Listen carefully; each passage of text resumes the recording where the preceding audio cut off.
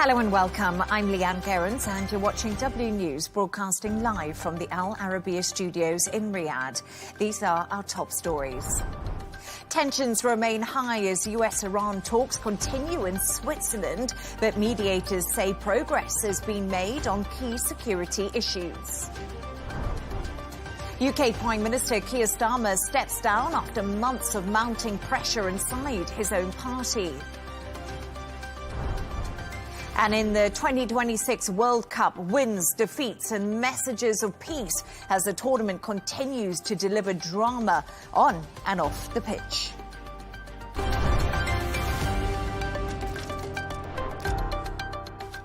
US and Iranian negotiators have wrapped up a second day of talks in Switzerland as both sides work towards a permanent end to months of conflict. Despite early tensions, mediators Qatar and Pakistan say progress was made, including efforts to keep the Strait of Hormuz open and maintain the ceasefire between Israel and Hezbollah in southern Lebanon. For more on this, I'm joined by journalist Ahmed Qureshi. Ahmed, great to have you on the show. Thank you so much for joining me. So as I just said there, the first round of peace talks in Switzerland have now all wrapped up. Following those talks, the US says it's suspending sanctions on Iranian oil until the 21st of August. Are you feeling optimistic by the mood music you're hearing?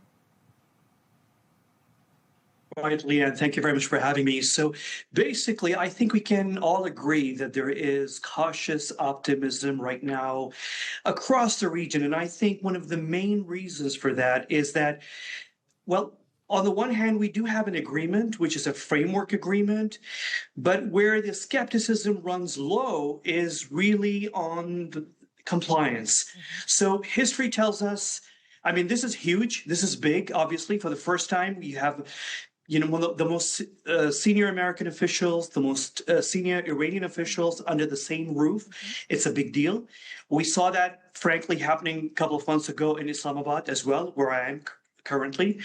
But at the same time, I think the problem is compliance, and that's where everybody is really very cautious because we have a history of the Iranians really not delivering on these kind of talks. So cautious optimism, I would say, pending, seeing the Iranians really delivering on what they agreed upon.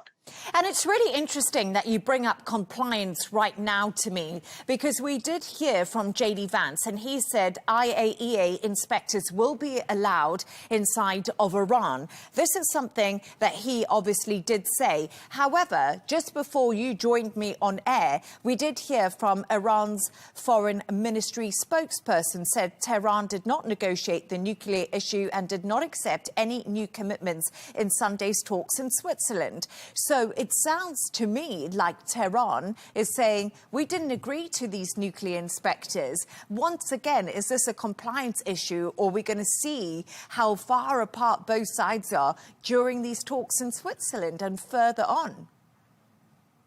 Honestly, Leigh Ann, when Vice President Vance announced whatever he announced about the IAEA and the possibility of the Iranians agreeing to probably a phased a disarming of Hezbollah in Lebanon, all of those things really seemed too good to be true, honestly. And I'm sure a lot of people were saying, just wait for the Iranian reaction. And honestly, we've been here before. I mean, most of us who've been following the Iran story, we've been at a point where the IAEA were allowed in and then out and then not, back in and whatnot. So basically, none of this is really new. So we are used to this. And that's why everybody's cautiously optimistic. But one reason for the optimism part right now, Leigh Ann, is that this time the Iranians are back to the negotiating table under the threat of military action. So we see a lot of bluster coming out of Tehran. But at the same time, I think everybody agrees the Iranians right now are using bluster for leverage. And they did it right just before the beginning of the 60-day framework negotiations in Switzerland, closing of the Hormuz. It didn't happen. And they finally managed to be there. Yes, they dragged their feet. Initially, they didn't want to join the talks. And then they sent a delegation and then took their time announcing that, well, we have the parliamentary speaker, the foreign minister now part of that delegation. So they're moving forward under the threat of force, obviously, from the United States. But this time, the fact that the Iranians are coming after taking so many hits in the war since February, I think is what makes a lot of the people across the region, certainly across the Gulf and the neighboring countries of Iran now think maybe, just maybe, the Iranians might be ready now to change behavior, which will be the biggest story in 50 years, obviously, for Iran to change course since, the revolution in 1979. Are the Iranians there? I don't think I have the answer for that. I don't think anybody does, but they are in Switzerland. They're negotiating. They're threatening. There's some bluster, but it's more leverage than anything else. It seems they're interested this time. Let's see what happens. It's fascinating to me because you say that Iran is using bluster for leverage. But we have seen Iran threatening to close the Strait of Hormuz again because we know this is the biggest ace card that Iran has. We saw Donald Trump go on social media, use lots of choice words yesterday, but was really, really threatening if Iran was to do this again. So is it really bluster for leverage, or does Tehran have the upper hand here in many respects? Because the Strait of Hormuz will choke the world's economy, which we've already seen. So it can't just be bluster. The US also have to toe a really fine line here to keep Iran at the negotiating table. Well, Leigh Ann, I think most of us will not be wrong if we say that the Iranians discovered an ace card, which is the closing of the Hormuz, and it's their new superpower that they discovered in this conflict. We will not be wrong if we say that. But let's also complete that thought by saying that President Trump and the United States also figured out a way to sort of neutralize that Iranian card by enforcing a boycott on Hormuz and enforcing that blockade of Iranian ports, which was really, really painful. And had it continued, we would have seen a reflection of that on the streets in Iran. There was a real possibility. And frankly, as much as everybody says the U.S. blinked, so did the Iranians, because they knew they cannot sustain this blockade. And I think, so, with the ace card of Hormuz, with the Iranians, then the Americans discovering, how to neutralize it, sort of, and dissipate the impact of that Hormuz card. With all of that, at play, I think the Iranians really have no choice.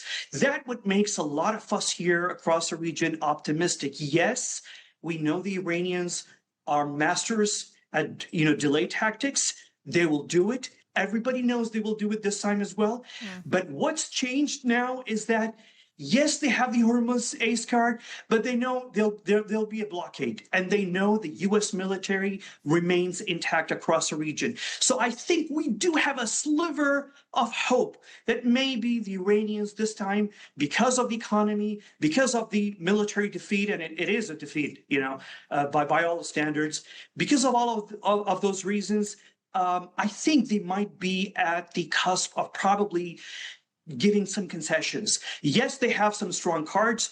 Yes, they have missiles. Yes, they can threaten vital installations across the Gulf region. But to what end? I mean, how long can they sustain it? I think the Iranians, I always said this, Leigh Ann, the Ayatollahs are among the smartest Islamists across the region. They are experts at playing, high stakes games, but they know when to give in. And I think this might be one of those moments.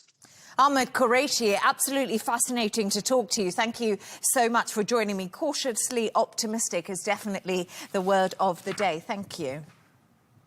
Thank you. For more on this, I'm now joined by Nomi Bar Yakov, international peace negotiator for the Geneva Centre for Security Policy. Nomi, it's always great to have you on the show. Thank you so much for joining me. My guest before you, cautiously optimistic sounding, but the first phase of the negotiations is over, 18 hours of talks. We've heard from the mediators. Where does all of this leave us right now? It leaves us in a position, thank you very much, Leigh Ann, for having me back on your show. Always a pleasure. I think we are in a better place than we were a few days ago. We have had a flurry of diplomatic activity at a top level in Bergenstock, a Qatari resort on top of Lake Lucerne in Switzerland. There was a rocky start. And the fact that the very skilled mediators managed to overcome the very insulting rhetoric on the part of the US president, and that they did turn up and they did negotiate in good faith, and they did manage to reach an agreement. It's not a perfect agreement. It's far from it. And I would go a step further than your previous guest. I mean, he's cautious optimistic. I'm cautiously optimistic day by day, but I think we really need to keep our eyes wide open. There are a lot of pitfalls ahead. For example, Prime Minister Netanyahu has already said today in a recorded video announcement to the press about 2 hours ago that he has no intention, or Israel, he is the Prime Minister, of restricting any movement in Lebanon, and that they're there to stay. That's not a good sign. Israel was excluded from the deconflicting mechanism that was agreed upon. So the big question really is, how is that going to work? You have both Iran and, both Hezbollah and Israel not being part of the mechanism, and the mechanism seems to be miles away from Lebanon. So a lot of questions, and Lebanon, of course, is key to Iran-US staying on track. So we have three technical teams that have been created, and we can discuss this further if you're interested in terms of what each group is meant to do. But I think at the moment, the main issue for me is Lebanon. If they can keep the quiet on Lebanon, then we're okay short term. But we need a very, very serious resolution for Lebanon, ending with a full Israeli withdrawal and an implementation mechanism to ensure that Hezbollah doesn't attack Israel. Otherwise, Israel will go full on once again. And Nomi, let's talk a little bit, because as you said, Lebanon, a main sticking point at the moment. We also heard from Benjamin Netanyahu today. We've heard increasing frustration from President Donald Trump when it comes to Israel's actions in Lebanon. Regardless of what we say, it's extremely frustrating the US president. We know, we've heard about these mechanisms which have been put in place. I want to talk a little bit about them, because we've had details regarding this deconfliction cell that will be put into place. But do these mechanisms work? I think that's a big question right now. Well, we don't have the details about this mechanism. This particular one hasn't been released. And in order for such a mechanism to work, you need to, the devil really is in the detail, but you also need to have goodwill. Ultimately, the parties that need to implement the deal are Israel and Hezbollah. So if Israel and Hezbollah are not on board, then it's very unlikely that any kind of mechanism is going to work, because the idea here is that with every ceasefire, there are always daily violations of the ceasefire of a different nature and scope. So it's really important to have people who are in the know. And I see in this particular deconflicting mechanisms that was announced today, you have Iran on board, Qatar, Pakistan, and the Lebanese government. But the real question for me is, and I know that Egypt and Saudi Arabia are working on a parallel deconflicting mechanism. So you really need to have somebody on the ground, because the idea is that Israel will withdraw from different zones and that the Lebanese army will replace Israel in ensuring that Hezbollah in those areas has been disarmed. Actually, Hezbollah is no longer there. I mean, if you look at it from an Israeli point of view, they are looking at how many tunnels they have found, how much ammunition they have found in those tunnels. This is in Lebanon, Hezbollah tunnels, and how many drones are being launched towards Israel. These are explosive drones that have exploded inside Israeli sovereign territory. So the question is, who's going to do that work in order to ensure that Israel can withdraw? And the answer is the Lebanese army. But who is going to supervise this very, very complex process? Tomorrow, there are going to be talks, a sixth round of talks between Lebanon and Israel in Washington, both in the State Department and in the Pentagon. So again, security talks. And all of these are parallel talks. It's not a bad thing that they're parallel talks, but there has to be coordination. And ultimately, you need one deconflicting mechanism and one agreement.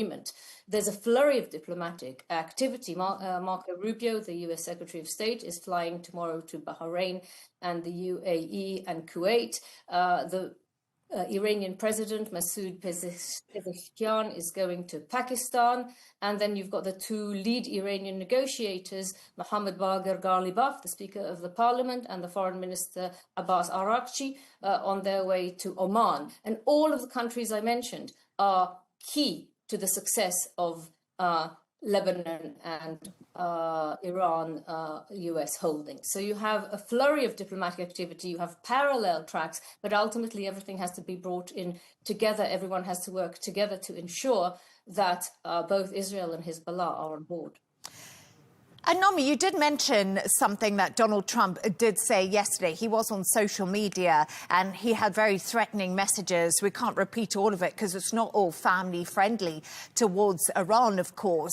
But then we are hearing today that sanctions have been lifted on Iranian oil until the 21st of August. And we also heard from J.D. Vance that Iran is letting nuclear inspectors back into the country. Iran is denying this. But my big question here is, are these quick wins for both sides? And what does it signal? But also, it always seems to be conflicting when it comes to this conflict. We hear things on social media, we see things on different news channels, and nothing really seems to line up. No, I agree with you, Leigh Ann. Nothing lines up, and I think the use of social media by certain actors is really detrimental to the process. I mean, that's an understatement. To use the languages we will not repeat on this show, I think shouldn't be repeated anywhere, in talking about another sovereign country, talking about anyone, quite frankly, is not only insulting and inappropriate, it's just totally counterproductive. Threats don't work in that way. Iranians are master negotiators and they know exactly what they want. But I have to say, on the nuclear front, we have been exactly where we are today on the 26th of February of this year. And all of this bloodshed and all of this destruction could have been avoided, because this, meaning the entire war, where they have picked up what you have just mentioned, that Iran has agreed to IAEA inspectors. We don't. The reason I put my hands up for the inverted commas for the agreed is because I don't know what that means. I mean, there isn't really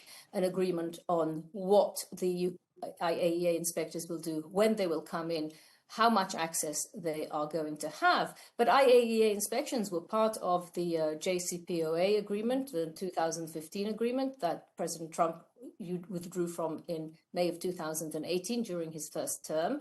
And they were part of what was agreed under Omani mediation in February this year on the eve of this war. Mm-hmm. So we're no further ahead of those 2 points, both JCPOA and February this year, pre-war.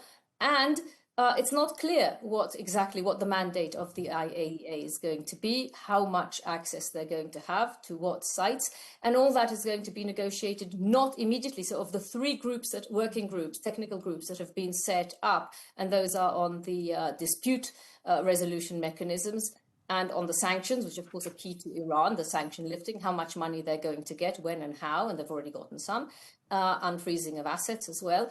And the third one is the nuclear. But the nuclear, Iran has announced that their nuclear team isn't even in Switzerland. So clearly that's not going to happen immediately. And it's really going to be pushed sort of down to later on. And I know some people are cautiously optimistic, but I just think that we have a very, very, very long way to go. And I'm sure we'll be talking about that very long way, of course. Nomi Bar Yaakov, as always, great to have you on the show. Thank you for your time with me. Thank you.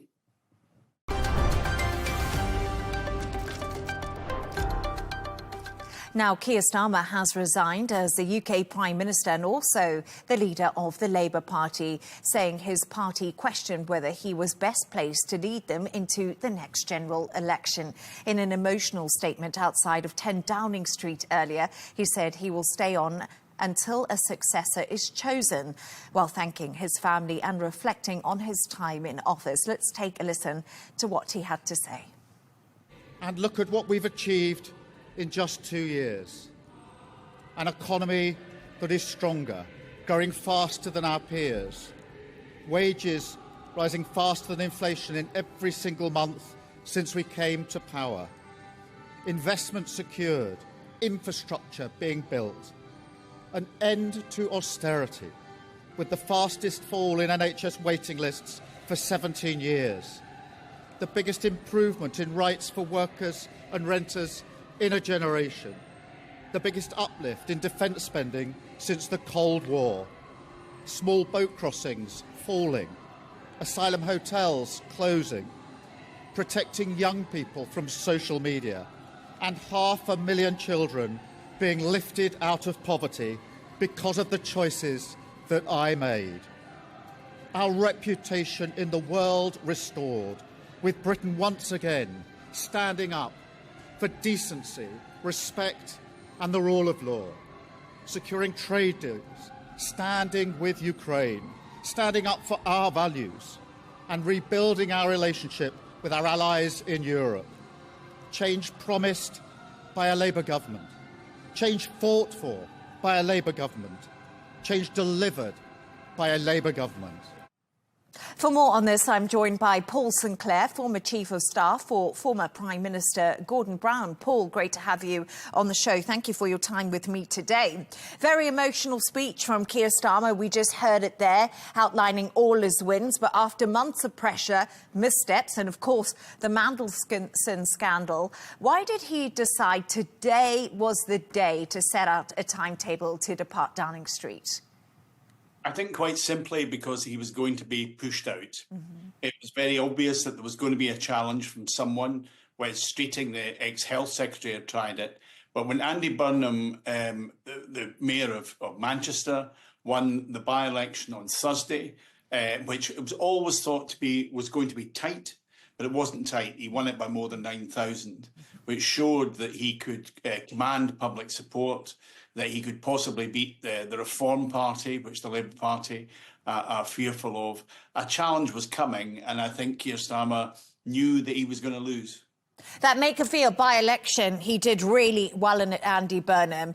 Are Labour MPs hoping Burnham's star power will turn their fortunes around? Because I'm going to be honest, when it comes to Andy Burnham, we haven't heard much policy talk from him.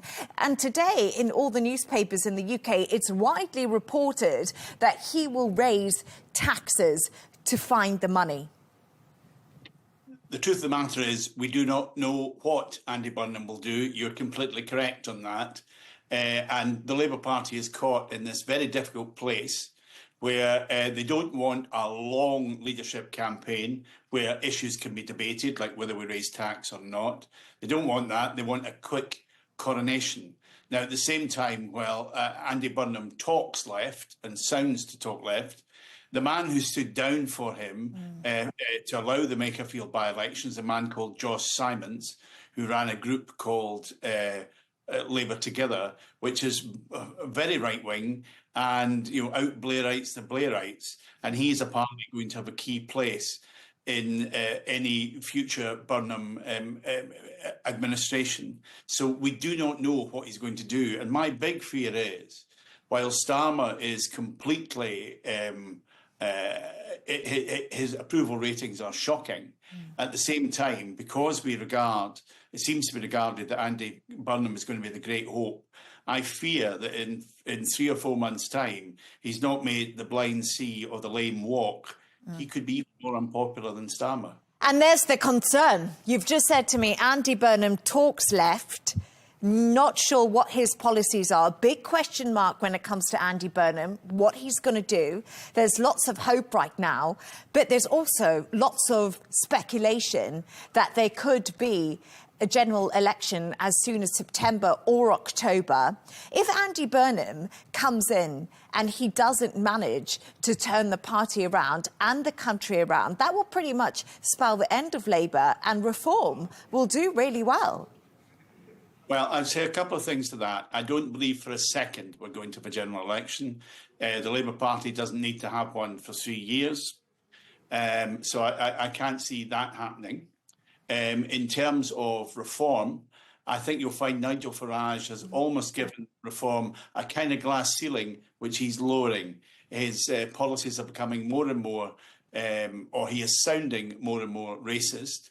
And to be honest, whatever racial difficulties we have in this country, we are not naturally a racist country. So I think, and to be fair, Nigel Farage has got a record of wrecking every party that he started, so I wouldn't fear that. What I think is more likely and more fearful for the Labour Party is that Andy Burnham doesn't last. And if Andy Burnham doesn't last and we have another new leader, that will be a problem, because that's what the Tories did. But, and this is a crucial thing, one of our defence ministers, a man called Al Carnes, who's a war hero, who resigned from the Ministry of Defence, he has kind of half thrown his hat into the ring for the leadership. Now, he won't go this time, but I presume that he will get a seat in the cabinet.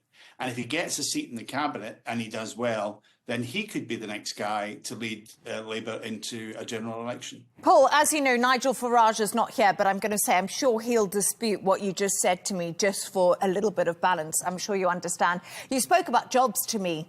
Right there, Al Carnes, interesting. Former UK Health Minister, of course, Wes Streeting, today came out and said Burnham has not offered me the Finance Minister job. Ed Miliband could be the Chancellor. Lots of chitter-chatter when it comes to what the new government will look like. Lots of speculation when we have a look at that. But President Donald Trump actually also took to social media yesterday, said Starmer will resign. I thought that was a pretty unprecedented move. Maybe you do agree with me. But what will the Andy Burnham government look like?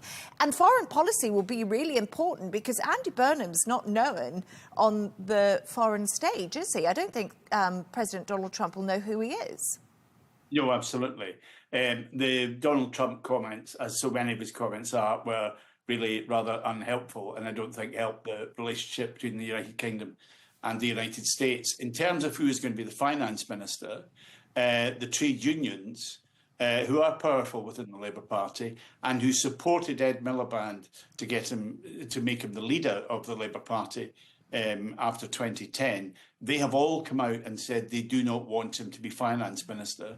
It's partly because all the trade unions disagree with him on his energy policy and about closing down oil and gas in the North Sea. So I think it's unlikely that Ed Miliband will become Finance Secretary. I think it's also unlikely that Wes Streeting will become it, partly because he's far to the right, and partly because I can't think of a politician who's sold his political capital as quickly as Wes Streeting has. There's no reason for Andy Burnham to do him a favour.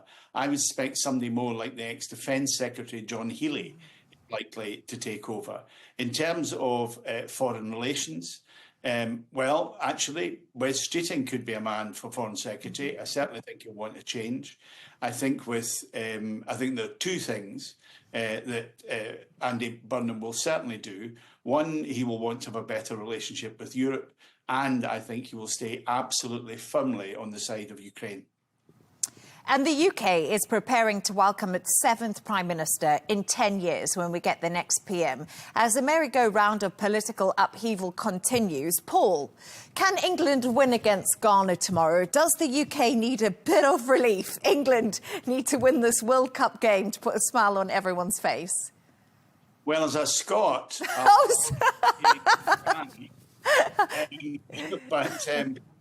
and hoping desperately that we get something against Brazil, or something, that we somehow get a point. I think in terms of the number of prime ministers we've had over the last 10 years, it is really embarrassing. And it leads people to ask the question, are we ungovernable? I don't think we're ungovernable. I think we've just had a very poor set of leaders going back to David Cameron and a bit of misfortune. And that's one of the challenges to Andy Burnham, that actually he just holds his nerve and does the right thing, even if public opinion is against him. Paul, sorry, you are Scottish. When do Scotland play again? You have to tell me. I think we play on Thursday. We play OK. Brazil. Best of luck to Scotland. I know that they have been having a great time in Boston when I see the Tartan Army there. Paul Sinclair, great to have you on the show. Thanks a lot. Take care. Take care.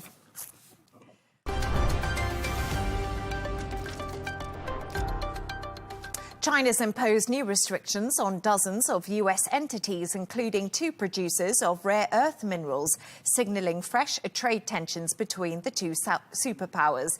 The announcement came on the opening day of the International Supply Chain Expo, a Beijing-backed event aimed at showcasing global cooperation access across supply networks. Emily Sue reports.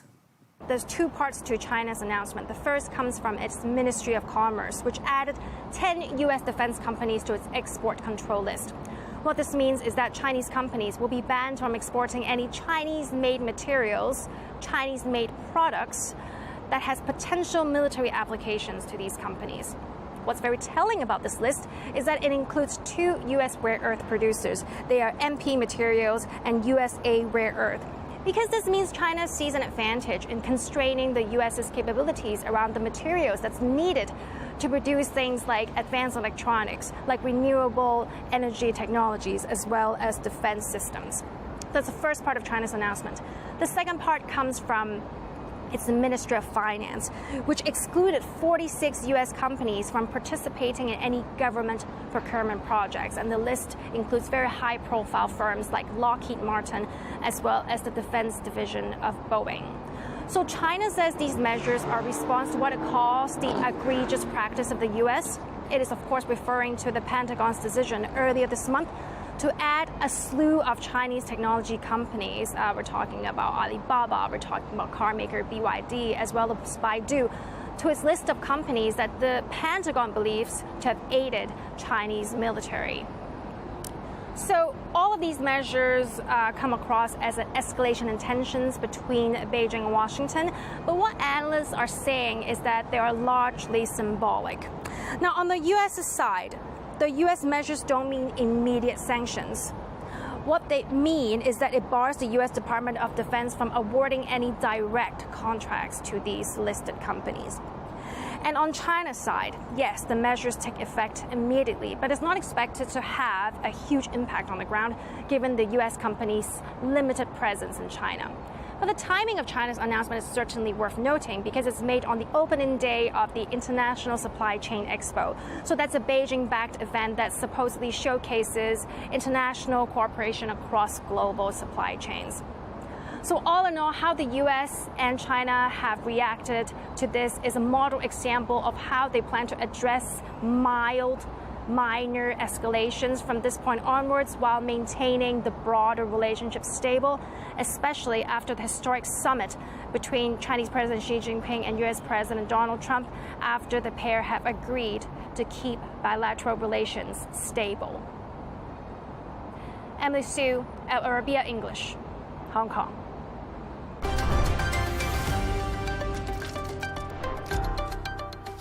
Now to the latest from the 2026 World Cup. Saudi Arabia was beaten 4-0 by Spain as Egypt secured its first ever World Cup win with a 3-1 victory over New Zealand. Meanwhile, Iran left a message of thanks in Los Angeles after they draw with Belgium, calling for both peace and respect. For more on this, I'm joined from the US by World Cup reporter David Blackmore. David, great to have you on the show. Thank you so much for joining me. Looks glorious where you are, but let's start with Saudi Arabia. Despite the defeat, they do still stand a realistic chance of reaching the round of 32, don't they? Yeah, hi, Leigh Ann. Thank you so much for letting me join you. It's fantastic here. This is very much Covington is the home, the Hollywood home of the South, thanks to all the TV films, everything else that they have recorded here. And whilst against Saudi Arabia for Spain, they didn't quite write their Hollywood script, it is still very much on the cards for them to qualify to the next stages, and their story can continue here. They've got to play Cape Verde on Friday, and they will know that a win will secure them runner-up place if the result against Spain and Uruguay goes in their favour. But thanks to this sort of expanded format with the World Cup and the 48 teams that are in it, the third-place teams are going to stand a good chance. So either way, Saudi Arabia are going to know that a win against Cape Verde on Friday will see them through the next stages. And that is when their Hollywood story can continue. As you do say, the script is still unwritten, for want of a pun there. But there's been some standout stars in this tournament already. And now there's another one. Let's talk about Lamine Yamal. He scored his first World Cup goal at just 18 years old. Are we witnessing the emergence of the World Cup's next superstar, do you think? Absolutely. Lamine Yamal, it's only crazy that he's 18 years of age. It feels like he's been around for a long time. You know, Barcelona have relied on him so heavily in the last couple of seasons. But for all the players like him, Mbappe, Haaland, the World Cup is really where they want to lay down their marker. And he's managed to get, start the game. He came on as a sub against Cape Verde and didn't quite inspire his teammates to a win on that particular occasion. But for the game yesterday, it was very clear that so much was going through him. It's so much that Spain are going to be relying on him in this tournament. And whilst he's perhaps not quite at that same level as Mbappe and Haaland, he's very exciting to watch. And I think it's going to be great to see, as we get deeper into this tournament, what he can achieve for Spain. Yeah, of course, as you said, only 18 years old, so a long way to go in his career. But Cape Verde have delivered another surprise. That was against Uruguay.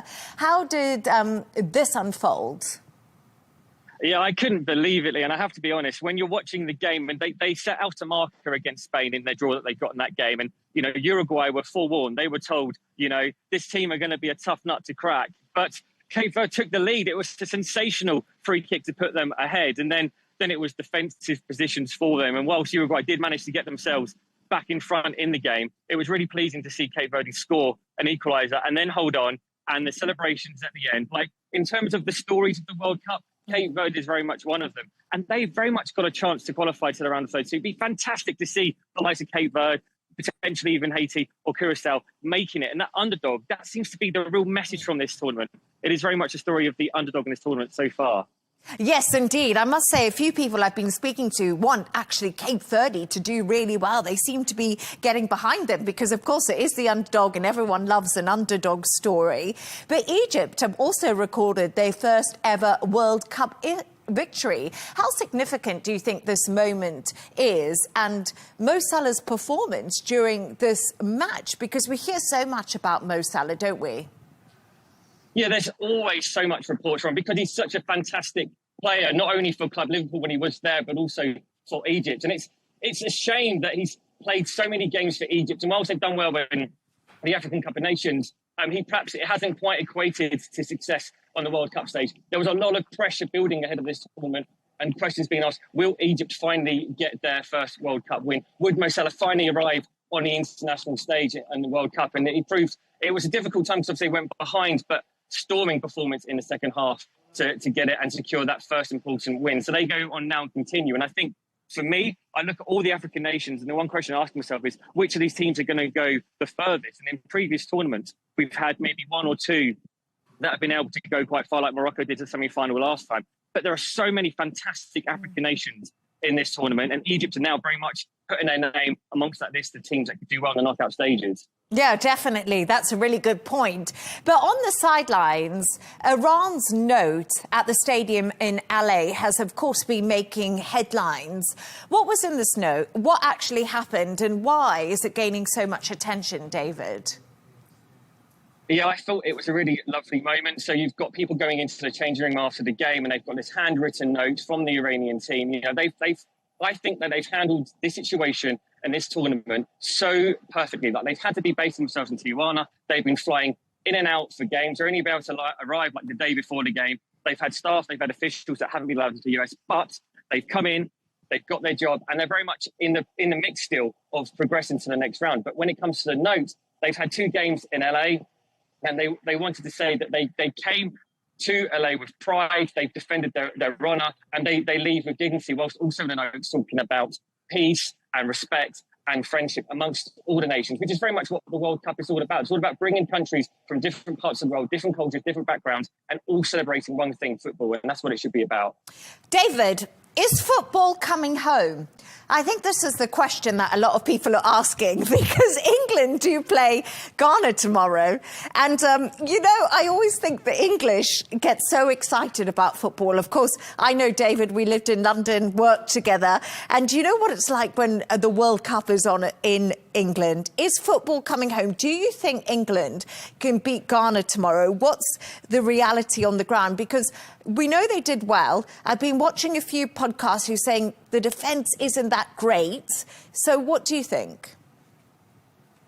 Look, the game against Croatia showed very much what England are about, perhaps a few vulnerabilities at the back, but going forward, they do look fantastic. And when you look at man-to-man compared to other nations in this tournament, there aren't many that would say that they, on paper, would be amongst the favourites, and England very much are. I think that a lot of the work that Tuchel has been talking about, the German manager of the England side, has been talking about sort of the working on the defence and the build-up to this Ghana game. Croatia was the toughest game in the group for them. They won that 4-2. It very much felt like a game of we'll score more than you, which is what they did.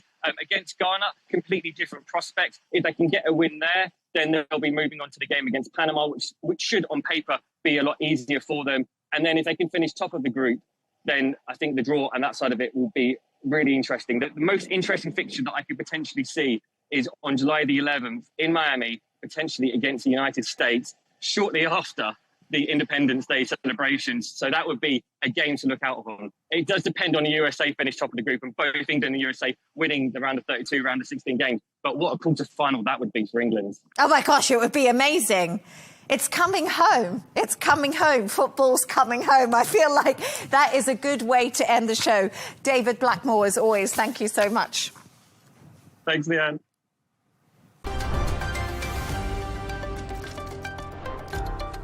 A reminder of our top stories. Tensions remain high as US-Iran talks continue in Switzerland, but mediators say progress is being made on key security issues. UK Prime Minister Keir Starmer steps down after months of mounting pressure inside his own party. And in the 2026 World Cup, wins, defeats and messages of peace as the tournament continues to deliver drama both on and off the pitch. And that's all from us on W News. Don't forget to subscribe to our YouTube channel. Of course, follow us on X. We'll be back in a couple of hours with W News Extra. Goodbye and thank you.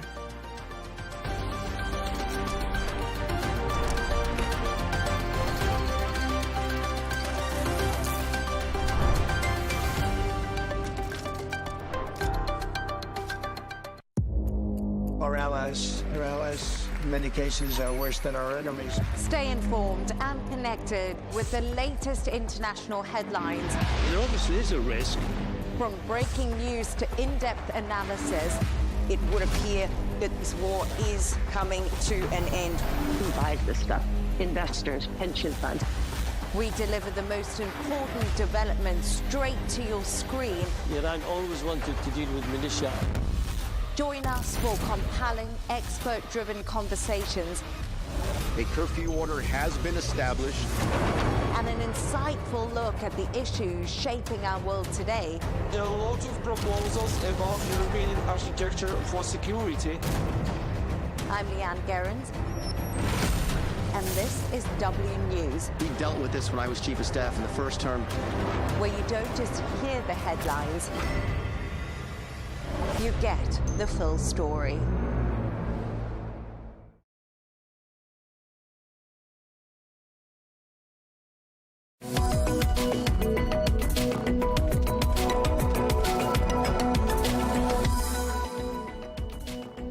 Hello and welcome to The Real Deal, coming to you from the Al Arabiya English headquarters in Riyadh. This is your weekly bulletin, bringing you all the latest business news headlines and analysis from Saudi Arabia. Coming up, we take an in-depth look at Saudi Arabia's tourism industry, which, with rising tourist numbers and hotel occupancy rates on the rise in Q1, is showing signs of considerable resilience in the face of regional tensions. With many Saudi residents choosing destinations closer to home, Red Sea resorts are reporting stronger Q1 demand. We'll be taking you to one such resort. Well, according to a new report, active use of generative AI tools is rising sharply across the kingdom. We'll find out what else that report reveals. Plus, we'll take you to meet one man in the Saudi city of Al Khobar, whose family home has morphed into a museum, which is now a must-see place for photography enthusiasts. Very warm welcome to the programme. Now, tourism has become one of the cornerstones of Saudi Arabia's economic diversification strategy. And the latest numbers suggest the sector is continuing to gain momentum. That is, despite challenges posed by the regional geopolitical context. Well, while these tensions have had some impact, Saudi Arabia's tourism industry appears to be more than just weathering the storm. Tourist numbers rose 8% in the first quarter of 2026. And according to JLL, average hotel occupancy climbed to more than 66% in the first quarter.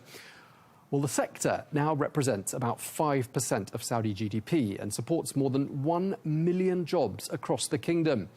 Well, last year, Saudi Arabia welcomed more than 122 million domestic and international visitors. That's a 5% increase on the previous year. Well, collectively, tourism spending reached around 300 billion riyals. Well, one of the companies that is helping to drive Saudi Arabia's tourism ambitions is Al Musafir, which is the kingdom's leading travel platform. And I'm here with Muzammil Al Hussein, who is the Al Musafir CEO. Muzammil, thank you very much for joining us and welcome back to the programme. Some very strong Q1 tourist numbers. And I just wanted to ask you, what's behind those numbers? Well, I think, it's a pleasure to be here. And I think what's behind the numbers is two main factors. The continued growth of domestic tourism in Saudi Arabia with the opening of new resorts such as across the Red Sea, as well as in Jeddah and King Abdullah Economic City, as well as the opening of new giga projects and the launch of Six Flags and Aqua Arabia in Qiddiya City. In addition, the strength of the religious tourism segment, Q1 was extremely strong when it comes to Mecca and Medina, especially driven by Umrah. During the Ramadan period and continuing after Ramadan into Q2. And now with the completion of Hajj, it just completed as well. Okay, so you've painted a picture in which domestic tourism is extremely important. I mean, that's clearly been extremely valuable in the context that we're in currently, hasn't it? Definitely, 100%. And I think you notice that during the geopolitical situation, what you notice is a significant number of Saudi travelers choosing to stay close to home, but still traveling, especially with the launch of these new projects that really created new interest and new destinations for people within Saudi to explore, as well as seeing continued interest from the rest of the GCC as things started to stabilize in the region. You mentioned the Hajj, and I just wondered how the Hajj season had gone and whether you're seeing any new trends emerging when it comes to religious tourism. Well, we had a very successful Hajj driven by the kingdom's significant commitment to performing safe and secure Hajj for all its pilgrims and visitors under the Ministry of Hajj and Umrah. And I think what you realize that Hajj continues to improve year on year. There's significant investment in the infrastructure and the stability of the entire ecosystem supporting the Hajj initiatives. This year, Hajj 1447 was a success. Over 1.6 million pilgrims performed the Hajj from around the world. And we continue to see a significant improvement both in the technology and the capabilities of the entire ecosystem and infrastructure to support Hajj. And just talking about travel trends and habits more broadly, are you seeing any trends emerging? For example, people perhaps making more last-minute decisions about their travel plans, or are people planning more in advance? What are you seeing on that front? Well, generally speaking, the Saudi Arabian tourist is primarily a last-minute traveler, or within 7 to 10 days. What we noticed during since the geopolitical situation has been that the need for flexibility. Customers are demanding flexibility from airlines and hotels given the uncertainty of the environment. We've also noticed that there is some more planning happening, especially for hotel stays, while people keep the flights more towards the recent upcoming travel. Additionally, destination-wise, continued again, as I said, domestic, but also a lot more trending toward Western Europe, Southern Europe, and Turkey. Those are strong destinations. I was going to ask you, I mean, given this last-minute sort of element to the planning that's sort of been imposed by the circumstances in which the region finds itself, I mean, the fact that this country has a very young population, does that help when it comes to meeting the demand for these last-minute travelers? Is that a factor in this last-minute decision-making process? I think I wouldn't say it's because of the young population, but I think the young population in general allows for more flexibility, more openness of where to go and what to do. But at the same time, even the families, the older generation still continues to travel, and they travel, generally speaking, a lot less planned than maybe people in Europe of a similar age. So demographically, the culture just tends to a lot more last-minute travel. Okay, and just carrying on with trends for a moment, are you seeing people shifting more towards the luxury end of the market? Are you seeing more shifts towards activity-based holidays? Any trends you're picking up on? Yeah, I mean, generally speaking, luxury travel continues to be strong. 80% of our bookings are 4- and 5-star hotels premium. But at the same time, what we are noticing is experiential travel. People really want to enjoy and spend in the destination. They want to enjoy the beaches, enjoy the shopping, enjoy the culture. And they continue to really spend in the destination in addition to just going to the trip. Okay, we're going to be talking a bit later in the program with another guest about how generative AI has really picked up here in Saudi Arabia, and it's seeing extraordinarily high growth levels. I'm wondering whether that plays a part at all in influencing where people go on their holidays and perhaps how they plan them. Yeah, I think it's not influencing where they go, but it's helping people research and plan. We're seeing a lot of interest and a lot of usage from generative AI platforms. We are the first platform in Saudi Arabia on ChatGPT. We've seen people use AI to help them plan, explore destination, but the bookings still come on through platforms like ourselves or the airlines. And we see that AI is allowing people to know more about what to do, where to go, and explore the destination even better.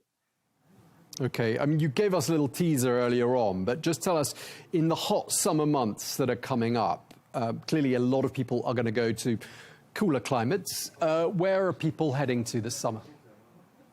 Yeah, I think so. We do see strong strength in domestic tourism still. Jeddah, Kingdom Built Economic City, Red Sea, and Asir, still strength. But also in terms of internationally, Turkey, Western Europe, and Southern Europe remain popular destinations.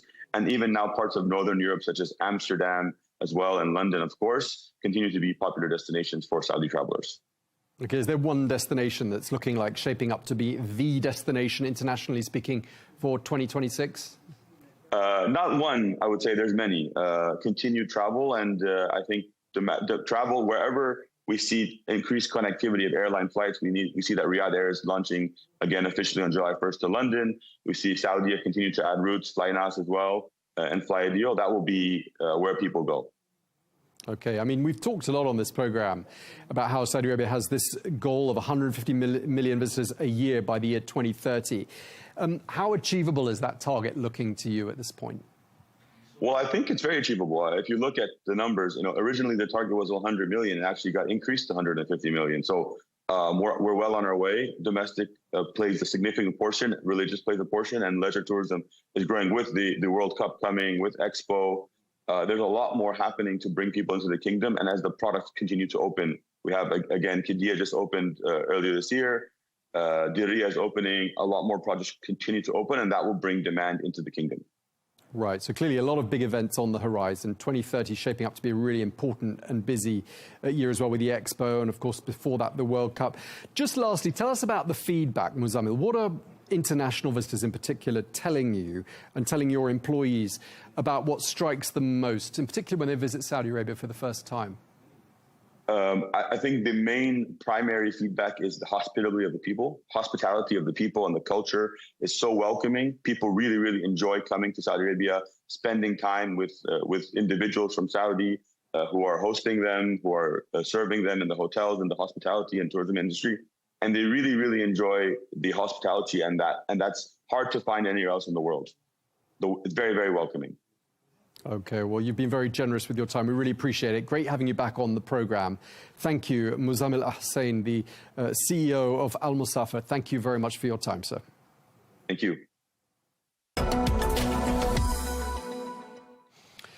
Now, much of the growth in tourism numbers that we've been talking about, as well as the increase in average hotel occupancy rates, is being driven by domestic travel, with many Saudi residents choosing destinations closer to home. And this, of course, includes the kingdom's growing portfolio of Red Sea resorts. Well, these Red Sea tourist resorts are reporting stronger demand, offering a clear indication that investment in tourism is translating into sustained demand. Well, I'm joined now by Tony Cohanim, who is the general manager of all the Marriott properties in the Red Sea. Tony, thank you very much indeed for joining us. I mean, the Red Sea is one of Saudi Arabia's flagship tourism projects. I want to ask you, first of all, do you think it's going to become a must-see global destination? Thank you, Tom. Yeah, it's a pleasure to be on your show, and it's also a pleasure to talk about the Red Sea and what we've been doing over there. I represent the Marriott portfolio on the West Coast, really, which encompasses the Red Sea and the Mala destinations. I've been involved in the project now for 4 years, and we were actually the first island resort also to open in Saudi Arabia at the St. Regis. The St. Regis Red Sea Resort. That was just at the back end of 2023. I got to tell you, it's been a very pioneering journey for us, and Marriott's just been very privileged to be part of this journey. I think we've, 4 years in, I feel like we're finally reaching a tipping point where the destination has got a lot more visibility and awareness, both in the domestic market and in the regional market, and actually the international market too, thanks to the fantastic efforts of our ownership group, Red Sea Global, who have been on this journey since the beginning with us, and chose Marriott to be their kind of first hotels. The first 2 islands that opened were the St. Regis, followed by the Ritz-Carlton Reserve. It's fair to say that we probably started with our most exclusive product, which, appealed to maybe a narrower audience of affluent travelers. What we've seen this year, really since the opening of the Red Sea Edition, which is our 3rd property in the destination, priced at a lower price point and appealing to a much broader audience. And so that's probably contributing really to the increase in occupancy. And the general accessibility of the destination to a broader, wider audience, which has been really welcome on all sides. Yeah. Tell us, who is a typical Red Sea guest at this point? Well, I think this year has been a tale of 2 stories, really. I think the first part of the year, let's say up until the end of February, we had really noticed a major shift in what we would refer to as our source markets, our segmentation, with about 60% of our guests coming from overseas. And that's a contrast from the first couple of years of operation, where, of course, the domestic market made up most of our guest base. I guess what we've seen since the current regional instability is a return again to the domestic market. So I would say about 85 to 90% of our guests are coming from Saudi Arabia.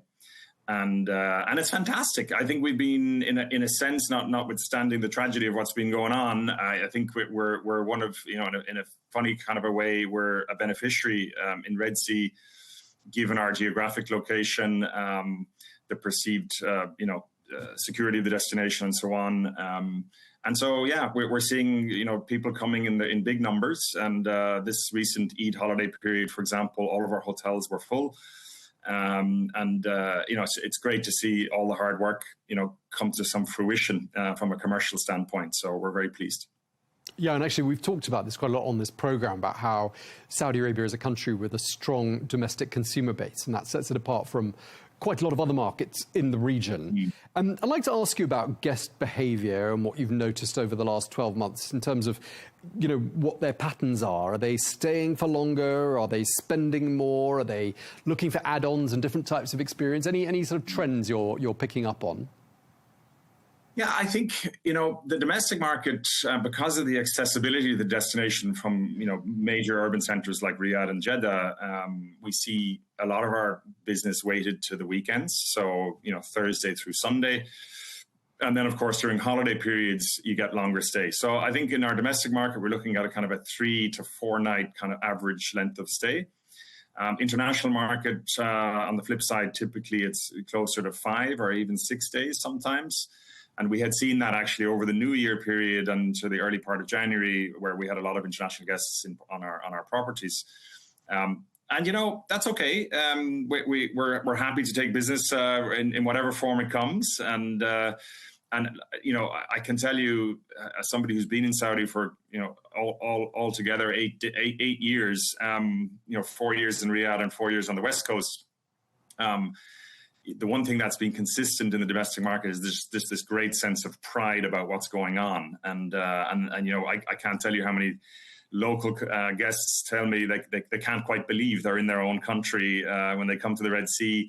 They're able to experience, you know, the incredible scenery, nature, and a high level of service and product quality that, you know, might be associated with other destinations, perhaps in the Maldives or wherever. So to be able to get that in their home country, I think is a fantastic opportunity for us. And, you know, we just need to deliver on the promise of great service and you know, activations and all of the things that make a great holiday for somebody. We've got to be able to do that. So that comes with some pressure, of course.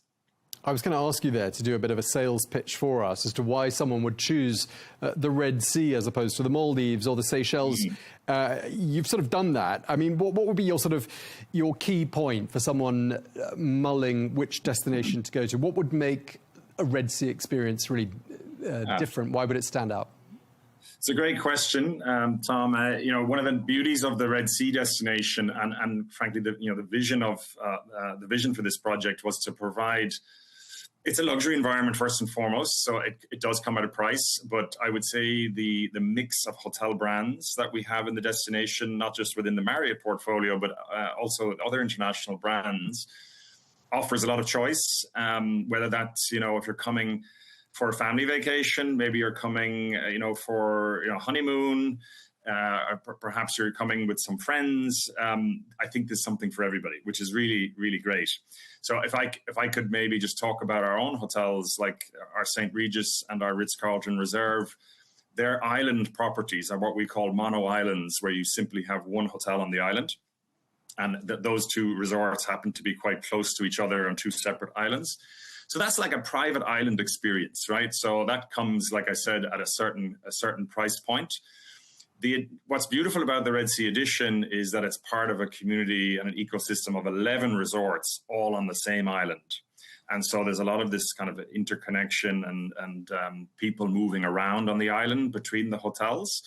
You know, to try out other food and beverage concepts, for instance, or, you know, some hotels might have a better kids club. And so, they, you know, maybe as a family, you might want to go check that out.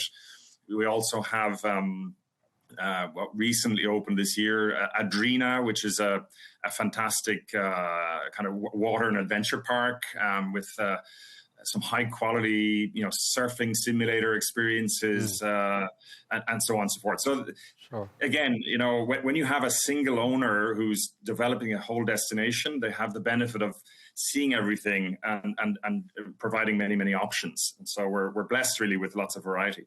Well, Tony, you've done a fantastic job of selling the destination. I'm very keen to go there myself. Just lastly, though, looking forwards, we've got some big events on the horizon, Expo 2030, the World Cup. Is that playing a role? Are you seeing that playing a role with regards to driving interest and therefore bookings?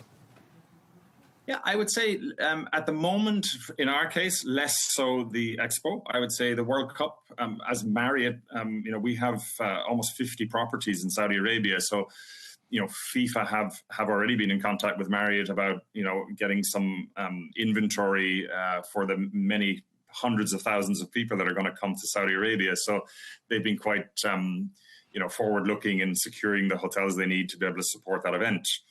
Expo, I think, is coming into view now. I think it's a fantastic opportunity.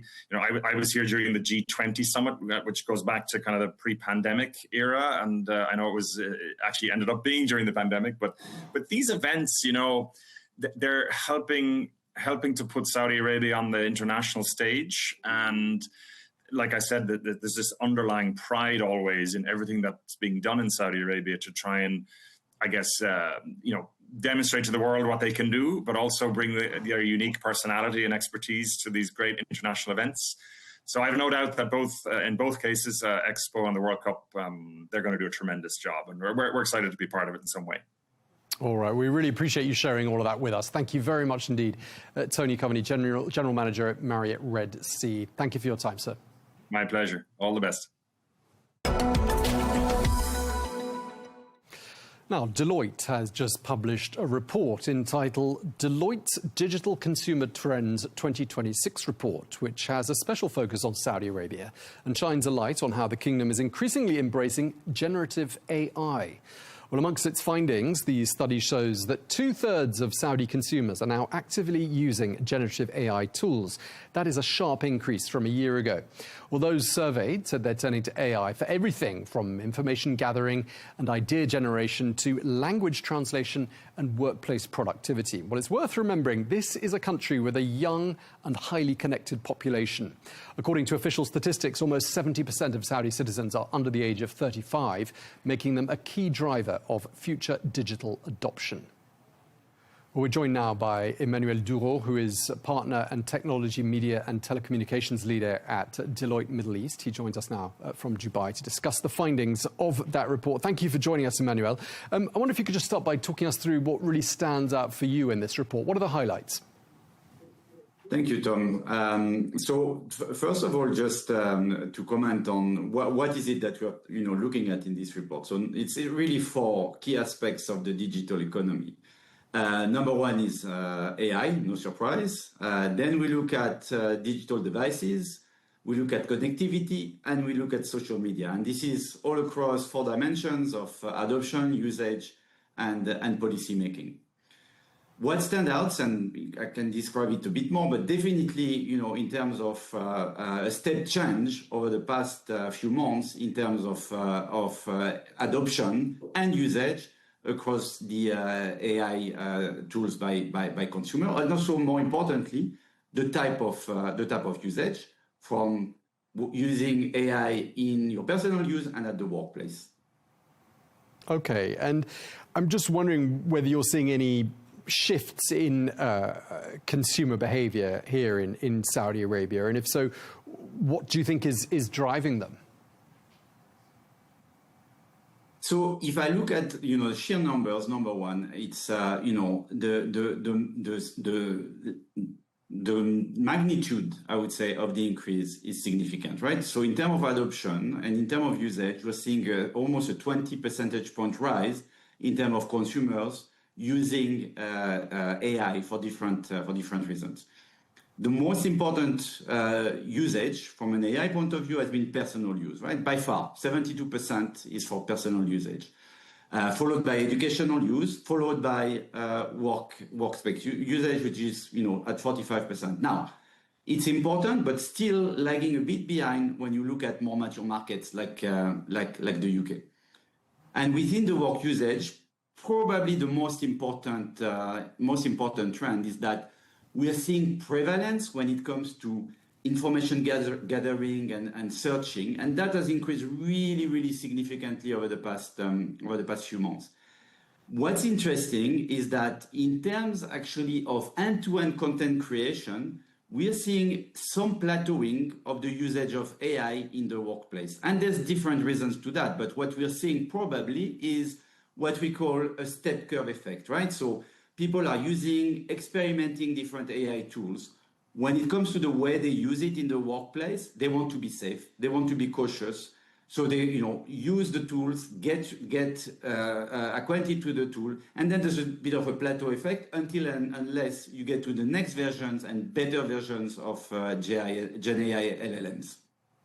Okay, and are we seeing different levels of adoption according to different age groups? Because I did say in the introduction, this is a country, of course, with a young population, 70% under the age of 35.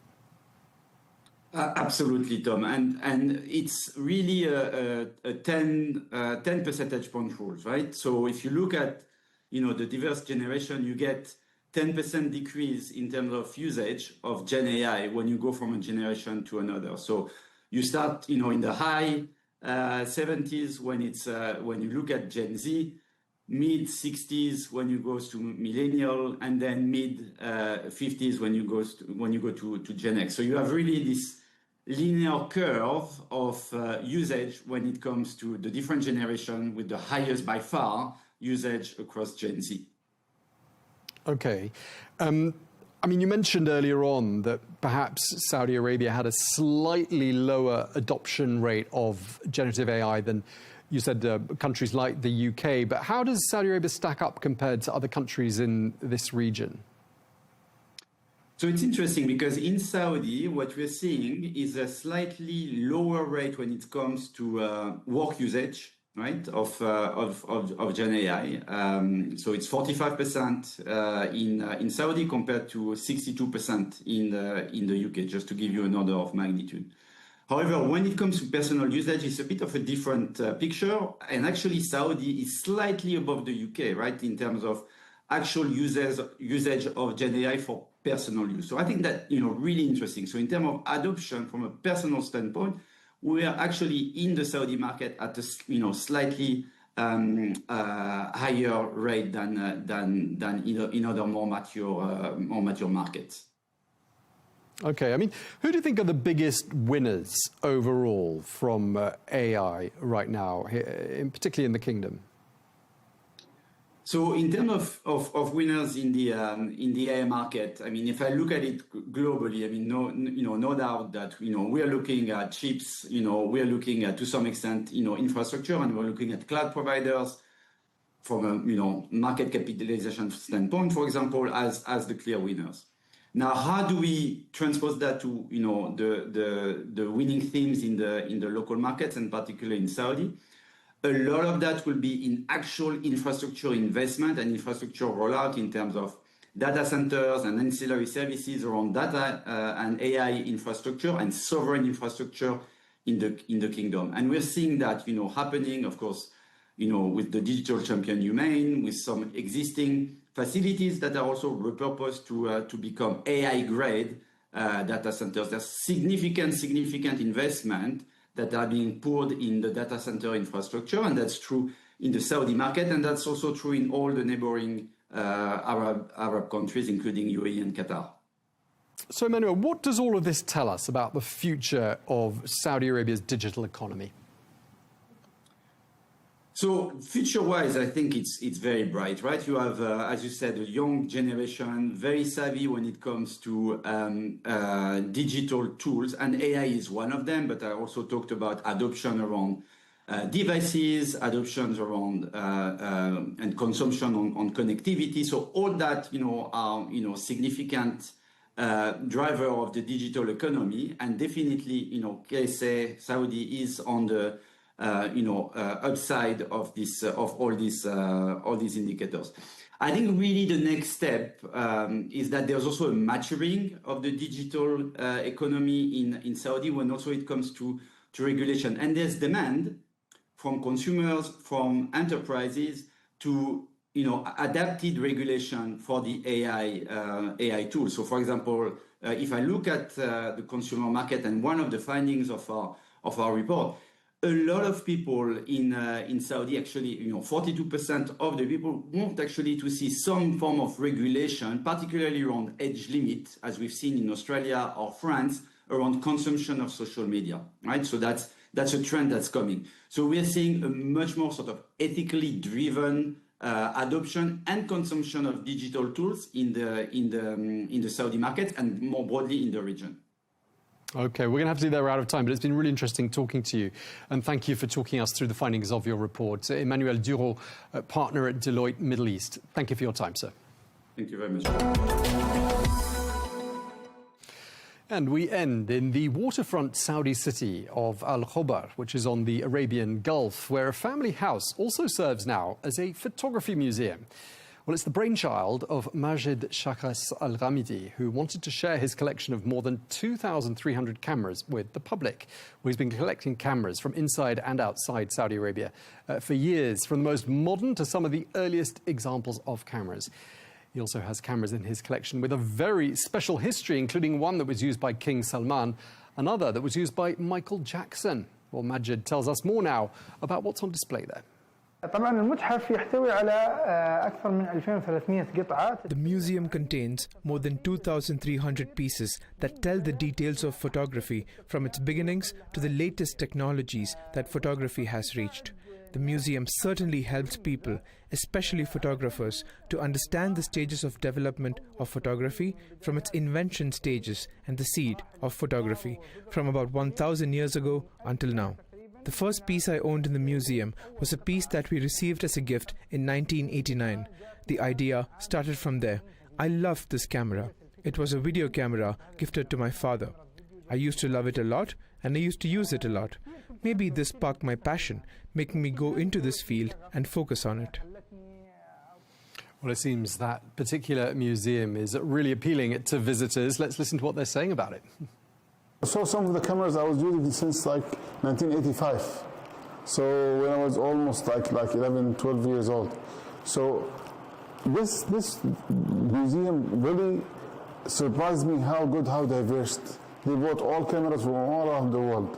They collected things that not easy to find and see. Well, that is all we have time for. Thank you very much indeed for watching The Real Deal here on Al Arabiya English. We look forward to seeing you again with another edition next week.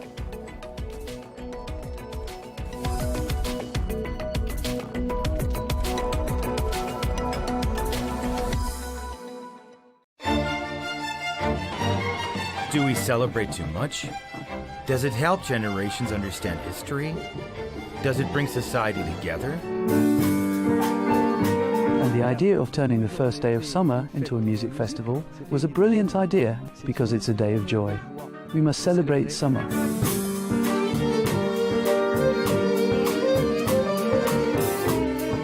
To be human is to connect. When we stop connecting, we start to die.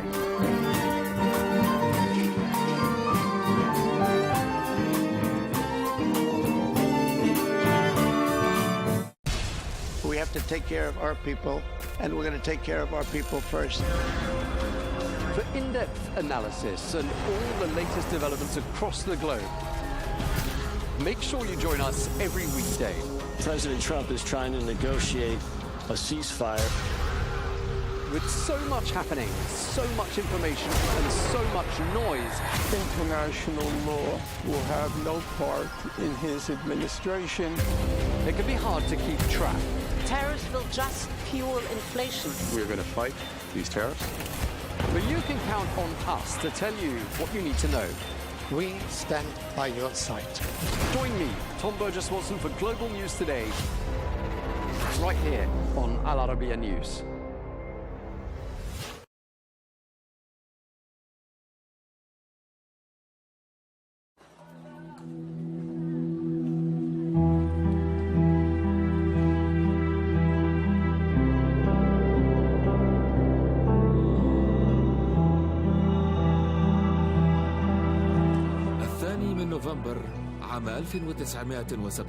On November 2nd, 1917, Britain's Foreign Secretary, Arthur Balfour, wrote a brief letter promising his government's support for creating a national home for the Jewish people in Palestine.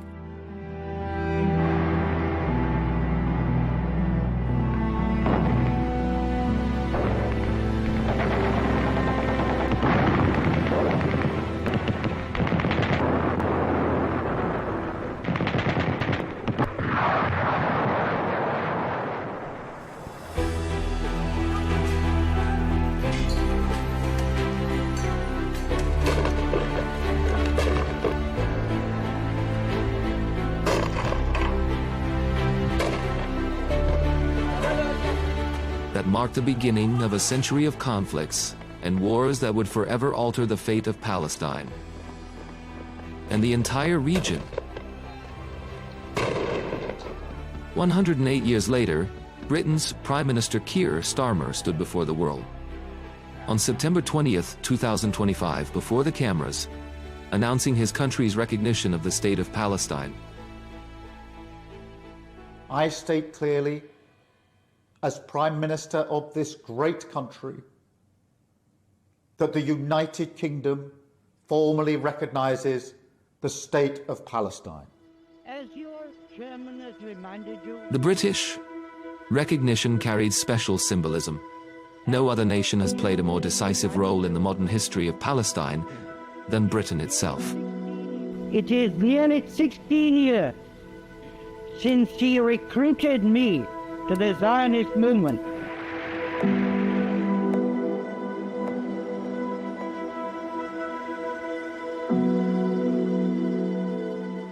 Under the 1916 Sykes-Picot Agreement between Britain and France, Britain took control of Palestine, placing it under military rule, just as it did with other parts of the Middle East.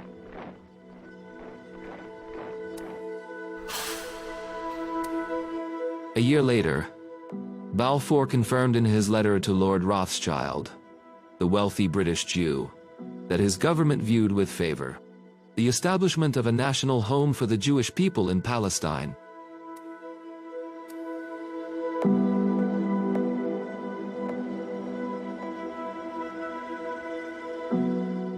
The Balfour Declaration was not just a letter, it reflected a clear colonial policy. Britain had also promised independence to the Arabs, in return for their support against the Ottomans, a promise that was never kept.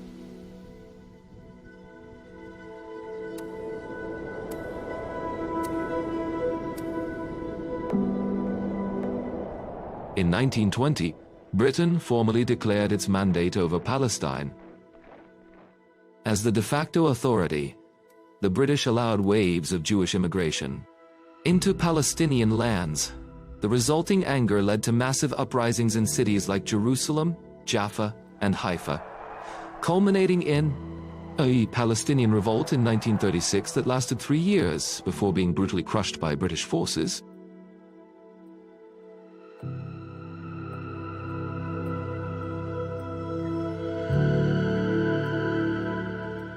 Following that, the British Peel Commission, after investigating the situation, recommended dividing Palestine into 2 states, one Jewish and one Arab, concluding that the mandate system was no longer sustainable due to the rising conflict.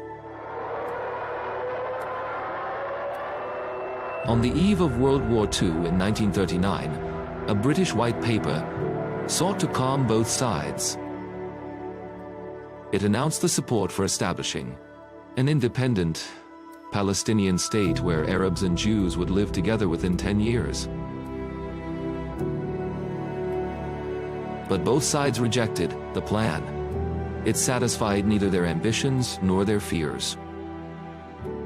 Keinen Mut, die mehr zu zwingen vermag, dann wird unser Wille und unser Heil. The outbreak of the World War made Palestine even more volatile. As the Nazis tightened their grip on Europe's Jews, migration quickened, until Jews made up nearly 1/3 of Palestine's population.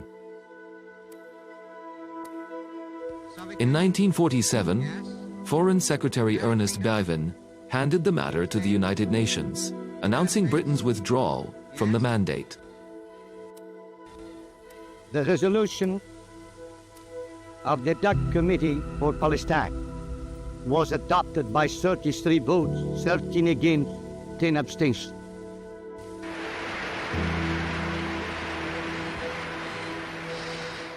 Under Resolution 181, the UN voted in favor of partition.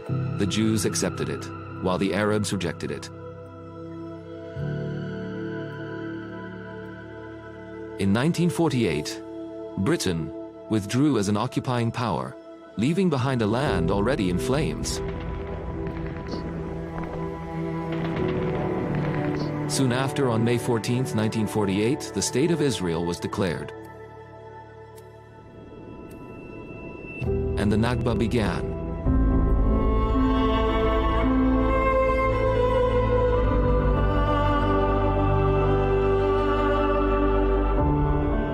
Over 750,000 Palestinians were forced from their homes in the war that followed.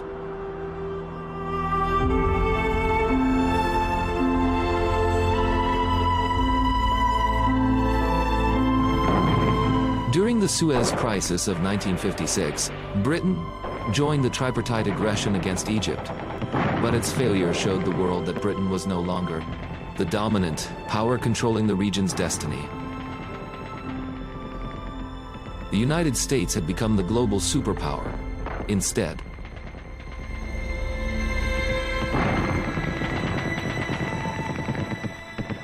In June 1980,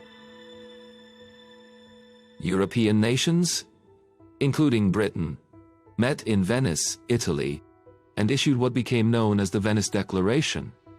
The declaration was a pivotal moment.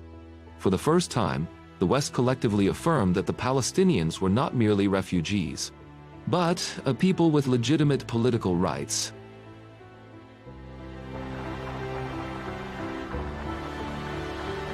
The Oslo Accords of 1993 revived hopes for peace in the region. Britain supported the negotiations and financed the emerging Palestinian Authority. It seemed the Palestinian state was finally near.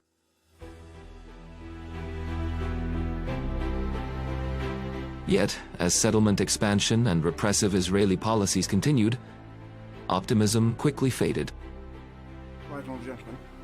In 2014, the British Parliament voted by majority to recognize the state of Palestine, but the vote was purely symbolic. The government refused implementation, insisting on a negotiated solution first. Yet, public pressure keeps the issue alive in London. For many Britons, it has become increasingly clear that their country bears a historic responsibility.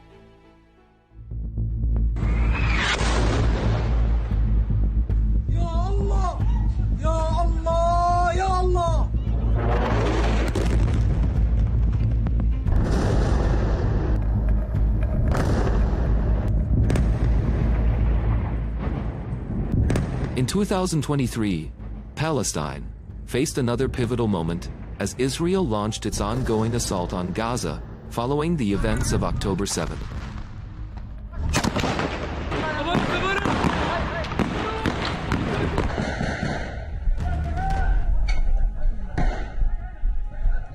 Tens of thousands of Palestinians tragically lost their lives in Israeli strikes, and many, many more were injured in this ongoing conflict. More than 80% of the Gaza Strip was destroyed.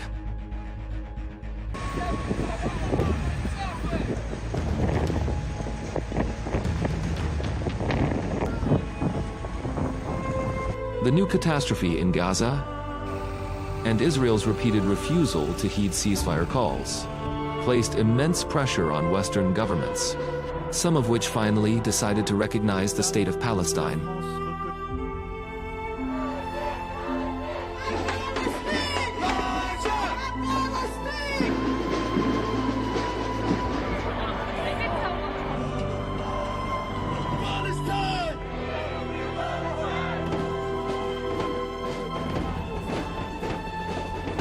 Britain was among the first, and its decision was seen as the most significant and symbolic. Keir Starmer's declaration came more than a century after the Balfour Declaration. Britain, once the source of Palestine's wound, had now recognized its statehood. But the question remains, will that truly be enough for a Palestinian state to rise?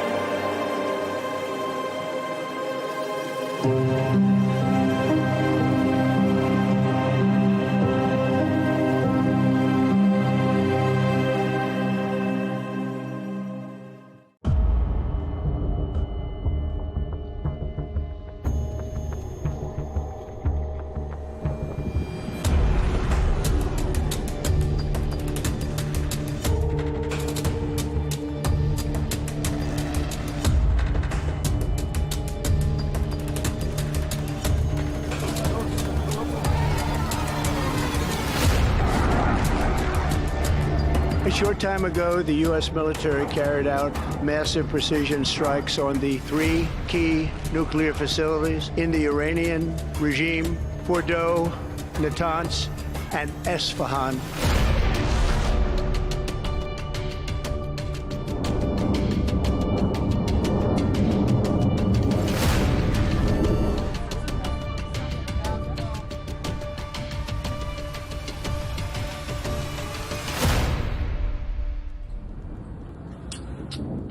What is happening today in the Middle East is not a fleeting moment.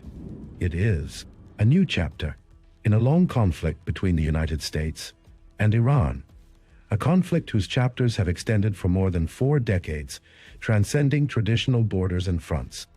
A struggle for influence, fought through sanctions, covert operations, and proxy wars. An American-Iranian conflict that has redrawn the balances of the Middle East.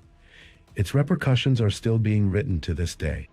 To understand what is happening today and how we reached this escalation, we must go back to the history of the conflict between the two sides since the Khomeini revolution in 1979 until today.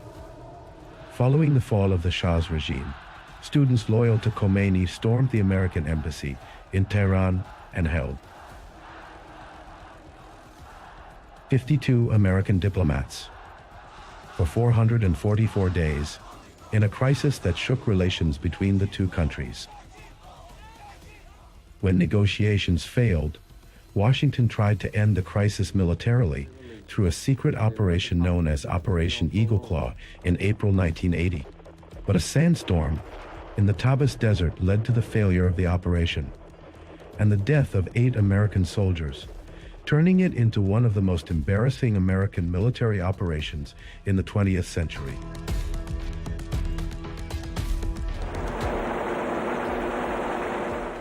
During the first Gulf War in the 1980s, the conflict moved to the waters of the Gulf. In 1987, Iran targeted the American oil tanker Bridgeton with a naval mine, prompting Washington to respond with military operations against Iranian naval targets.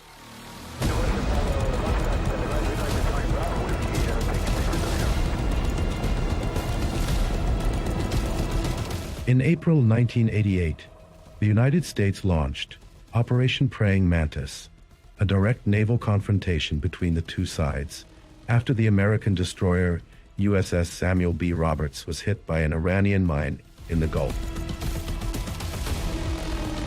After receiving further data and evaluating information available from the Persian Gulf, we believe that the cruiser USS Vincennes, while actively engaged with threatening Iranian surface units,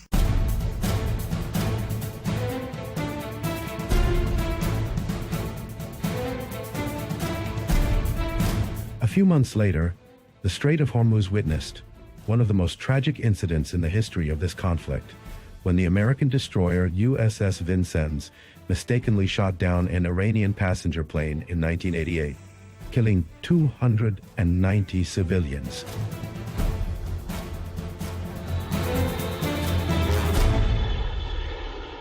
With the advent of the new millennium, the confrontation moved to new arenas of intelligence and technology.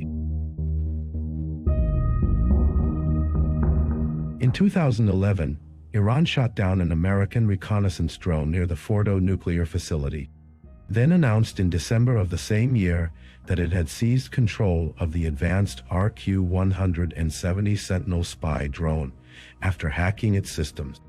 In 2016, tension escalated again when Iran detained 10 American sailors after they entered its territorial waters in an incident that turned into a media crisis between the two countries.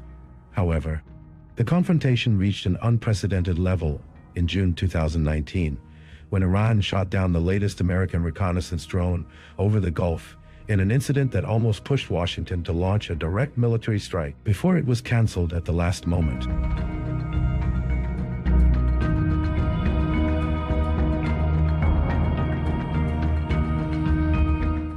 In early 2020, the United States assassinated Quds Force Commander Qasem Soleimani in an airstrike in Baghdad. Iran responded by launching ballistic missiles at American bases in Iraq, in the most dangerous direct confrontation between the two sides in decades.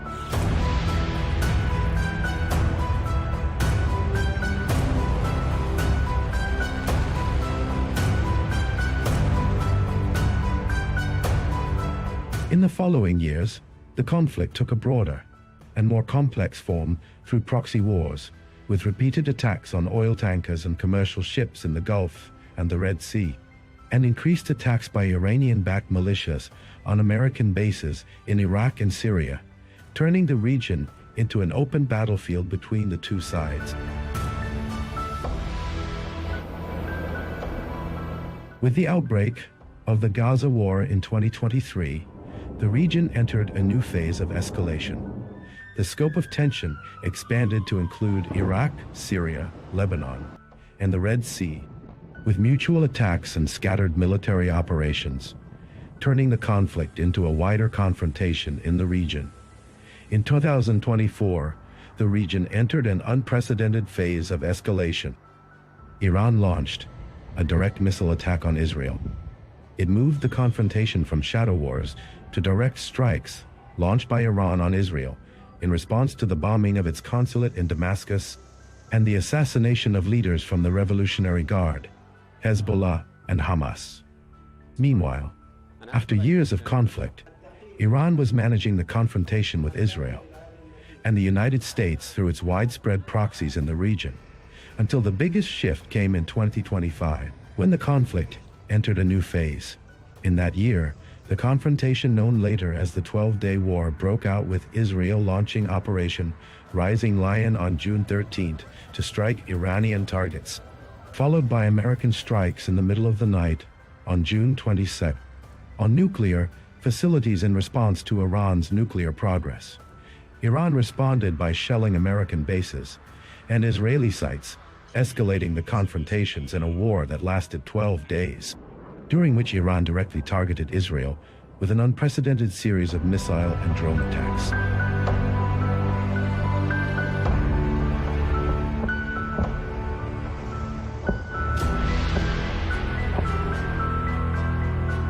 During those 12 days, the Middle East seemed to stand on the brink of a full-scale regional war, with unprecedented activation of air defense systems and exchanges of strikes at unfamiliar depths between the two sides. Although the open confrontation stopped afterward, the old balance had been broken. As for 2026, the last lines of containment collapsed, and at dawn on February 28, the region began a new phase of direct confrontation, in which events accelerated dramatically, with wide-scale airstrikes launched by the United States and Israel on military and nuclear targets inside Iran as part of two military operations named Fierce Anger and Lion's Roar. This escalation came after the collapse of nuclear negotiations between both countries, while Iran continued enriching uranium and refused to halt its nuclear program.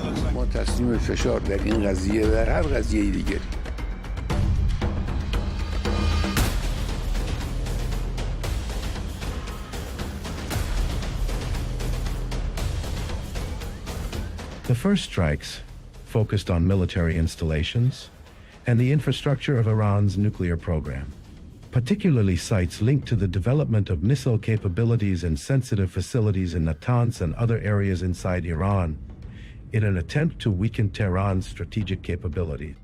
During the first hours of the attack, pivotal events shook the structure of Iranian leadership, as the strikes resulted in the killing of Iran's supreme leader, Ali Khamenei, along with a number of senior military commanders linked to the Revolutionary Guard, dealing a severe blow to Iran's political and military leadership.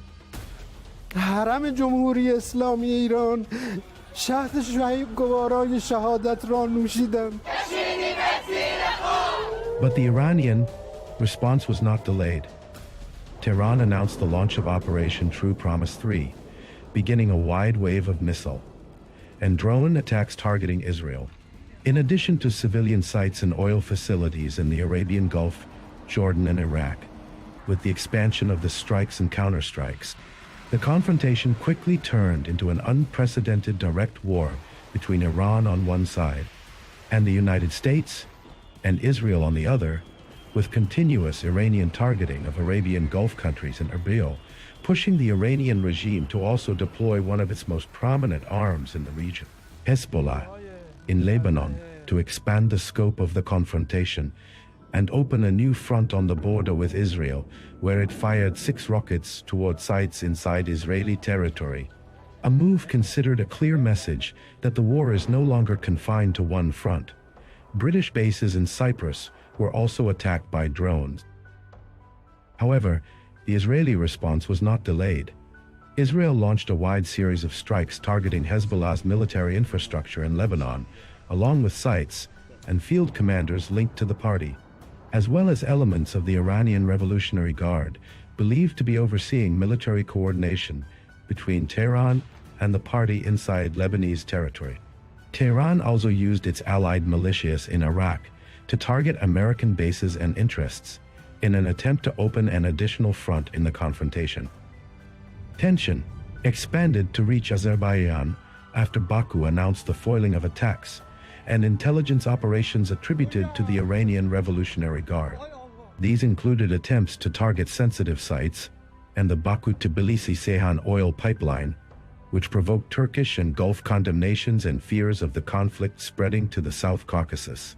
In conclusion, this conflict has been described by many concerned parties as an attempt to bring about structural change in the Iranian regime and to redraw the balance of power in the Middle East. Since that moment, the region has entered a new phase of escalation, whether the confrontation is no longer limited to proxy wars, but has turned into an open multi-front confrontation that may change the shape of the region for many years to come. The entire Western world has agreed with for many, many years.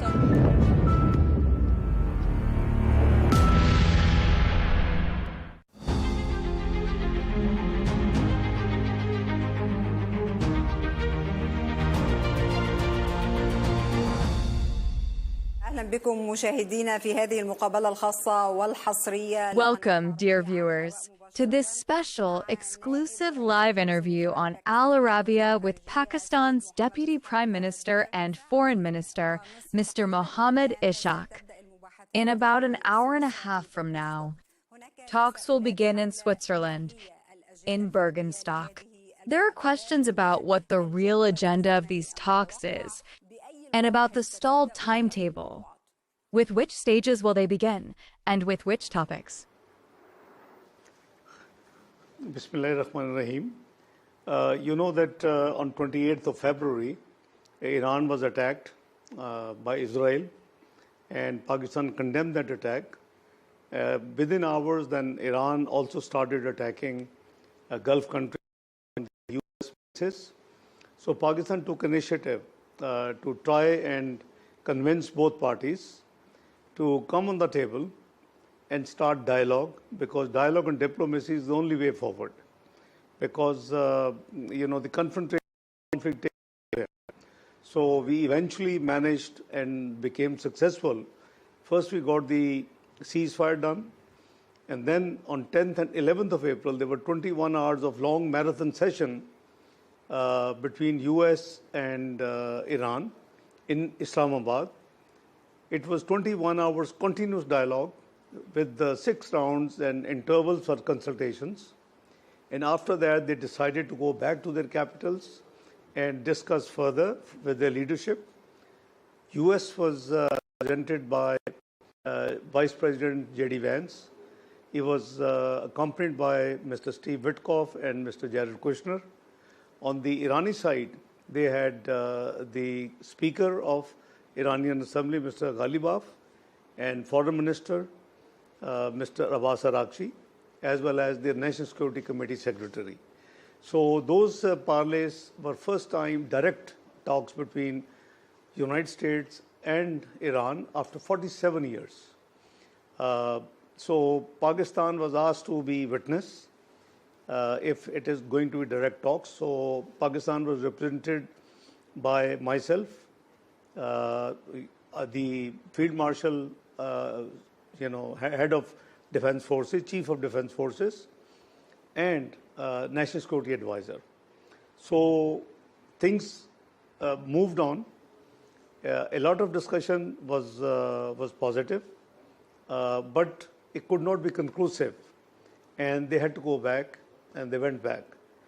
But we did not give up hope, and we continued to convince both sides for de-escalation, for exercising restraint, and eventually you saw that 18th of this month, just 3 days ago, the final signing of Islamabad Memorandum of Understanding has taken place.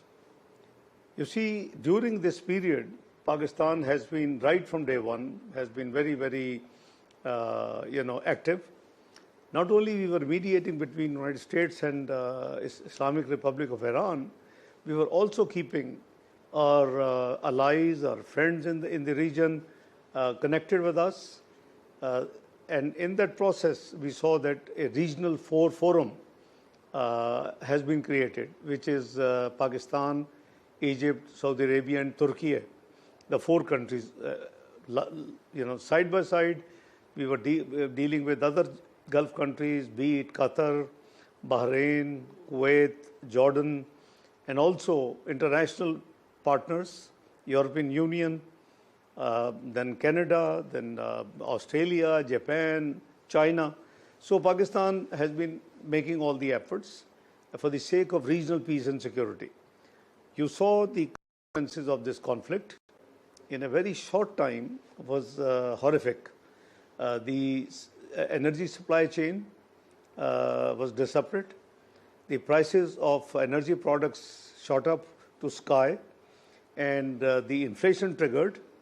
Estimated 20 to 25% global GDP has been lost. So you see, this has been a humongous job. Now, coming to your question, this is a little background that what is happening now. The Prime Minister of Pakistan, Mr. Shehbaz Sharif, early hour reached Stock, and Field Marshal Sayyid Asim Munir and Pakistan Foreign Office team is there. And the US team is also there, and the Irani team is also there. Now, this is basically, I would say, the phase 2. Yes. There are 3 technical groups. One to deal with nuclear issues vis-a-vis Iran. Second is about sanctions and defreezing of assets. And third one is Lebanon. You see, the Lebanon issue has been erupting time and again because, these parleys which are starting today in Switzerland, Stock, could have started few days earlier, but because of Israel attack on Lebanon, actually derailed everything and stopped everything. So the progress has been, but now it has started. We are very hopeful that things will progress.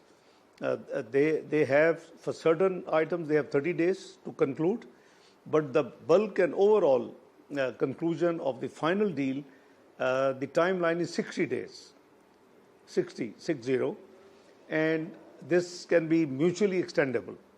So I think it is very important to see how the progress takes place and hope, because we have seen already the dividends of this peace. The prices of energy has come down. The ships had started moving.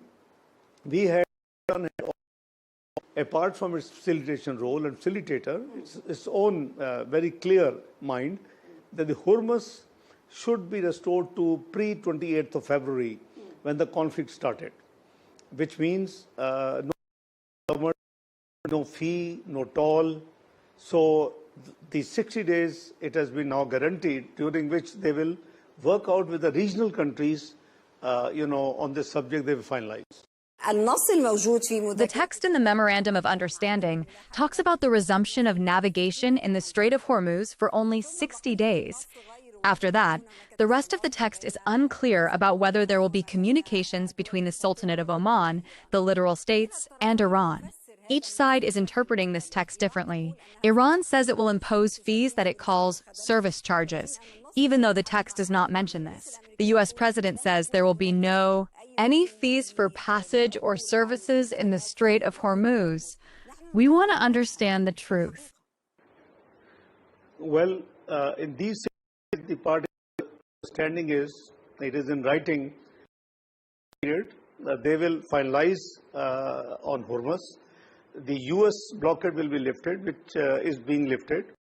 Iran side will not stop ships and will ships to pass. And according to our information, ships are passing since 18th of June after signing of this agreement. Now, Pakistan position, as I said, has been very clear in the beginning. On 31st of March, at the invitation of Foreign Minister of China, I visited Beijing. We discussed the minimum agenda, common proposal. It was 5 points peace proposal for the Middle East. And it had 1 point, Hormuz.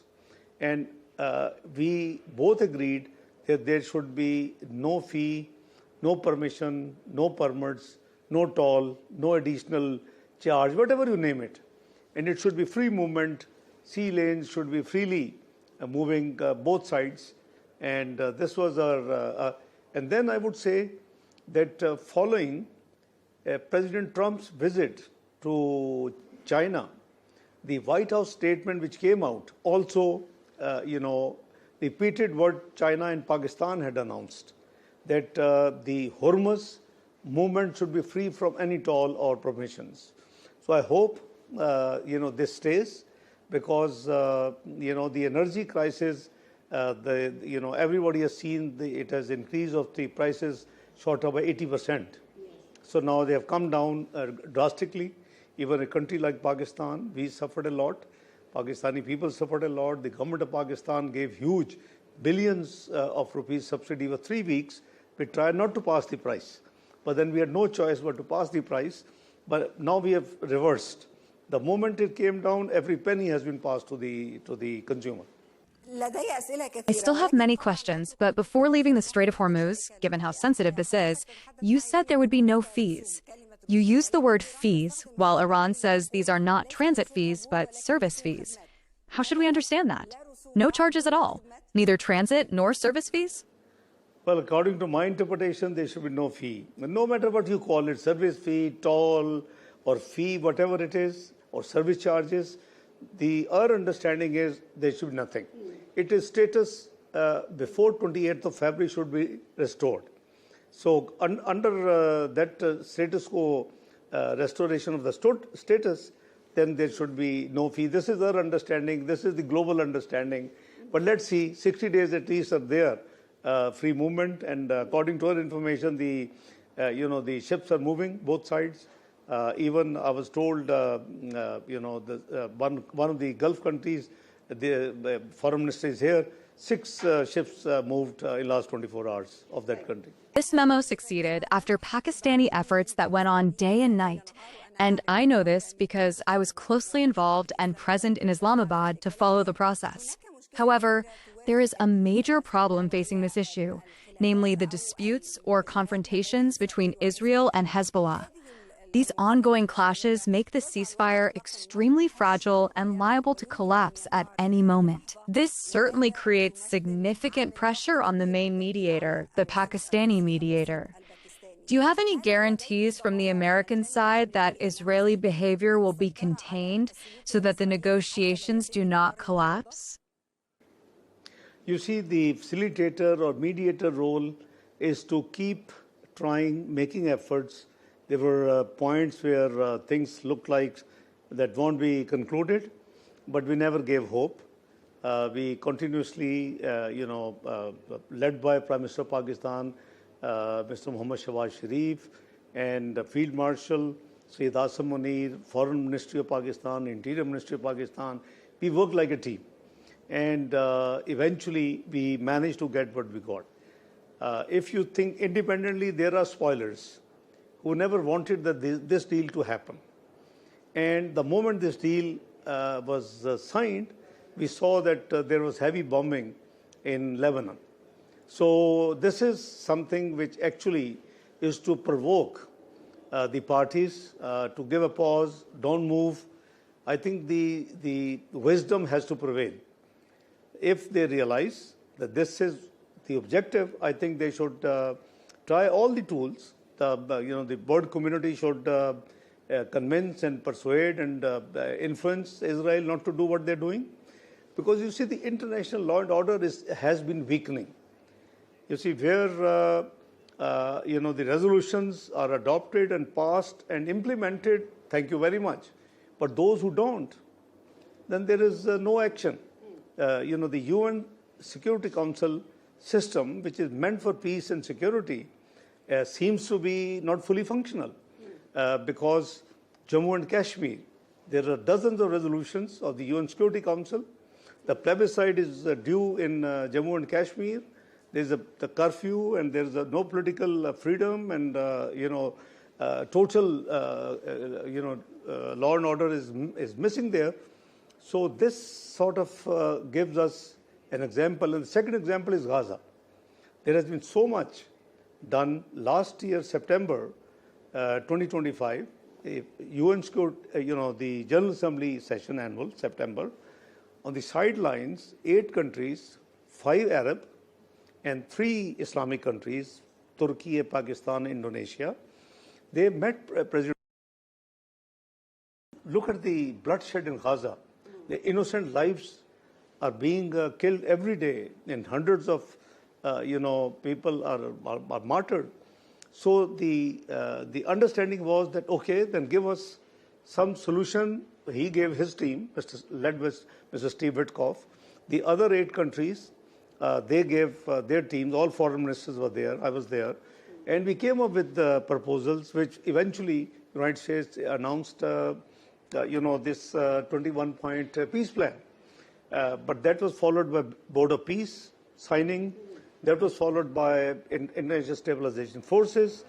But this conflict has actually overshadowed what had to be done with Gaza and Palestine. And meanwhile, Israel started, creating problems even West Bank.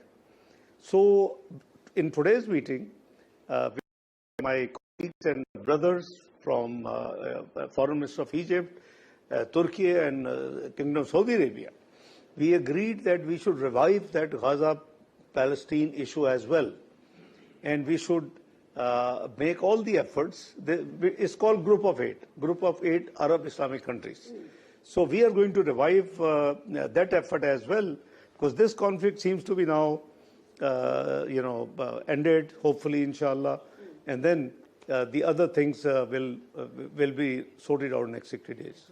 I agree with you about the framework and these meetings that are being held among this quartet, but I want to return to the Memorandum of Understanding.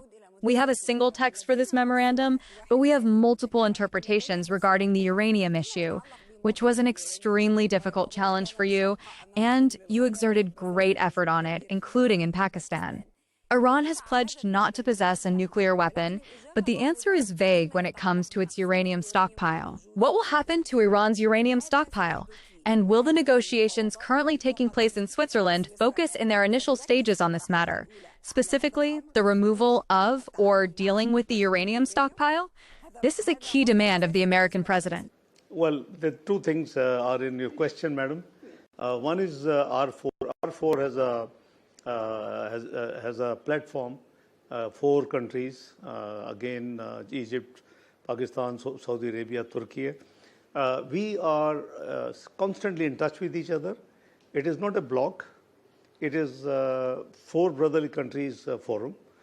We frequently talk to each other, all the 4 foreign ministers, assess the developments, take suggestions of each other, how we move, because we were in the lead role as a facilitator and mediator. That's number 1. But this bloc in the long run has a lot of scope, because this is a bloc which has about 500 million population. This is a bloc which connects us to the South Asia, to Red Sea, to Mediterranean, to Africa. So I think they have scope in enhancement of trade, mutual trade, economy, security and defense, and they have cultural and people-to-people exchanges programs to be promoted. So this is number 1. Number 2, your question about President Trump question about stockpile. He uses the word nuclear dust. So about this stockpile. So this nuclear dust, there has been a lot of negotiations. in Islamabad on 10th and 11th of April. The positions which developed over 21 hours, Iran was flexible to talk. It was at that time a question of US demand that they wanted to take it away. Iran was not willing to give it to US, the stockpile. But the neutral thing is that it can be down blended from its over 60%, claimed 60%, the stockpile, nuclear stockpile which they have, very enriched high grade.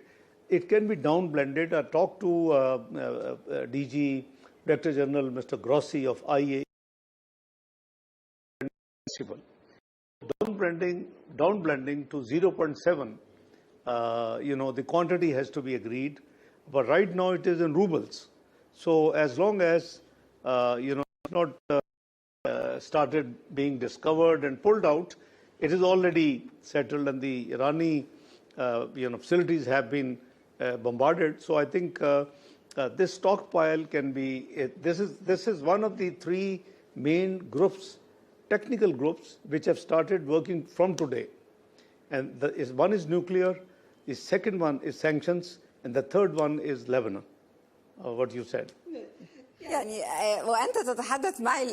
I mean, as you're talking to me now, the points may seem clear and well structured, but you put in an enormous amount of effort. For you, as a seasoned diplomat, these negotiations meant dealing with two extremely difficult parties. The Iranian side is always described as a tough, highly skilled negotiator that hardly ever makes concessions and tends to drag out the talks. And the American president? I mean, he might change his mind from time to time, speak to the media a lot, and that may have spoiled certain things. How did you deal with two negotiating teams that were this difficult? Well, it is always difficult to deal with, and particularly, they had more than 4 decades of sanctions, Iran. And undoubtedly, they're very intelligent, so are the United States people. And President Trump was overseeing himself. So we have been basically convincing both sides, because you see, at the end of the day, conflict and confrontation takes you nowhere. No matter how big wars you fight, at the end of the day, you have to sit on the table, talk, dialogue, and then find a way diplomacy. So that's what we have been working very hard, and we are grateful to both countries. The leadership of the United States, led by President Trump, and the leadership of Iran, led by President Pervez Peshkian and Foreign Minister and Speaker of Iran. They have been working with complete sincerity with us. The gaps was too gap, a lot of effort in background. Then they managed to sit, shake hands first, and then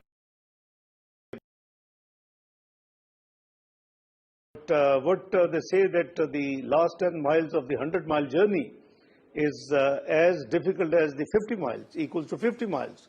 So you see these now dialogues and these technical discussions, we hope, we pray, and we will make full effort. And all our friendly countries, they will also make full efforts to take them to a logical conclusion. Because the conflict, war, and disputes take you nowhere. Your country suffers.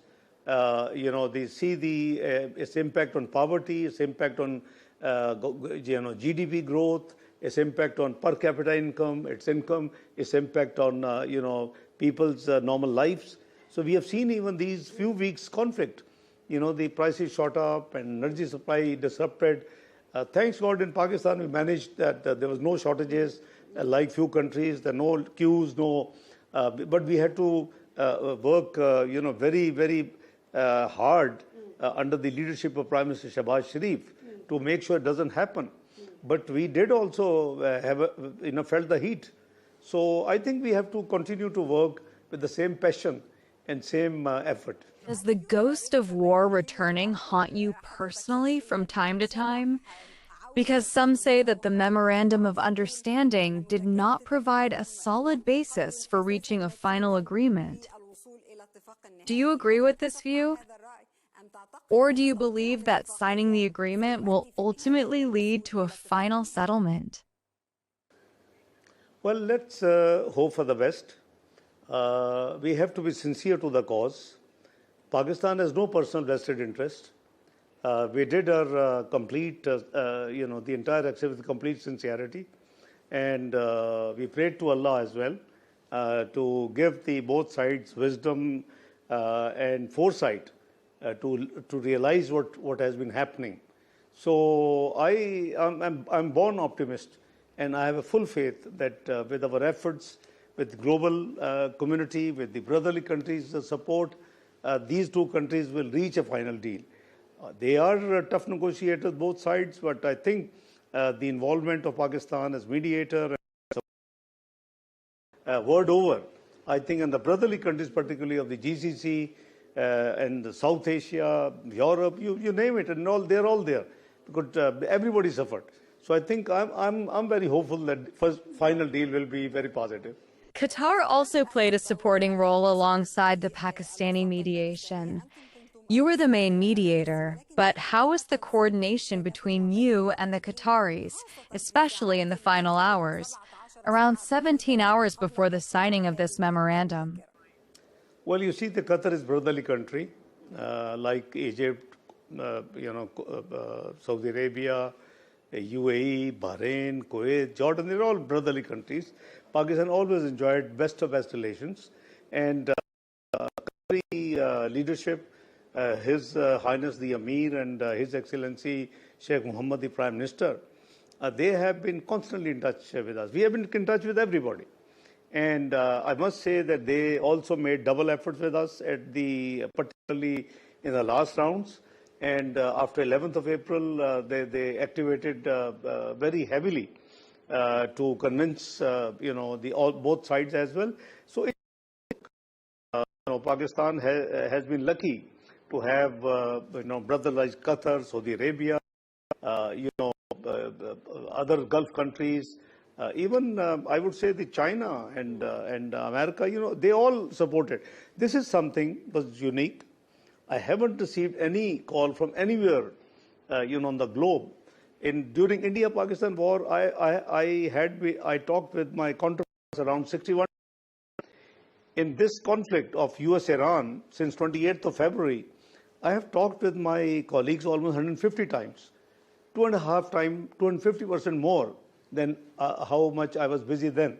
You can imagine this is the sincere diplomatic efforts we made, and God has been very kind, and sense prevailed, and parties realized that dialogue and diplomacy is the way forward. Some of the speculations about the memorandum are incorrect. There is negative propaganda against this memorandum, especially in the United States, claiming that President Trump will grant or significantly lift sanctions on Iran. However, what is stated in the memorandum has a specific meaning. Could you explain to us, regarding the issue of sanctions on Iran, what exactly is going to happen? Ma'am, you see, one of the three technical groups is dealing with sanctions. And on the 11th of April, after 21 hours, we have reached somewhere, although that is not relevant now, but we have discussed sanctions, we have discussed stockpile, we have discussed number of years ban for civil nuclear, we have discussed how to deal with the nuclear dust, everything was discussed. But now I think we have to now see this new document.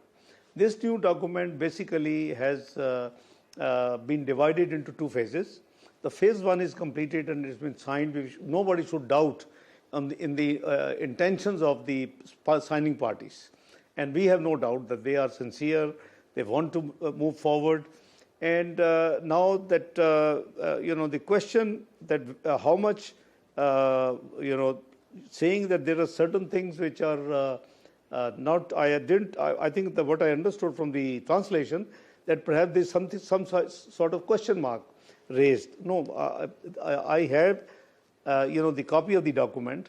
And I shared today with the Foreign Minister of Egypt, Foreign Minister of Saudi Arabia, and Foreign Minister of Turkey. So they have the copies, and professionally, we don't see anything which is negative in this memorandum, Islamabad memorandum understanding, and we should not doubt that going ahead there will be any negative play by any party.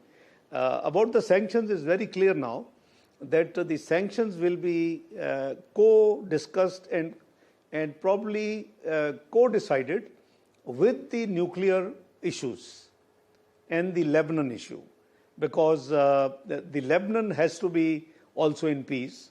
So I think this nuclear matters in this in this phase of 60 days. I hope they complete their work in 60 days. Otherwise, it can be extended mutually. It is part of the Islamabad Memorandum of Understanding.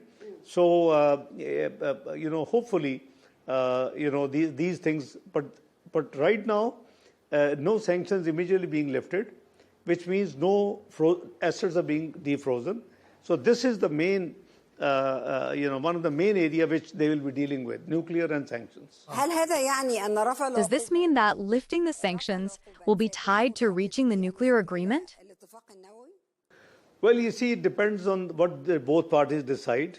But I can't repeat what had been agreed by 11th of April, because that will be unfair. Because we as facilitator, Pakistan as facilitator, as mediator, has never leaked, has never shared anything which we handled.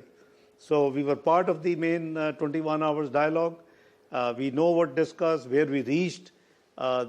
Parties went. They had some different approach later on. But the trust and faith has to be without any question mark. And we are very sure that things, as these things have improved and situation has changed positively, it will further progress. And I hope that they can do and complete in 60 days.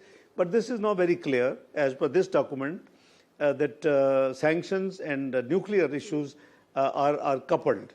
And unless they decide a different phasing, that's again dual. But Iran was happy to downblend, its nuclear stockpile. They were not resistant. What will happen eventually? The number of years, civil nuclear ban, that was also discussed. But now I think it will be unfair to speculate or to say what will happen. I know what happened up to 11th of April morning, but now we have a new MOU because both parties had certain issues. Because once they decided it will be in two, at that time it was phase one only, in one document. Right now it's two phases. So I think we have to be a little patient and work hard to get the final positive result. Can you reveal some of the behind-the-scenes details about what was happening in the communications during those final hours? Because we saw the agreement being signed in a very dramatic way. At first, it seemed it would be a traditional signing. Then it shifted to an electronic signing. And then it turned into 3 separate signings. The U.S. president alone, the Iranian president alone, and Pakistan's Prime Minister Shehbaz Sharif alone. Why did this scene unfold like that? Why did it end up in this unconventional form, instead of the usual image of 2 parties sitting together and signing face-to-face? There are different mechanisms to complete anything. Initially, it was agreed that it will be initialed. And after the initial, both parties initial, Pakistan will initial, and at that time, it was conceived to be at least like 11th of April, Mr. J.D. Vance and Speaker of Iran will, and Pakistan will witness as mediator. But subsequently, it was agreed that on 19th, perhaps we meet and but then for the purpose of expediency and saving time, and which is appreciable, President Trump was in France. So 18th night, President Trump signed, followed by Iranian president signing electronically, and then the document was signed in Pakistan by Prime Minister of Pakistan, Mohammad Shehbaz Sharif. So that completed the document. All three parties have the document, and as I said, I shared the document with ministers of Egypt, Saudi Arabia, and Turkey today. So there is no harm. That's why the function of 19th of June became irrelevant or redundant. Initially, exchange document there, but even that is fine as long as the work is done. We should all celebrate and be happy and thank Almighty Allah. It has become existing, and there is an understanding, but the last question may be asked. Are there understandings under the table outside of this memorandum, or is everything that has been communicated public in this memorandum? Yes, absolutely. Absolutely. Whatever has been agreed so far, this document has dozens of shuttling through Pakistan. One side giving us a proposal, draft, Pakistan sending states proposing amendments, going back to Iran, and this shuttles have taken place almost less than a dozen times. So this is a very well thought out document, acceptable to both parties, facilitation, but it was our responsibility. Many great friends, foreign ministers, my colleagues, have been asking earlier sharing of this interim document, but that was not possible. Because a mediator is responsibilities like a trustee, and you cannot neither divulge nor share anything which we did not. But now, since it's done, it's a final document, so we have happily shared with my colleagues. Thank you. We have reached the end of this special, exclusive interview with Pakistan's Deputy Prime Minister and Foreign Minister, Mr. Ishaq Mohammed Ishaq Dar. And we now return to our studios in Riyadh.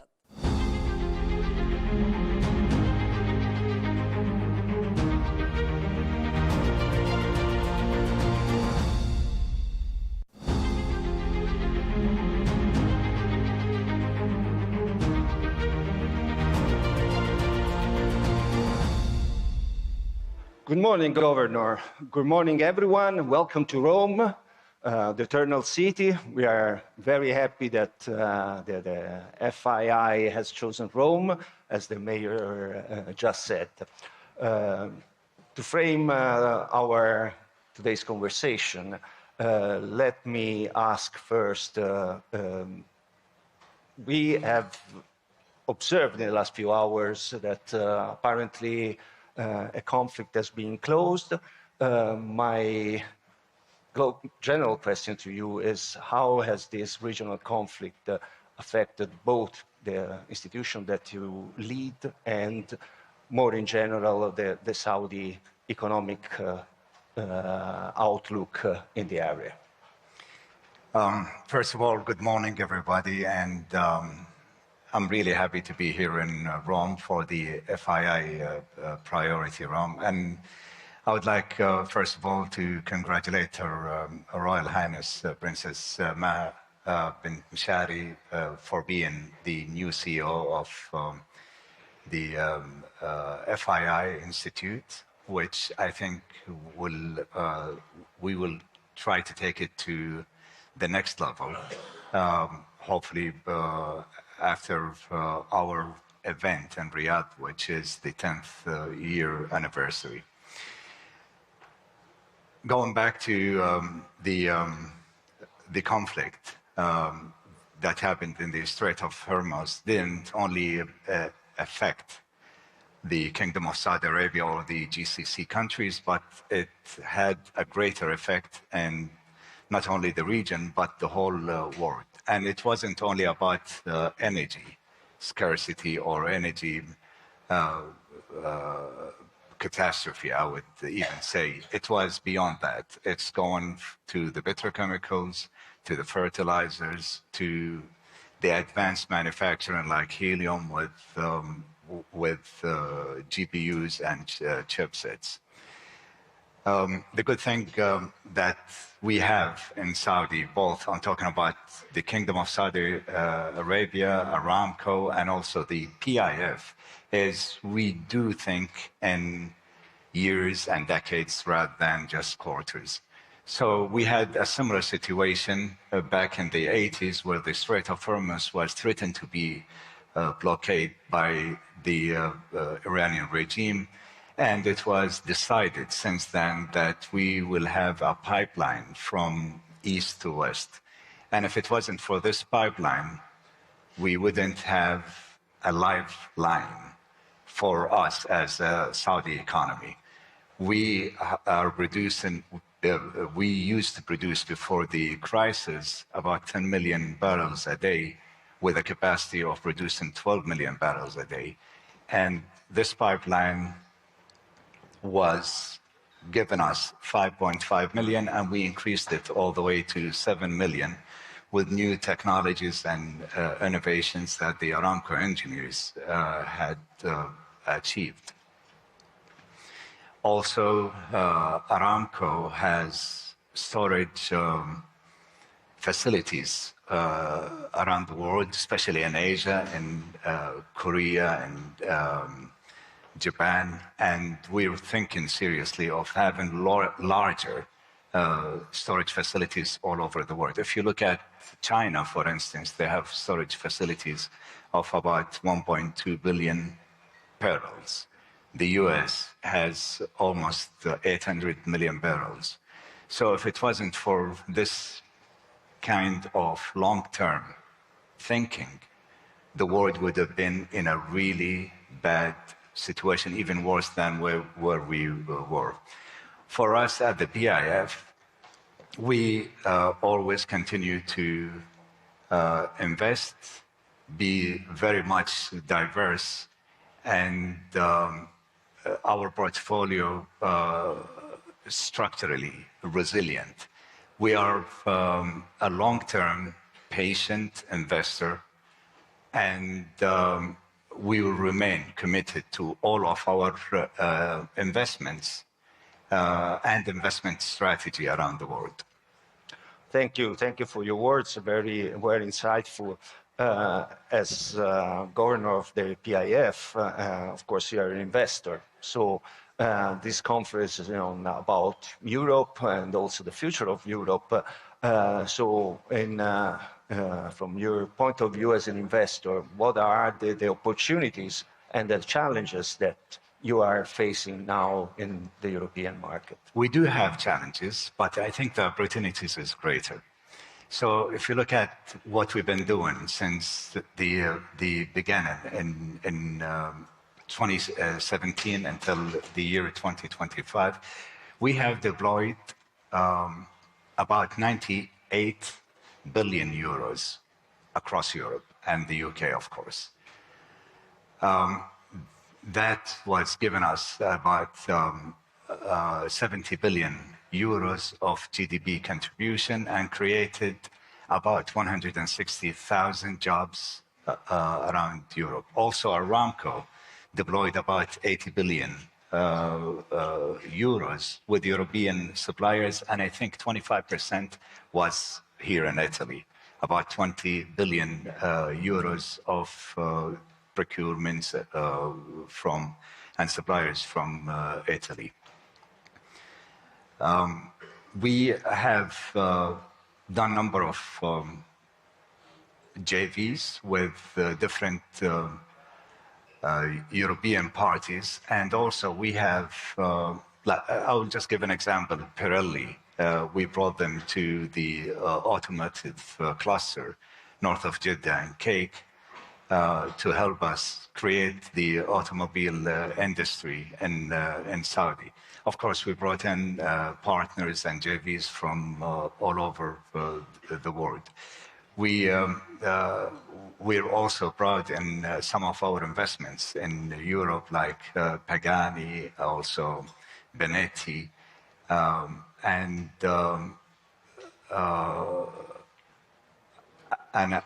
I think we will during this conference, we will show about maybe 140 different opportunities that we think of that can bring a lot of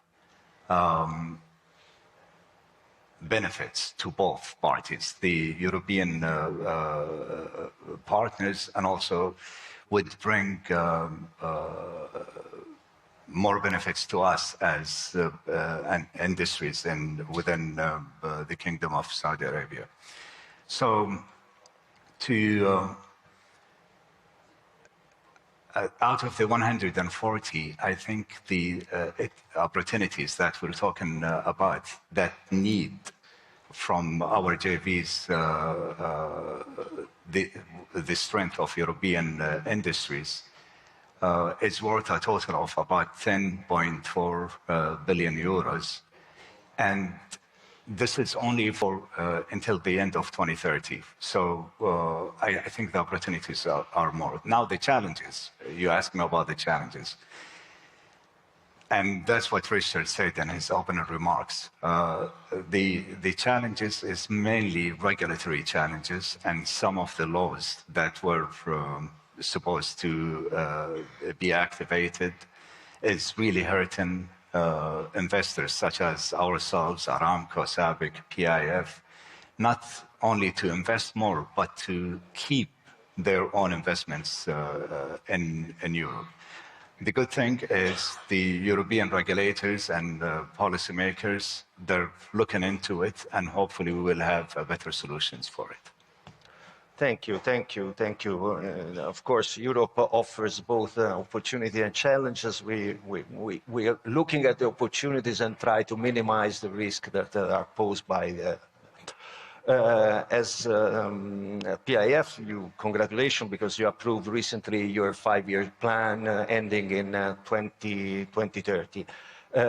May give the audience some highlights and the opportunities that these 5-year plans offer to European investors, because as you mentioned, it's not just the PIF investing in Europe, but it should be a bilateral way, so also having investments from Europe to Saudi Arabia. So if you may highlight the opportunities that the 5-year plan of the PIF. Yeah, we just released our strategy update. We started the first one back in 2017 until the end of 2020, and the second one from 21 until the end of 2025. And we just got our board to approve our new strategy until the end of 2030.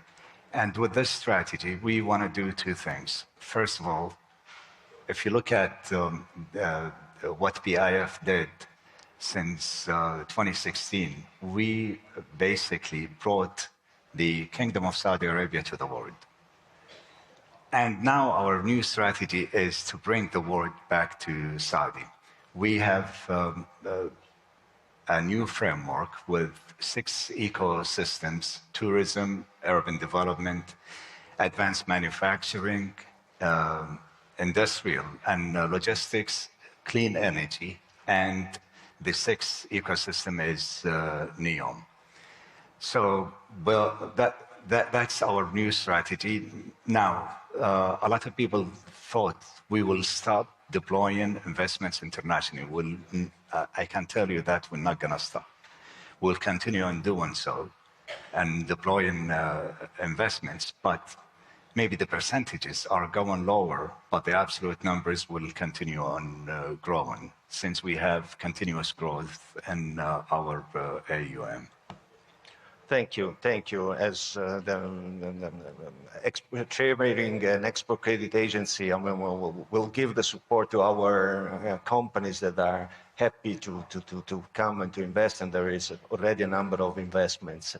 The final question that I want you to change hat and to delve into the energy security. This conflict have highlighted that energy it's very important for the entire world, as you have mentioned in my opening question. So as chairman of Aramco, what is, the lesson learned, and we know well that there is not conflict on fossil fuels versus new energy. So what's your view after the conflict on energy resilience and how Saudi is contributing and Aramco is contributing to? I mean, one, maybe two words I can say, energy realism. That's what we need to really focus on. Unfortunately, the last decade or so, a lot of push came from the new energy, which is fun. It's really great, and I think it's a great addition, but it's not going to be a substitution to the fossil fuel. And we've witnessed this very well during these past few months. The world cannot not rely on fossil fuel. And we're not talking about the energy only. We're not talking about the oil and gas only. We're talking about different industries that rely on the oil and gas. Petrochemical industry, which is a base industry for many other industries, is based on oil and gas. Fertilizers, as I said, food is based on oil and gas. So we have to be more realistic on what we want to do and how we can do it and when we can deploy it.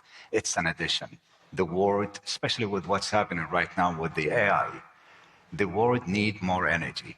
We cannot say, okay, I will give you energy, but it's going to be double or quadruple the price currently and still do the same thing. The economics doesn't work this way. So we are at Aramco. We're taking this seriously. It's a conglomerate. It's not only in the oil and gas. We're looking for new solutions. We're investing in AI. We're investing in quantum compute. Aramco is an investor in Pascal, which is a great quantum compute company. And it's invested in Humane, which is a joint venture with PIF on AI. So the resiliency of our supply chain is very important to us. And the good thing in Aramco, our reliability, even during this conflict, it still was over 99%. So we're very proud of what we have achieved, especially with all the missile attacks that our facilities suffered. We got them up and running in no time. Usually it takes like years. We did it in a matter of weeks.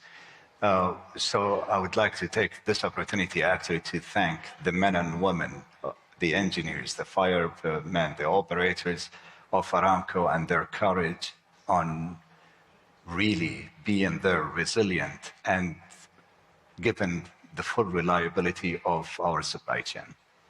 Thank you very much. Our time is, unfortunately, I would like to listen you for, and also the audience, for many more minutes, if not for hours, but unfortunately the program has to go on. So thank you very much, Governor, for your insightful... And also we're really proud of our partner with you. And I think it's not going to be the last thing that we do, but the beginning of many other good things. Thank you. Thank you. Thank you very much. Thank you.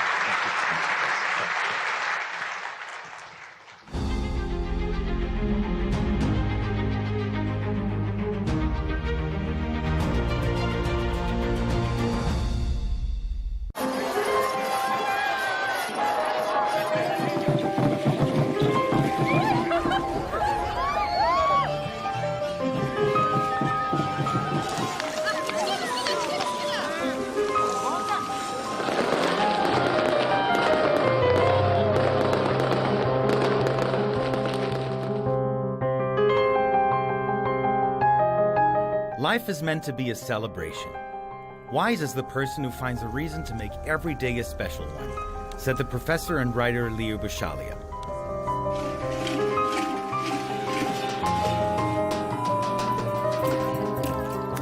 Why do we love to celebrate? To be perfectly dressed, surrounded by people, confetti, cake, and fireworks.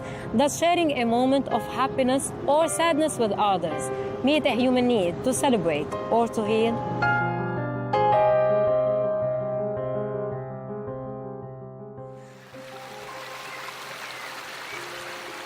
Since the beginning of time, humans have feared everything great around them. The sun, the moon, the water, and the air.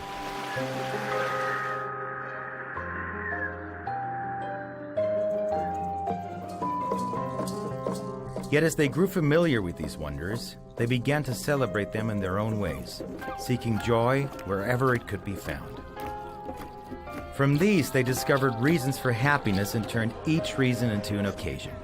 So came a day for flowers, a day for the new year, and another for spring, which Egyptians call Shaminissi. And for summer, the French invented a festival devoted to music.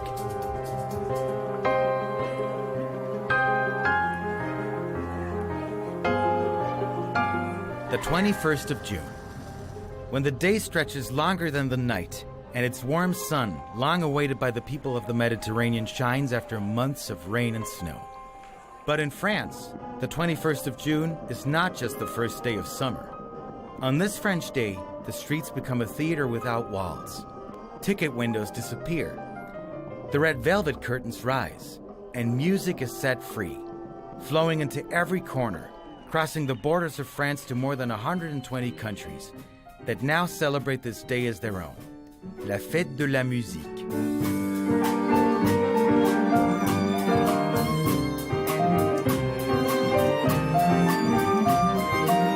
Donc le 21 juin. So June 21st is the first day of summer, and so people want to go out. The weather is warm, especially in Europe, and they need to celebrate. To party, they need music, because without music you can't party. And the idea of turning the first day of summer into a music festival was a brilliant idea that was simple but at the same time clever. And so when people go out, they need music, the music that makes you dance. Even if you don't want to dance, you dance anyway and celebrate this festival until the next morning. Time passes very quickly because there are musicians playing for free everywhere. Even the greatest musicians in the world who come out into the streets, sometimes even grand pianos, philharmonic orchestras, and everything. Everyone plays for the population. There is never sad music on June 21st because it's a day of joy. We must celebrate summer. C'est une journée de joie. Il faut célébrer l'été.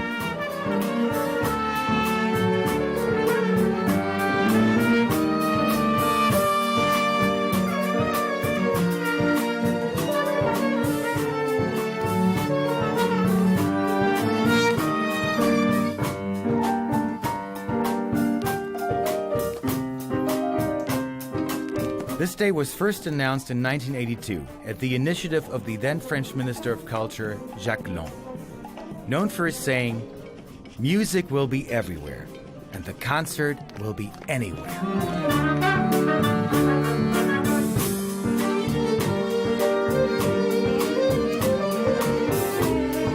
We cannot live without music. To celebrate, we need joyful and danceable music. For a romantic situation, we need romantic music. And so music has existed since eternity. Since cavemen, we have been making music. We love to dance and celebrate. If there is no music in our life, we cannot live. Once someone asked me, if you go to a desert island, who or what do you take with you? I take a musical instrument with me. Toi, oui, je prends un instrument de musique.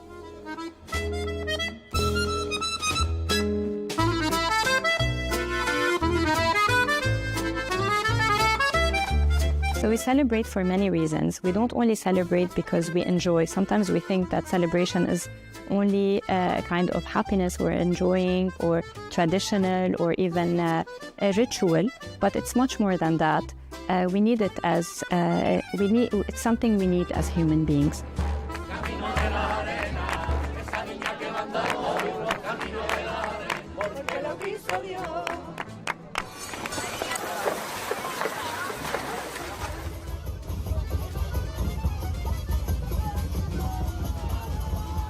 So humans are social beings that have gathered around since a very long time. And from early on, we are part of a group. So it starts from the family, and then socially, and then it widens to a wider community.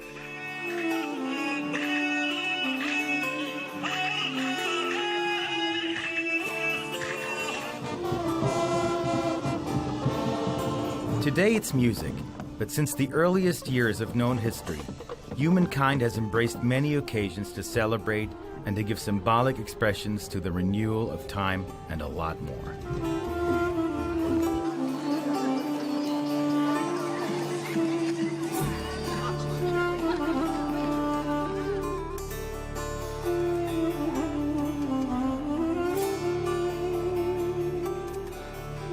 In the ancient rich land of Mesopotamia, the Sumerians and the Babylonians created the new year with the Aikido festival around 4,000 years ago.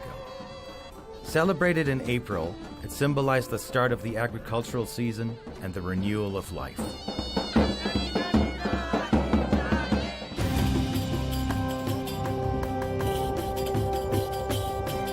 And it was Wepet Renpet, the opening of the year in ancient Egypt around 5,000 years ago, marking the annual flooding of the Nile River.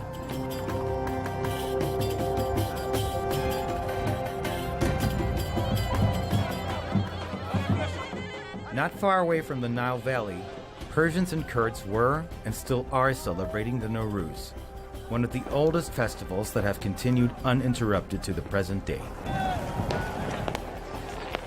It begins with the spring equinox, symbolizing the renewal of nature.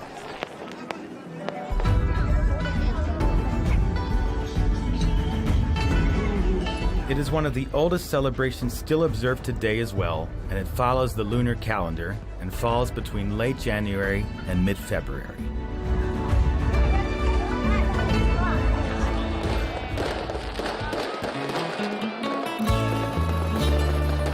The new year did not begin on January 1st until the time of Julius Caesar.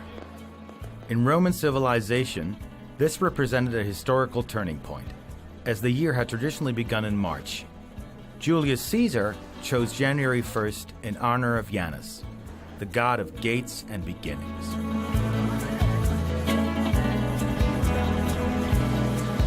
Throughout history, one joy has been shared by all, yet it blooms on different days and dances in so many ways.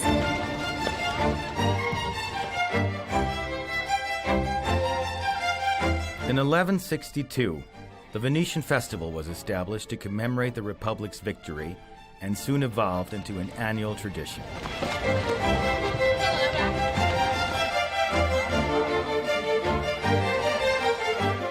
Every year, on the 25th of April, a festival of iconic masks that dissolve social boundaries takes over Venice. It allows people to express themselves freely and transform the streets into a vibrant stage filled with history, culture, and celebration.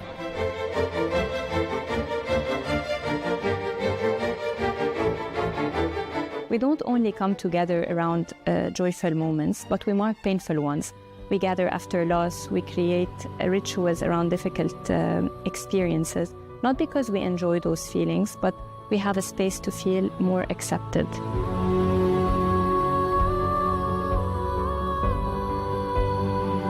It connects to something deeper, our need to belong.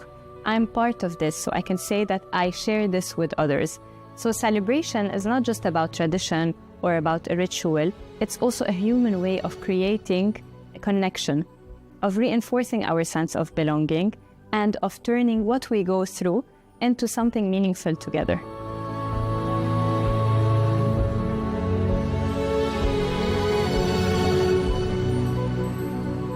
One day we celebrate women, teachers, mothers, fathers, labor, Earth Day, while other days we are meant to commemorate, not to celebrate.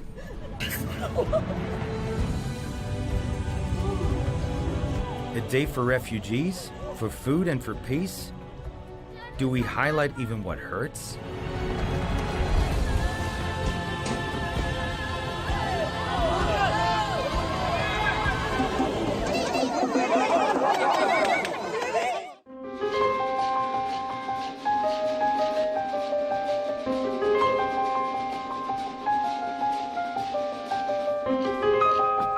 But do we celebrate too much? Does it help generations understand history? Does it bring society together? It was once said that to be human is to connect. When we stop connecting, we start to die. Is it true that happiness is doubled when shared, and sadness is halved when shared as well?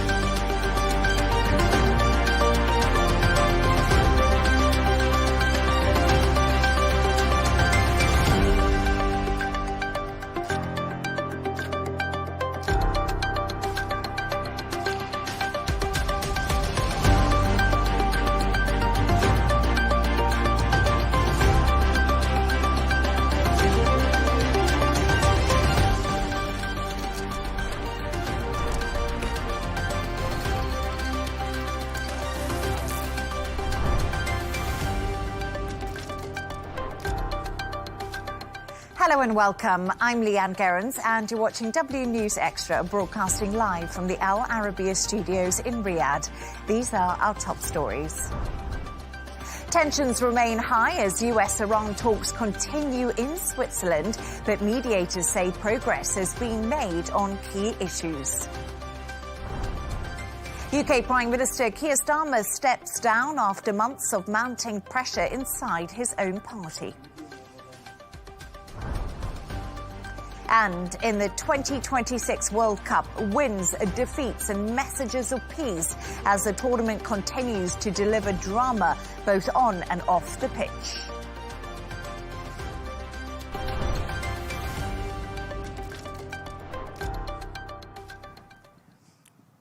Now, US and Iranian negotiators have wrapped up a second day of talks in Switzerland as both sides work towards a permanent end to months of conflict. Despite early tensions, mediators Qatar and Pakistan say progress was made, including efforts to keep the Strait of Hormuz open and maintain the ceasefire between Israel and Hezbollah in southern Lebanon. To discuss this and all of today's stories, I'm joined by Alex Malouf, founder of Riyadh-based comms consultancy firm Narrative Shapers, and broadcaster and journalist Jono Hayes, who joins us from Dubai. Jono, let's start with you. So as I was just saying there, the first phase of these peace talks have all wrapped up in Switzerland. What is your take on how things have unfolded over the last hours? I think, Leanne, for Washington and for Tehran, they'll both have come away from today, at least anyway, saying, you know what, we've made some progress. Both sides very aware of the fact that the hard part is still to come, and we've been saying this. We know that we've 60 days, which is extendable as well, before we can get to some level of an extension of that or try and wrap all these talks up. They were never expected to get a final agreement or to get some sort of a resolution in just 2 days. The fact that they're continuing at the technical level for this week anyway, that's the big success story here. In fact, the fact that we even got to the table, given the weekend that we've had with some threats being exchanged on social media from both parties, I really didn't think we'd be getting to sit down and talk peace today. So, I mean, there's been rocky moments through the weekend. Iran, of course, they briefly paused their participation in this because of comments that were made from President Trump on social media. There was that public warnings throughout the negotiations through the weekend as well. So that's not normally what you would say is going to be a recipe for a successful start to diplomacy. So in spite of all of that, what was impressive and what was good is the talk stayed alive. They actually, as you said at the very onset, they produced several practical agreements, at least in theory as well. Of course, that one that we mentioned, that is the big one from today, is to allow the IAEA to get involved and the inspectors back into the country. That's huge, because they're obviously the body who's responsible for verifying what Iran are doing in terms of their nuclear program. So aside from that, they have agreed to something called, to establish this thing called the deconfliction mechanism, which I've never heard of before. But that's in relation to Lebanon. So they'll have direct communication situation in relation to the Strait of Hormuz as well, which of course we've now seen Iran have started using that. That really matters. That world supply of oil, which the markets have reflected positively towards, is getting oil back into the market again, which is good. And we've seen it drop down to a level that it's not been at since the 5th of March. So we're in a good place in terms of that.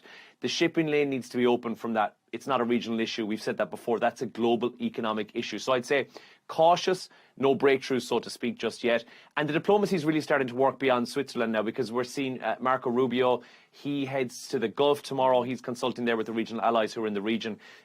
There's the Iranian chief negotiator. He's heading to Oman. He's heading to there tomorrow, I believe, as well. And so that's impressive, because it means they're tying in diplomatic partners.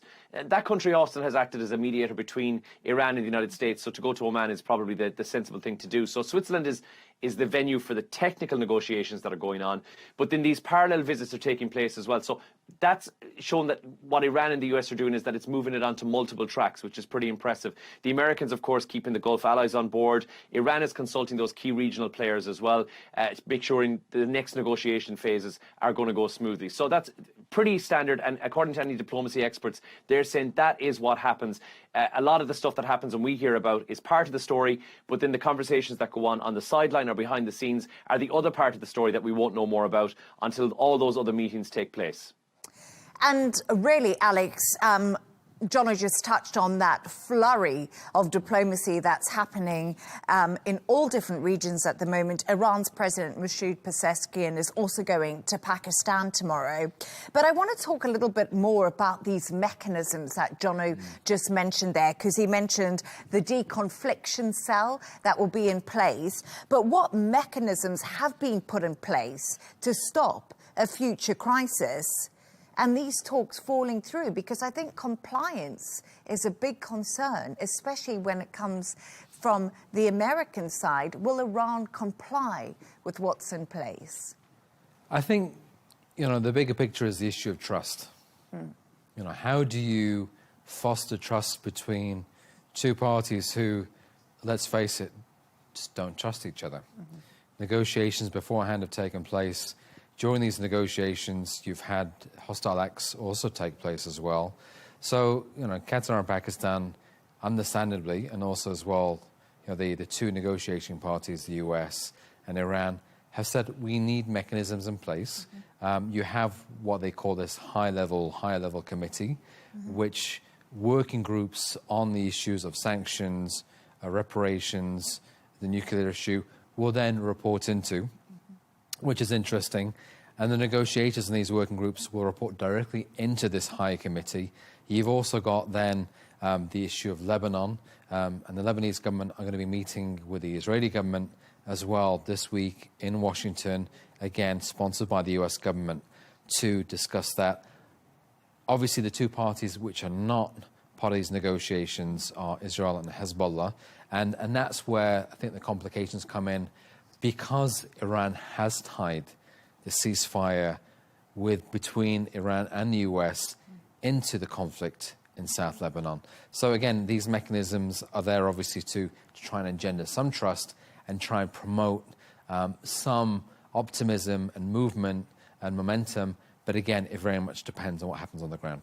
And, Jono, I just want to pick up on exactly what Alex was saying there, because if we have a look right now, we are facing two different sets of talks happening parallel to each other. So right now, the US and Iran are negotiating. We're also seeing Israel and Lebanon negotiating. So two conflicts, two parallel tracks, and it's very tough at the moment because, of course, Iran is linking Lebanon, and this is where the complication is coming in. Yeah.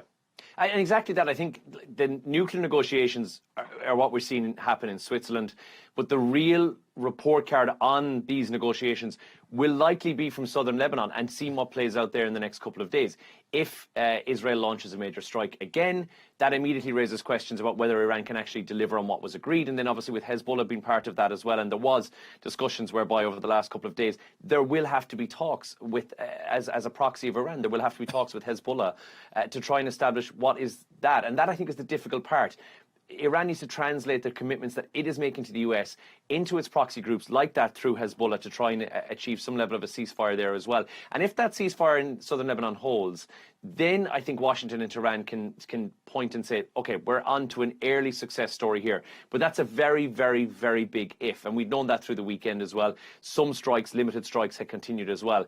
So you have to really just, again, we're taking Hezbollah at their word from Friday and hope that they don't resume firing rockets on Israel or vice versa as well. So that's going to be the real test, I think, as well. Of course, Iran has got that influence over Hezbollah, but what it doesn't have is absolute control. So if it holds tough, yes, we'll have the wider talks, which can grow as well. If the fighting resumes, hardliners on both sides will say, well, diplomacy is not working here. But again, and to use a phrase that you use beautifully, Leigh Ann, the mood music is all right for this at the moment. And certainly the talks that are taking place in Switzerland seem that the on-ground stuff is happening. And like I said, sideline conversations that will be taking place will navigate where exactly this goes to. But all the key players are staying on ground at the moment in Switzerland for the remainder of the week. And that in itself is a solid sign that I think we could work within the next 30 days. And within that 60-day time frame, that now seems more possible.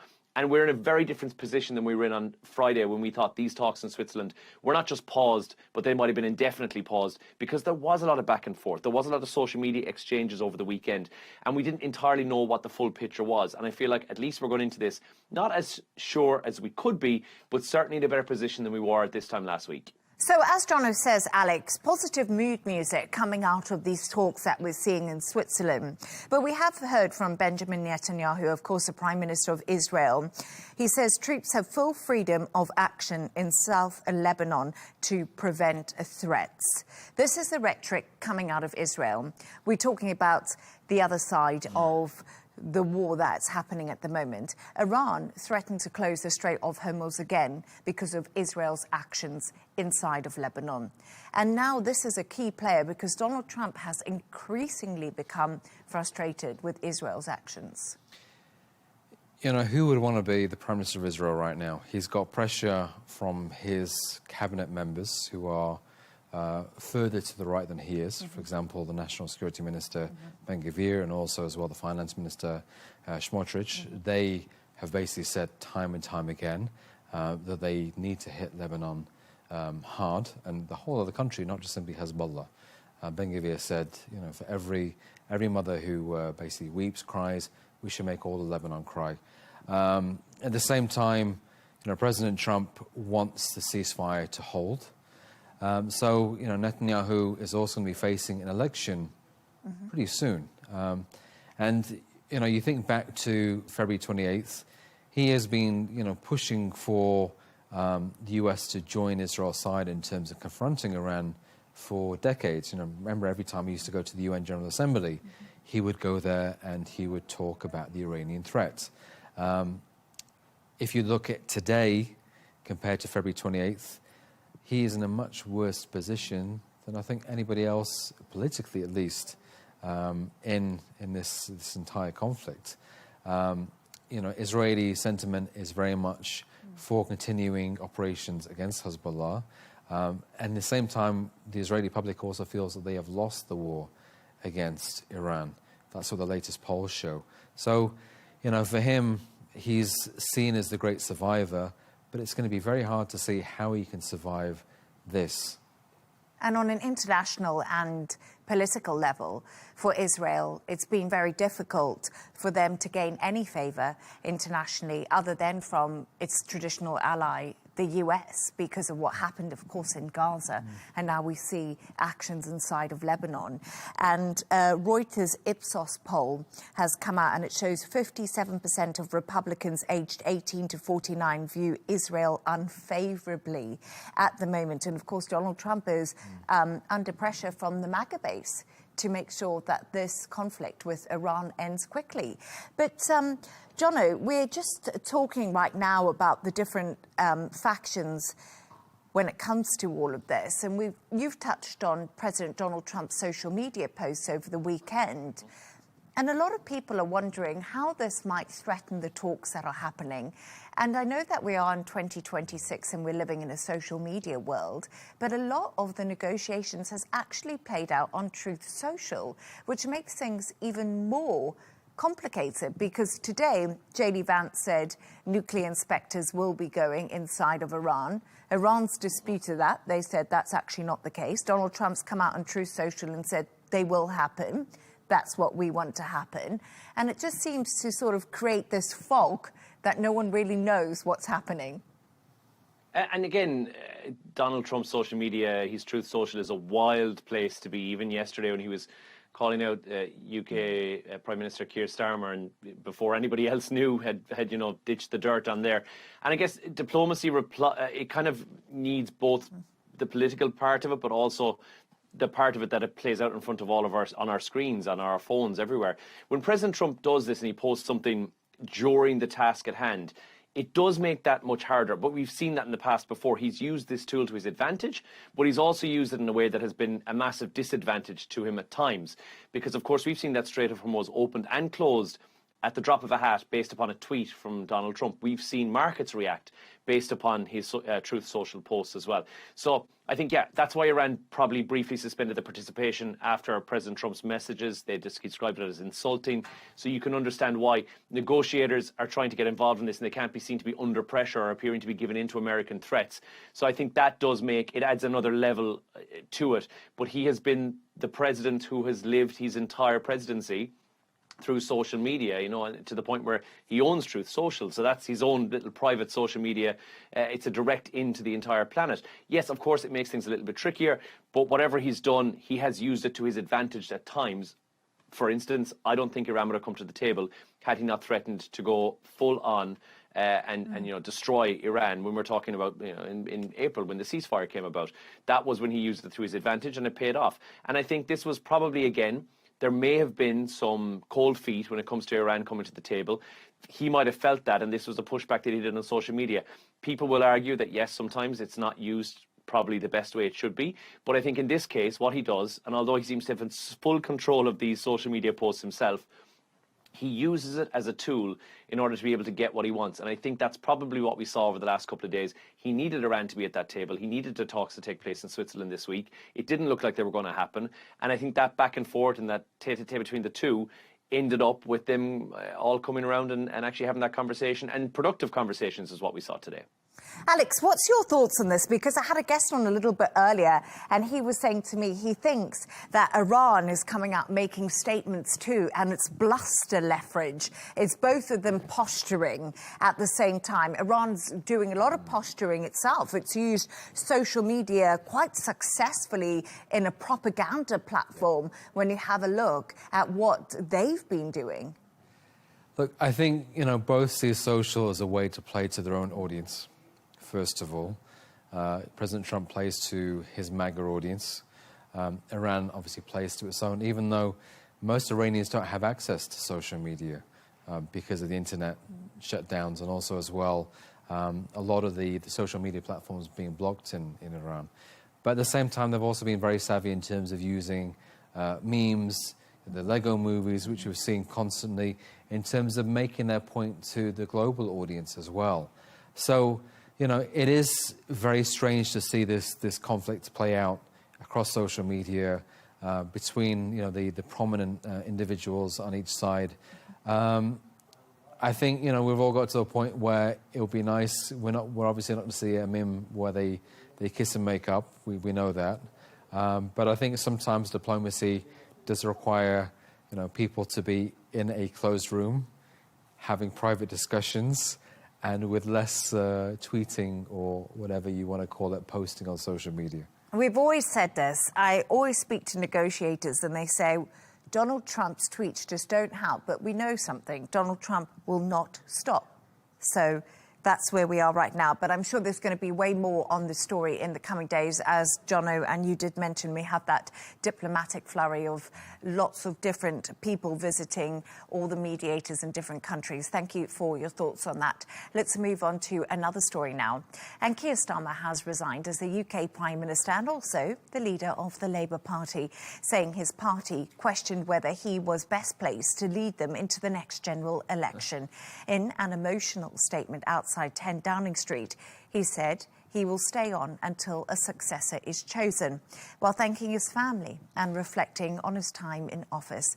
Just take a listen to what he had to say. And look at what we've achieved in just 2 years. An economy that is stronger, growing faster than our peers. Wages rising faster than inflation in every single month since we came to power. Investment secured, infrastructure being built. An end to austerity, with the fastest fall in NHS waiting lists for 17 years. The biggest improvement in rights for workers and renters in a generation. The biggest uplift in defence spending since the Cold War. Small boat crossings falling. Asylum hotels closing. Protecting young people from social media. And 500,000 children being lifted out of poverty because of the choices that I made. Our reputation in the world restored, with Britain once again standing up for decency, respect and the rule of law, securing trade deals, standing with Ukraine, standing up for our values and rebuilding our relationship with our allies in Europe. Change promised by a Labour government, change fought for by a Labour government, change delivered by a Labour government. So, Alex, we just heard there, of course, from Keir Starmer standing on the steps of Number 10, a real tradition in the UK, to announce that he's setting up this timetable. He's, of course, going to resign as the Prime Minister and leader of the Labour Party. We have spoken for months, and there's been so much speculation that Starmer's going to stand down. He's lurched from one crisis to another, but has always managed to garner that support, stay quite strong. So why was today the day? Because he did outline the wins that he has had. Look, you know, there's one other person, and it's Andy Burnham. You know, it's the self-titled, the media title, King of the North. The formerly Mayor of Manchester, now the newly elected MP for Makerfield, who's come in. And the party sees him as a better, more popular alternative. You know, with the by-election, which he won on Friday morning, he beat Reform, you know, pretty comfortably. And that was, you know, basically their big worry, you know, especially after what happened in May in terms of the council elections, where Reform won, you know, a sweeping mandate for many councils. The Greens also did very well. Labour lost, you know, several hundred, actually more than that, councillors. And the fear was that if this would continue going into general election, Labour would effectively be wiped out. So, you know, Andy Burnham is seen as a more popular alternative, somebody who will give them optimism and hope in terms of leading into the next election. The question is, I know as we discussed, is what does Andy Burnham actually stand for? And I think this is the big question that many people are asking themselves. Jono, we talk about Andy Burnham. He is, of course, the King of the North, as you did say. And there's been loads of photos today of him in all the newspapers wearing Uniqlo clothes and Birkenstocks, because everyone says he's hip-hop and happening and down with the kids, which is apparently very important now for a Prime Minister of the UK. But once again, I just feel like, what is Labour going to be under Andy Burnham? This is something we don't quite know just yet. Well, we don't know because he hasn't outlined that for us. We have no idea. Of course, he's the clear front runner as well. You know, he's confirmed that he's going to stand. He's going to go back to Parliament, as we said. He's been sworn in as the Makerfield MP as well, so he's now eligible to take that role again. And look, what he's done for Manchester has been nothing short of amazing, and we have to give credit where credit is due. You know, he's done some amazing work there as well, from public transport, even to you know, the economic crisis which has been affecting people there as well. He's introduced what he refers that philosophy of Manchesterism as well. So he's done a lot. Now the question is, will he transfer that across to a nationwide scale? Because it's quite difficult to do that. Because that's going to be public money. So he's looking at things like lower energy bills, cheaper public transport, affordable housing, given cities to try and create like better paid jobs in there as well and increase the amount of money. So critics are saying, well, this is all well and good, but that's all going to cost the Treasury money, and that economic philosophy of his Manchesterism may not necessarily work. Now, Starmer had already been, and to be fair, handed a poison chalice. There was already slow economic growth. There was unpopular policies that he'd introduced as well and that had already been there that he had to reverse. And of course, then we've seen the local losses for Labour as well at that level. There's been a whole spate of things that have affected his entire stint as PM. In saying that, I think there is, and as he said, there's a lot of wins that he was talking about there, but if there were so many wins and he did such a fantastic job, why is he still not in power? Because going into this, he went in as... and I think it was one of the biggest ever majorities when he went into this, over 400 seats. That ended the 14 years of Conservative. So you just have to look and say, right, you've got a large majority going in, didn't guarantee him and didn't ensure that political survival because of the perception people had. They weren't seeing the improvements quickly enough to things like he mentioned there, like the cost of living, the NHS waiting list, which is reduced dramatically, but it wasn't happening quick enough for your average voters. Economic growth wasn't happening. So there's, as I mentioned, there was all these policies that were there beforehand which had to be reversed because they damaged the government's credibility, not Labour's credibility, but he came in to try and deal with that. And Labour became vocal about the direction of the party as well. So I think on the backbench, all the MPs, they'd started questioning what was going on here. Was he the right person to lead him into the next election? And that's a difficult decision that he had to make. And to be fair, I think he's been making that for weeks and weeks. Resigning now is, and I think this is probably a smart move, what he's trying to do is to give Labour 2 or 3 years to have like a new leader in there and then face the public vote again. And I don't know if that's necessarily how it's going to last. It was a very emotional speech. Politically, he was trying to reset the party, I think, before it became too late.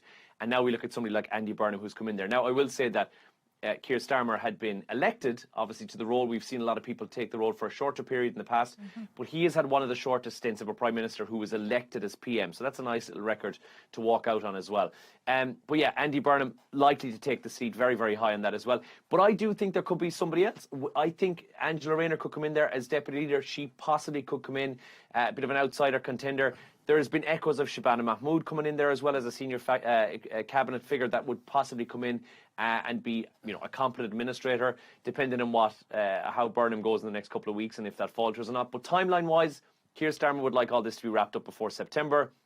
And that really depends on if he's contested or not. So if he is contested, they'd have to take a vote on that in July, which means it might be tricky to turn it around. But we will be looking at a new leadership on Labour, on a non-elected PM, I should point out. But I think he left at the right time.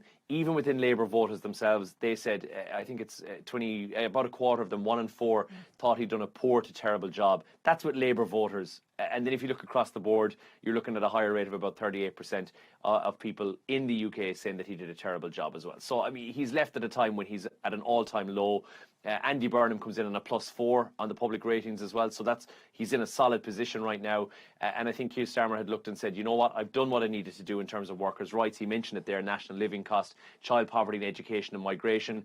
It unfortunately wasn't enough for what the public wanted, and he was nowhere near. And we've been saying this for weeks. The echoes were there that he needed to go, and I think today was the time to decide to do that and to make way for Andy Burnham to move in and try and take number 10. I think there is loads of fair points there. September, we should have a new Prime Minister, obviously not democratically elected by the Labour Party. Something that under the Tory government previously actually became almost the norm. We're heading into the 7th Prime Minister in the UK in just 10 years. We're talking about what Burnham could achieve. One of the big problems in the UK has been economic growth. Rachel Reeves said that they were going to pay for all these changes because of growth. We've not seen growth in the economy. It's very difficult to forecast growth, especially because we've seen the war in Ukraine, the war in Iran, something that they've really failed on. So if Burnham comes in, he has to have a good chancellor, he has to have a good team, he has to know how to grow that economy. And I just wonder if he can achieve all of that and what this makes the UK look like on a global stage, that now we're waiting for the 7th Prime Minister in a decade and not all of them have been democratically elected. I think you look at the challenges he faces, there are two big issues. So one is growth, as you've said. Growth is pretty stagnant in the UK. And that's a major issue because you're not able to increase tax receipts. You actually, to the contrary, you actually have businesses leaving. You'll have high wage earners leaving as well, high net worth individuals leaving. The other issue is the cost of living crisis. What does he do there? How does he tackle that? And obviously, this is the challenge with Starmer.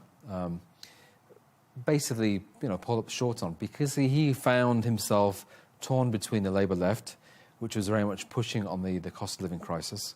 And this is why you had walkbacks in terms of social policies. And then on the right-hand side of the party, you had those who wanted to push for more business growth. How can we introduce business-friendly policies? How can we be seen to be, a newer Labour, almost akin to the years of Tony Blair, where growth was a key driver of policy. So, Burnham coming in, what is he going to do? We're going to see that very soon. We're going to see also what team that he builds around him.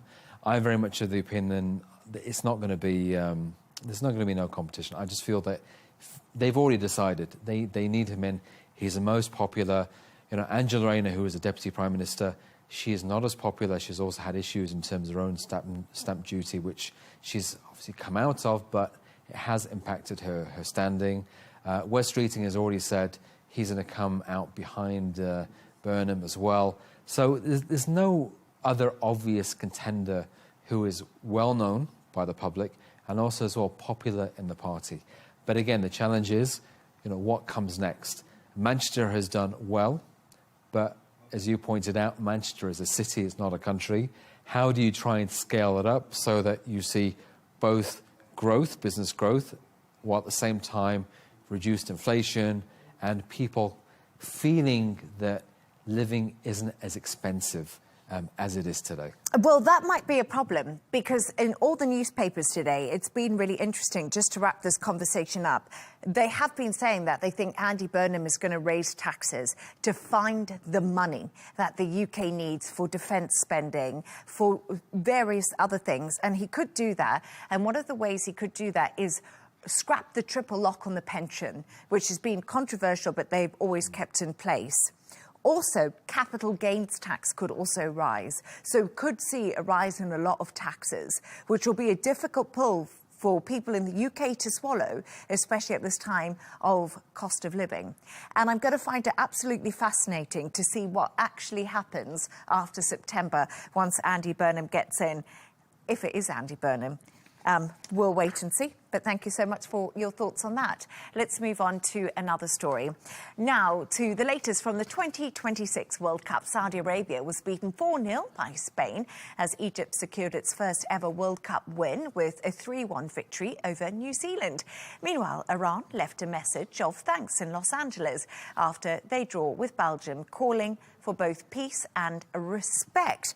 Jono, let's start with Saudi Arabia. They were beaten by Spain, but is there still hope, or is it the hope that kills us?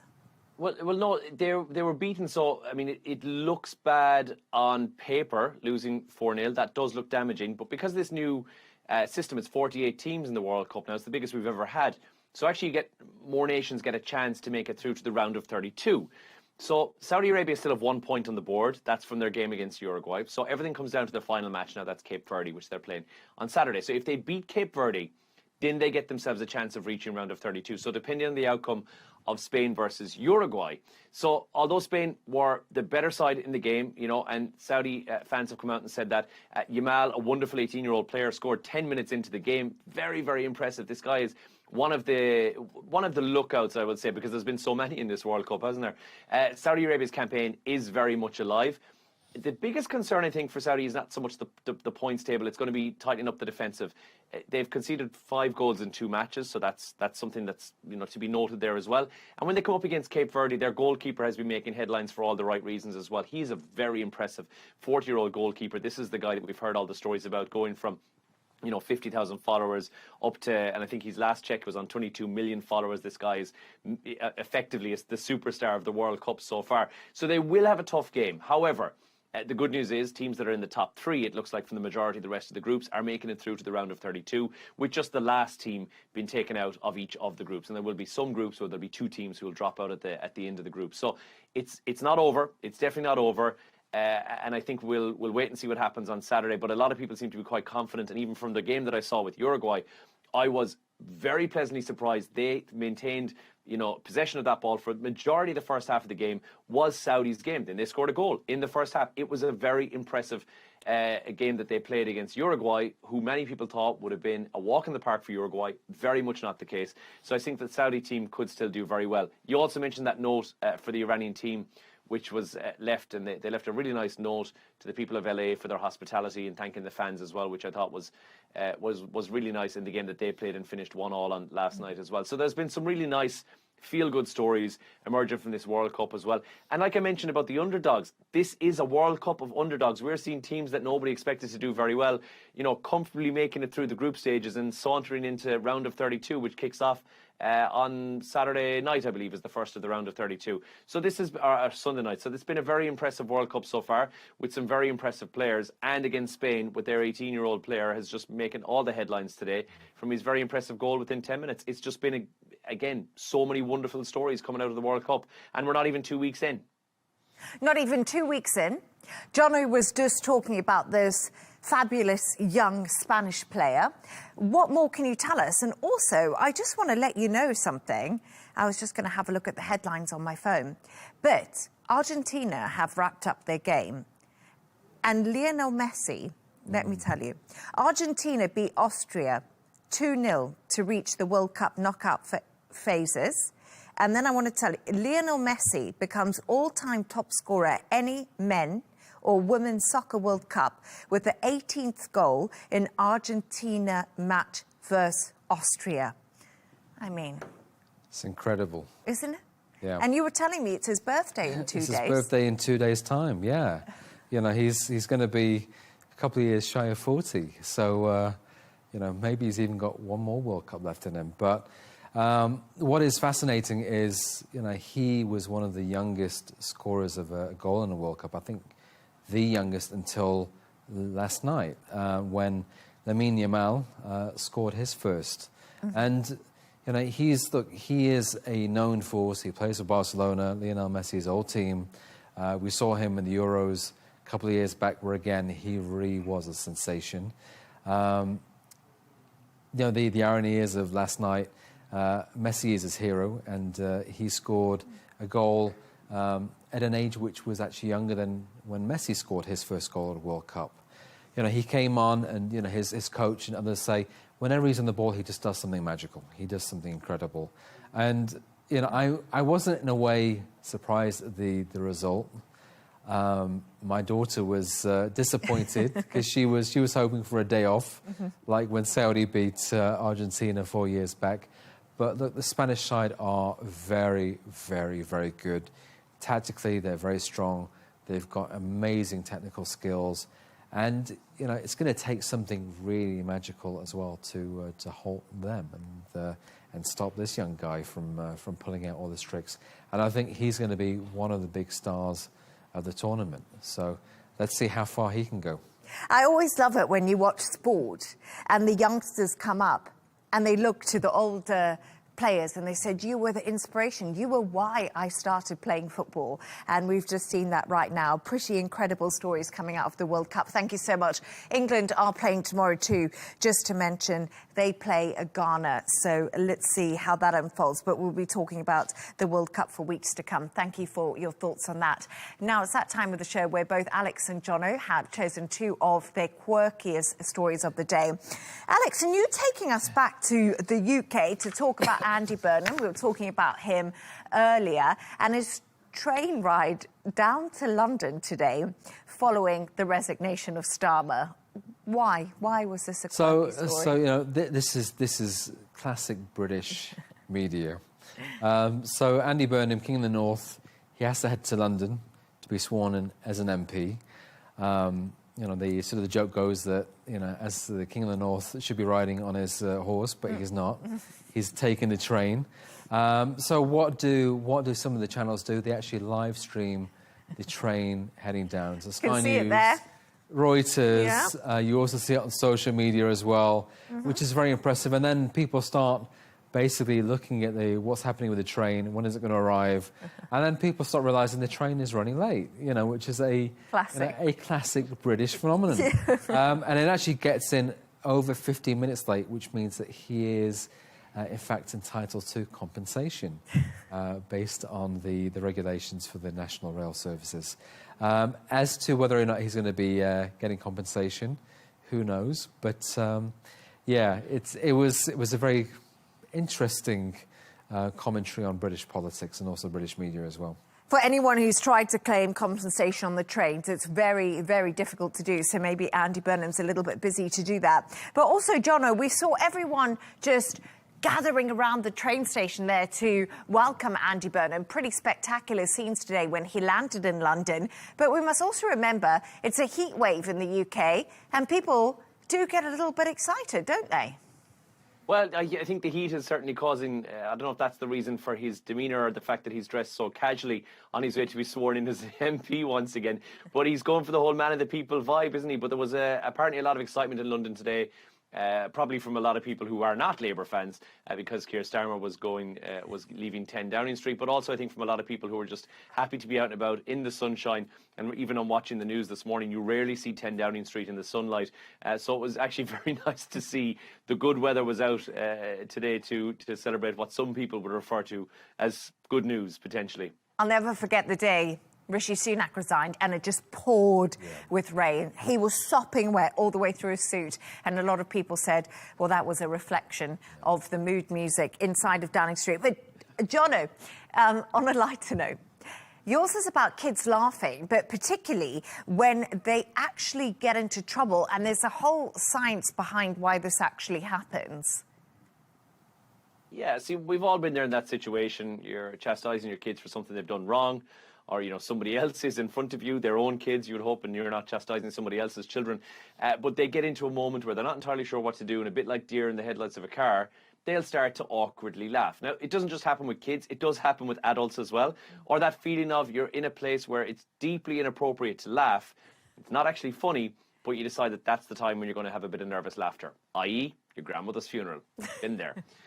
Well, now there's science behind it. It's actually a coping mechanism. So if kids or adults become anxious, embarrassed, or overwhelmed, your brain releases laughter as a way of regulating the emotions. So your brain goes, you're not in a good place right now, you're stressed, your cortisol's increased, I need to do something to fix that.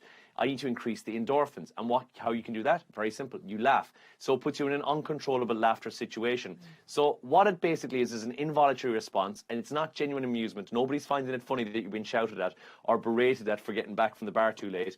So if a child breaks something expensive and starts giggling when you're trying to be serious and tell them, the actual reason is that you've stressed them so much their body doesn't know what to do with itself. It's tensed up in just a moment. It needs to release all those endorphins. So how it does it is make you laugh instead, because it's an easier thing to do. And now as an adult, I don't feel bad about laughing in awkward situations anymore. I just know that it's my body telling me you need to relax a little bit. You have children. If they're naughty and they laugh, does that make you even more angry, or does it sort of disarm you a bit and then you think, oh, it's not that bad? I actually laugh when my wife is about to tell me off. Oh, do you? Yeah, and she knows, you know, it's a sign that I've done something which she would very much disapprove of. Whereas I probably also do the same thing with my daughter when she's about to tell me off as well. So the girls just tell you off? Yeah, well, yeah. That's the pattern in our home. And you laugh. I must admit, I don't laugh when I get into trouble, but if anyone falls over or like does something like that, I find it really funny, and then I feel really bad because these poor people, and you know, I'm like, don't laugh, but then it's so bad you want to laugh. But now there's a whole science behind it, so don't feel that bad. But thank you so much to our guest today, of course, Alex Malouf, right in the studio with me, founder of Riyadh-based comms consultancies firm Narrative Shapers, and broadcaster and journalist Jono Hayes. And that's all from us on W News Extra. Don't forget to subscribe to our YouTube channel. Follow us on X, GNT. That's coming up next. Goodbye and thank you.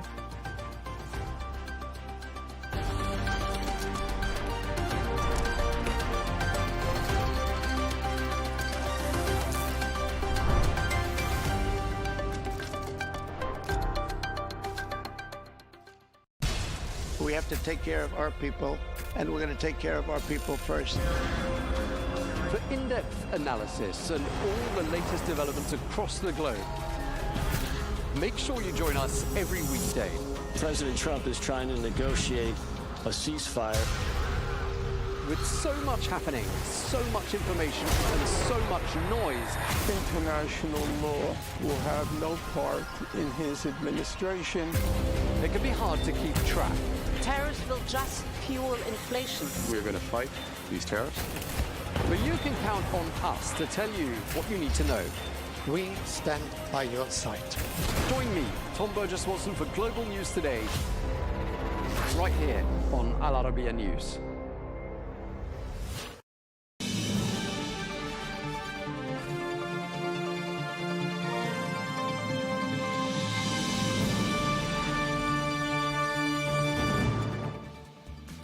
Hello and welcome to Global News Today, bringing you exclusive interviews with leading experts every weekday here on Al Arabiya English. From our headquarters in Riyadh, I'm Tom Burges Watson. Coming up today, US Vice President J.D. Vance says that talks during the weekend between the US and Iran to end the war have created a good foundation for a successful final deal. We ask what progress has been made. Meanwhile, the ceasefire between Israel and Hezbollah in Lebanon appears to be holding. And in the United Kingdom, the Labour Party's Andy Berman confirms that he is seeking to replace Sir Keir Starmer as Prime Minister, while Starmer confirmed today that he is stepping down. We ask what happens next and what would Burnham bring to the job? All of that coming up.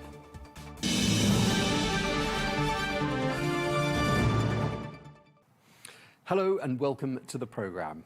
After 18 hours of intensive talks between Washington and Tehran, the US Vice President J.D. Vance says there has been great progress and that the foundations of a final agreement are now in place. Well, Iran's top negotiators left Switzerland earlier today, and there were positive signals from Tehran as well, with Iran's foreign minister also declaring that progress has been made. But it wasn't entirely straightforward. The Iranian delegation reportedly threatened to walk out after President Trump made headlines with remarks that included threats to bomb Iran and even kidnap the negotiating team unless the Strait of Hormuz was reopened. Well, at one stage, the talks appeared close to collapse, but ultimately both sides remained at the table. Well, we're joined now by Joel Rubin, who is a former Deputy Assistant Secretary of State who served under the Obama administration. He joins us from Washington. Joel, you're also an author. You've written extensively about foreign policy. I can see your book just behind you.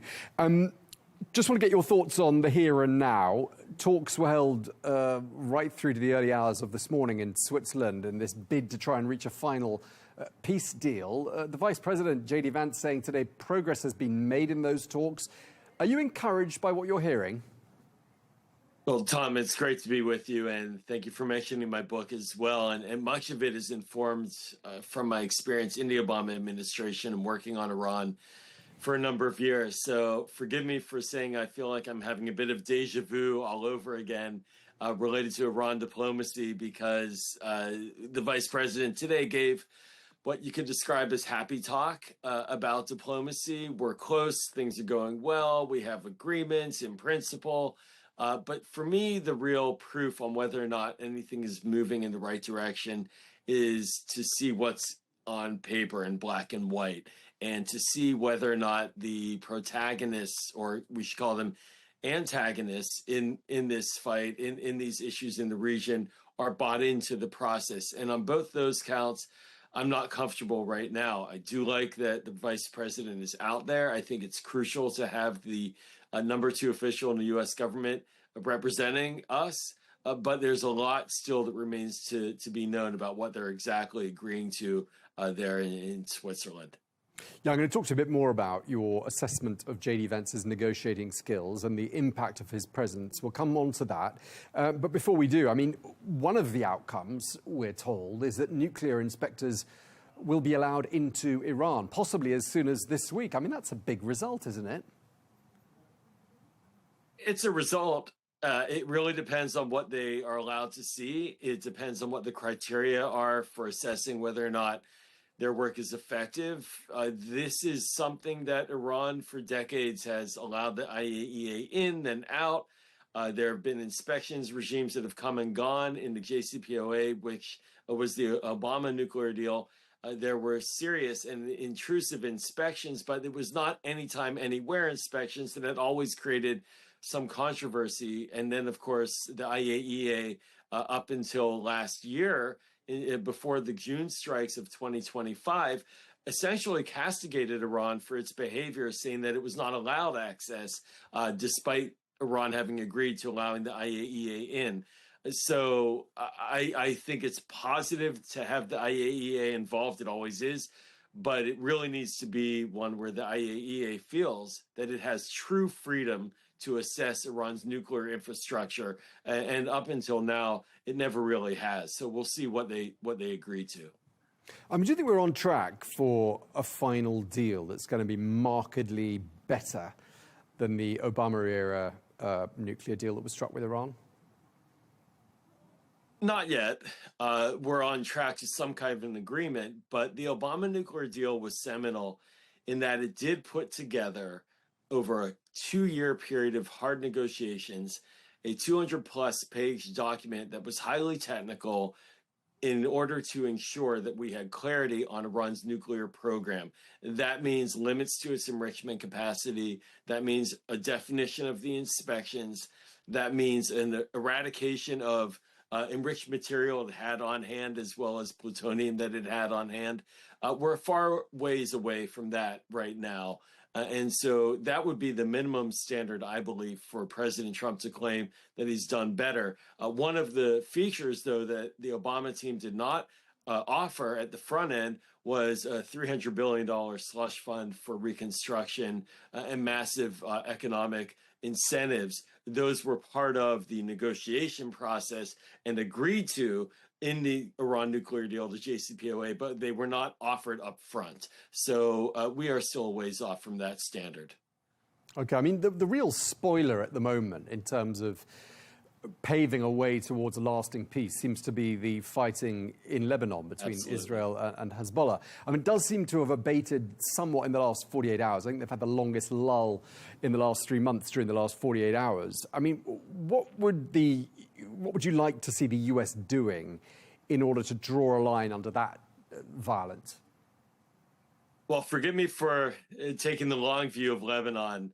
But Israel and Lebanon writ large have been in conflict going back to the beginning of the founding of the State of Israel. And certainly when Yasser Arafat and the PLO were in Lebanon in 1982, Israel occupied southern Lebanon for 18 years, then it left. Then 5 or 6 years later, there was a major war between Israel and Hezbollah. 20 years later, we're now where we are, as you described. So the idea that this is going to somehow be solved overnight without the Israelis at the table, to me, seems to be incredibly naive. That does not mean that there should not be discussions about how to bring calm and peace to Lebanon. The Lebanese people deserve it. But the process that's parallel to this, which I think is very important and does need to find a way to be integrated into these discussions, is the bilateral Israeli government, Lebanese government dialogue that President Trump is convening in Washington. Get that going.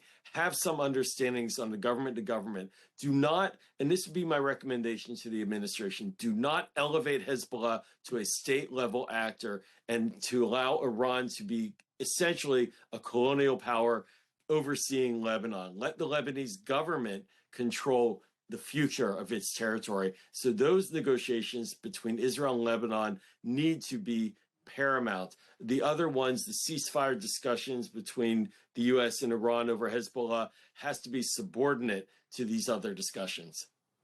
Right. I mean, clearly Hezbollah has the full support of Iran.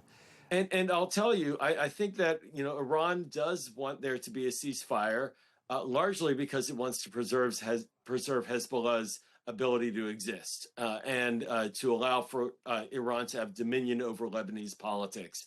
And I think that's a crucial part that I'm not sure the administration is recognizing in these talks, but that clearly is where the Iranians want to go. And they're hoping that the United States will force the Israelis to terminate their military activity in Lebanon, regardless of whatever it is that Hezbollah does. And I just don't think that's realistic.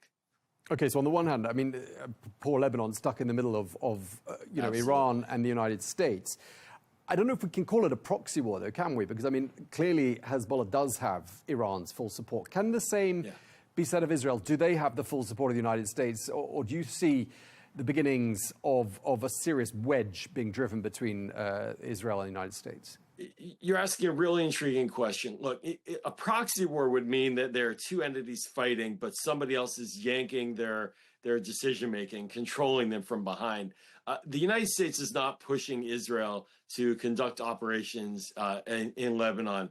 So in that sense, it's not a proxy war. If anything, Hezbollah is a proxy for Iran. And so I think we just have to be very realistic. And part of I think the uproar about the MOU is that when it described Lebanon, it never talked about cleaving Hezbollah off of Iran. It essentially acceded to Iran's relationship with Hezbollah, regardless of whatever the Lebanese government wants. And remember, the Lebanese government has publicly said it does not want Hezbollah to engage in military activity on its territory any longer. So this is a very hard issue. This is a regional security issue. I think that it's a very important issue to have in negotiations, and they should happen. My view would be that they should happen as a third stage negotiation after these nuclear talks are firm and solid, and there's some agreement built upon the ceasefire that we currently are seeing executed or hoping to see executed. But when you put that first, which is what the Iranians did, you then try to say that that's needing to be resolved. Otherwise, they'll open up the Straits of Hormuz because they want to keep Hezbollah alive. And so it all gets convoluted, and President Trump gets spun in circles. And I just don't think it's a realistic approach from an American perspective if we want to achieve our goals on having a nuclear agreement with Iran that's firm and the Straits opened. Right. I mean, clearly a lot of things are happening. It's a good negotiating tactic for the Iranians, absolutely. Yeah, I mean, yeah, not for us. You have to hand it to the Iranians that this appears to have worked. It was a highly effective, if I may, I'm sorry to interrupt. Go ahead. It was a highly effective maneuver by the Iranian negotiators, and one where I think the United States really lost a lot of leverage by acceding to at the negotiating table during the MOU process. I mean, you've painted a picture of so many different moving parts. I mean, some of them really important and things that have never happened before, like talks taking place between Lebanese and Israeli diplomats. A war has just been fought, direct confrontations involving the United States, Israel, and Iran. When you look at all of these things happening at the same time, not to mention the peace process that's been happening in Switzerland, all the various mediation efforts by Pakistan, by Qatar and others, I mean, does it give you any hope that because we're somewhere we've never been before and where we've been before hasn't got us anywhere, does that give you any optimism? Certainly gives me hope to see people talking about hard issues. And in that, I think where the vice president was today in his press conference, I thought was very accurate. Talking about resolving problems is the best way rather than resorting to military action and somehow assuming that will create a better tomorrow. No. But, you know, hope is something that we have, as you well know, had and seen for many decades in Middle East diplomacy. We've had many agreements that fall by the wayside, many ceasefires that collapse into hot wars, many nuclear agreements that are torn up across the board. So we do need to have this hope. We do need to support diplomatic processes. But what I'm trying to argue is that we need to do it in the right way. It needs to be realistic and it needs to be well designed from the front end. My concern right now, for example, with our discussion on Lebanon, is that if the Israelis are not in the middle of this and part of this, they are going to be an X factor that, frankly, they'll have freedom of action to do things that may undermine potentially the goals of the negotiators, because that's in the Israeli national security interest to protect their people. And the same problem happened during the JCPOA. Israel was not included, and we saw that that was a problem. I think to have a realistic foreign policy, one should not blame Israel for securing its interests. One should try to figure out how to secure its interests and how to support it in its security goals. And I fear that there's going to be a lot of finger pointing at the Israelis while, frankly, they are doing what their people demand across the political spectrum. At the same time, if I may add, from the American perspective, it is crucial for us to get a nuclear agreement with Iran that's firm and verifiable. Does that mean that we need to front load our economic commitments to Iran to get there? No, I don't think so. I think we have military pressure on from this past war that we should utilize. I fear that President Trump squandered much of his diplomatic leverage when he unilaterally conducted a ceasefire back in April and then continued to threaten and not follow through on his military threats. That harmed his power at the negotiating table. And the last thing I do have to add, where are our allies? Where's Europe? Our traditional allies who have strengthened our ability to be effective at the table. They're nowhere to be seen. I think that's by design, and I think that's a mistake of the administration to not include our European allies at this moment. So you're saying it's the Americans' design not to have the Europeans involved, and yet we hear President Trump lamenting their lack of involvement. I mean, very hard to sort of read between the lines here. Both of those are right. He's lamenting the fact that the Europeans did not militarily come to our aid, and I think that he has a reason to be perturbed by that, especially the use of their bases, but that was a domestic political decision they made. All that said, we do need them to be at the table if we are going to have an agreement that sticks. It's the same dynamic with Israel. If we want to go to the United Nations Security Council, which is paragraph 14, guess who's there? Guess who's there? The Europeans are there, and the British, the French, and the Chinese and the Russians. So we need them at the front end, and we can't just take them for granted and assume that they'll go along. And they also have economic interests in Iran and longstanding security interests vis-a-vis Iran, and they can be helpful to us to pressure Iran to make concessions and agreements that are in our interest. I mean, just going back to the state of relations between Israel and the United States, I mean, clearly Prime Minister Netanyahu and President Trump want different things for the same reason. They both want to stand a decent chance of not being thrashed in elections in 4.5 months from now. And for Netanyahu, it looks like continuing the war, he will stand a better chance. And for President Trump, him and his party will stand a better chance if the war comes to a prompt end. I mean, how would you characterize the state of relations right now between those two men and those two countries? Well, I'll take the first part and then go to the second. On the elections, President Trump, while his party is, of course, facing the midterms, and he's very concerned about a Democratic Congress that would potentially not just thwart his agenda, but may move to impeach him in the House for a variety of issues. He does not want that to take place, but he paradoxically has massive flexibility and leeway as commander-in-chief. And we've seen that where the Congress has not stepped in to stop American military action towards Iran. So he's incredibly independent right now as a foreign policy leader.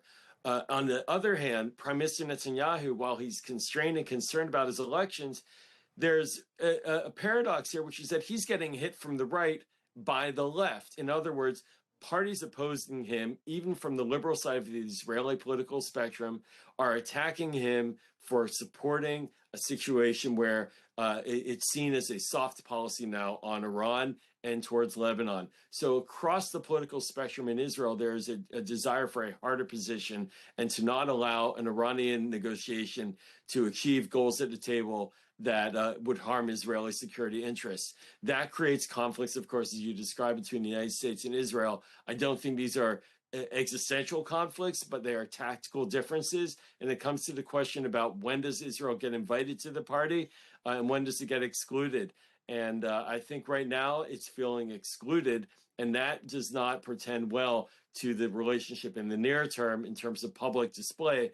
But there's always a desire to overread the differences between the United States and Israel by those who, for example, in Tehran, want there to be a gap and a gulf and believe the United States can just force Israel to do what it wants.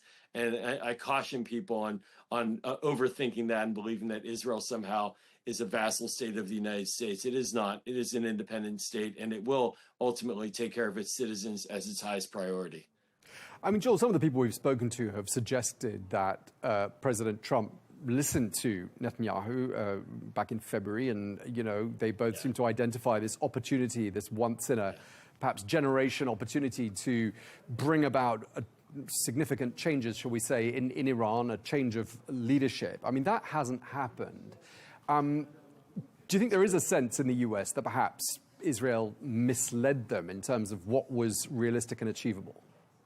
Yeah, I think the prime minister has been looking for some kind of military action against Iran for decades. This is not a surprise to anybody. But Donald Trump has not been a softie on Iran throughout his entire career. Remember, he actually struck Qasem Soleimani in 2020 and killed him. And there are reports that the Israelis backed out of that, causing a friction.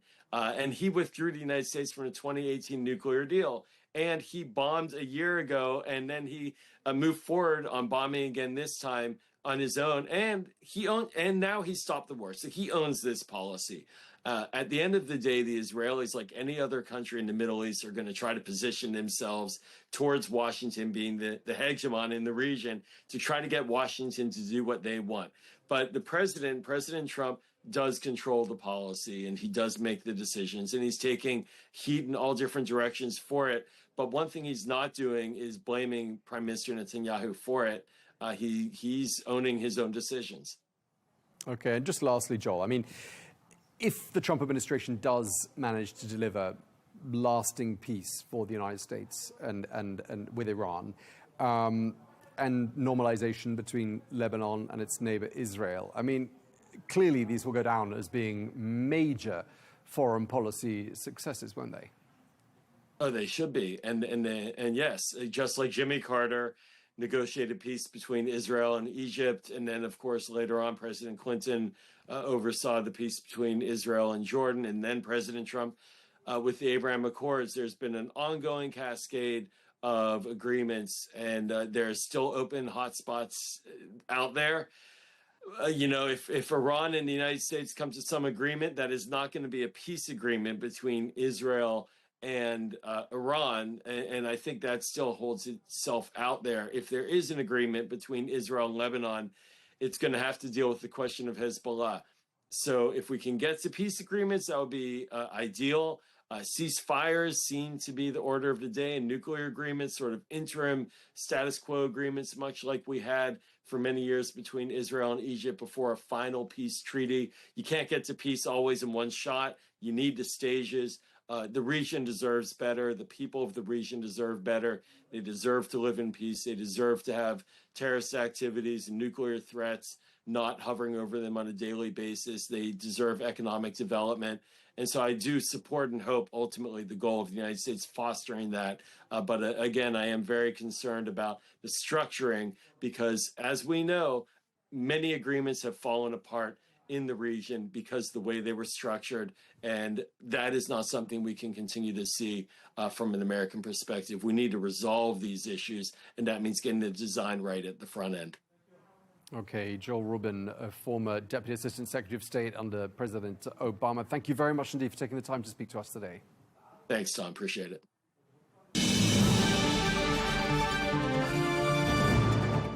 Meanwhile, maritime traffic through the Strait of Hormuz appears to have continued today, despite Iran's renewed closure announcement.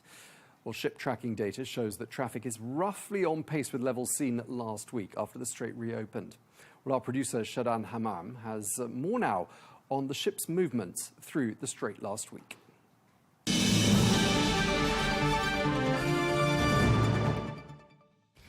Ships are starting to move through the Strait of Hormuz once again, and that was one of the main goals of the new agreement between the U.S. and Iran. It was to get this vital shipping route moving once again, and that is what we're starting to see now. But who exactly is moving through the strait so far?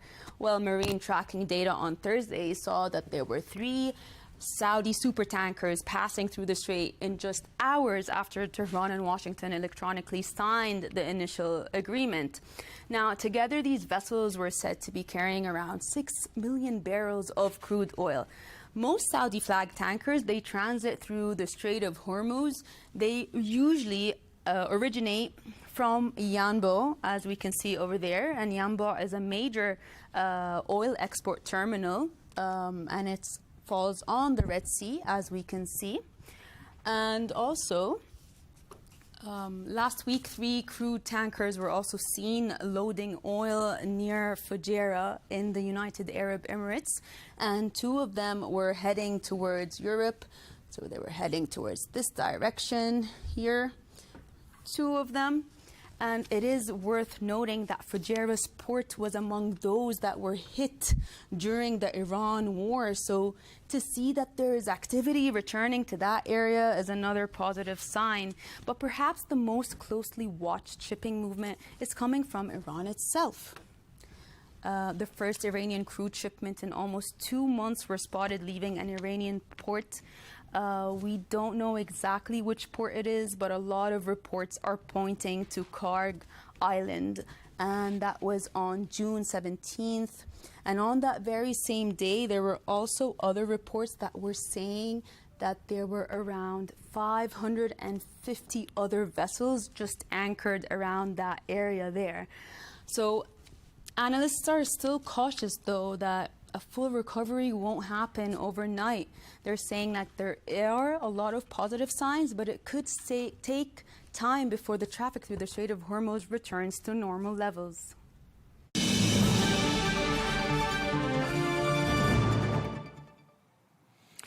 In other news, the British Prime Minister Sir Keir Starmer has resigned. This means that the UK will soon have its 7th Prime Minister in the space of 10 years. Well, Starmer was forced to step down after poor results in local elections and growing support for the anti-immigration Reform Party. Well, Starmer's likely successor will be Andy Burnham, the former mayor of the city of Manchester, where he has earned the name the King of the North.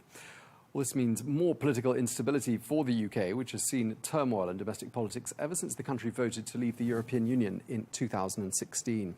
Well, in his resignation speech on the steps of 10 Downing Street, Sir Keir Starmer gave an emotional address. The question my party is asking now is whether I am best placed to lead us into the next general election. I have heard the answer of my parliamentary party to that question, and I accept that answer with good grace. Every decision I've taken has been about putting the country I love first. That is why I will resign as leader of the Labour Party. And when I leave the biggest job in the country, I shall spend more time on the most important job, being the best husband I can to my fantastic wife, Vic, who has been a rock by my side through good times and bad, and being the best dad I can to my beautiful children, who are my pride and my joy. Thank you very much.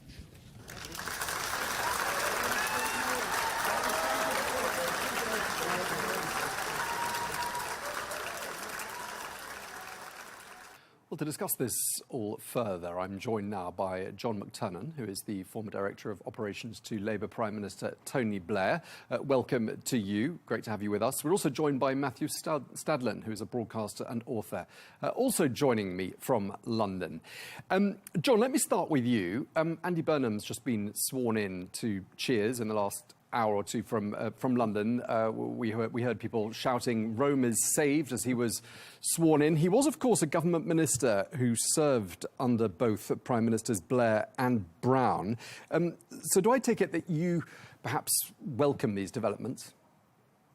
Look, I welcome Andy Burnham's entry into the House of Commons and his willingness, desire to challenge Keir Starmer. Keir Starmer stood down, so I welcome the idea of an Andy Burnham Prime Ministership, because he's been a radical all the way through his life, but it's culminated in Manchester, where intervention by the state to develop housing, intervention by the state to improve transport, intervention by the state to shape the local economy has proved very powerful. And I think his practice as a mayor has been a living rebuttal of the notion that only neoliberal economics can make a change, that government is always inefficient and always makes mistakes. So I think government is back, big government is back, and big ideas are back, because Andy brings an ideology, a soft left ideology, which is really what was behind a lot of the politics, the policies of the Starmer government. But I never thought Keir Starmer thought of himself as soft left or was proud to do things like nationalise the railways. This is a Prime Minister, Andy Burnham, who, when he's Prime Minister, will be very happy to nationalise utilities in order to cut costs for ordinary families, households, but also for businesses. So yeah, it's a great moment, and the cheering in the House of Commons was so heartfelt from the Labour MPs who feel they may have been rescued from a fate worse than death. Matthew, do you feel the same way? And do you think Sir Keir Starmer really had to go? Well, now it's happening or happened. I want to kind of jump on board. Clearly, I'll be scrutinising Andy Burnham's government as well, but I am very, very keen that there is not a Nigel Farage-led reform government. And so John and I are effectively on the same side here. I won't support policies that I can't defend, as I didn't with Keir Starmer. But I think it's important that the Labour Party now really does come together. That said, I feel really uncomfortable with what's happened.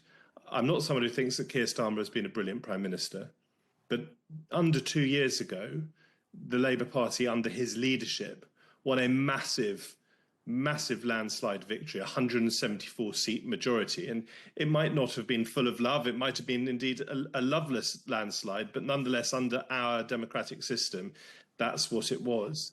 And so there's part of me that feels Starmer, not so much himself, but the idea of a Labour Prime Minister who'd been elected just 2 years ago as leader of the party. Of course, we don't directly elect prime ministers. That principle has been betrayed, and there's been a combination of panic amongst Labour MPs, a media feeding frenzy, and of course the toxicity on social media that has been consistent since day one.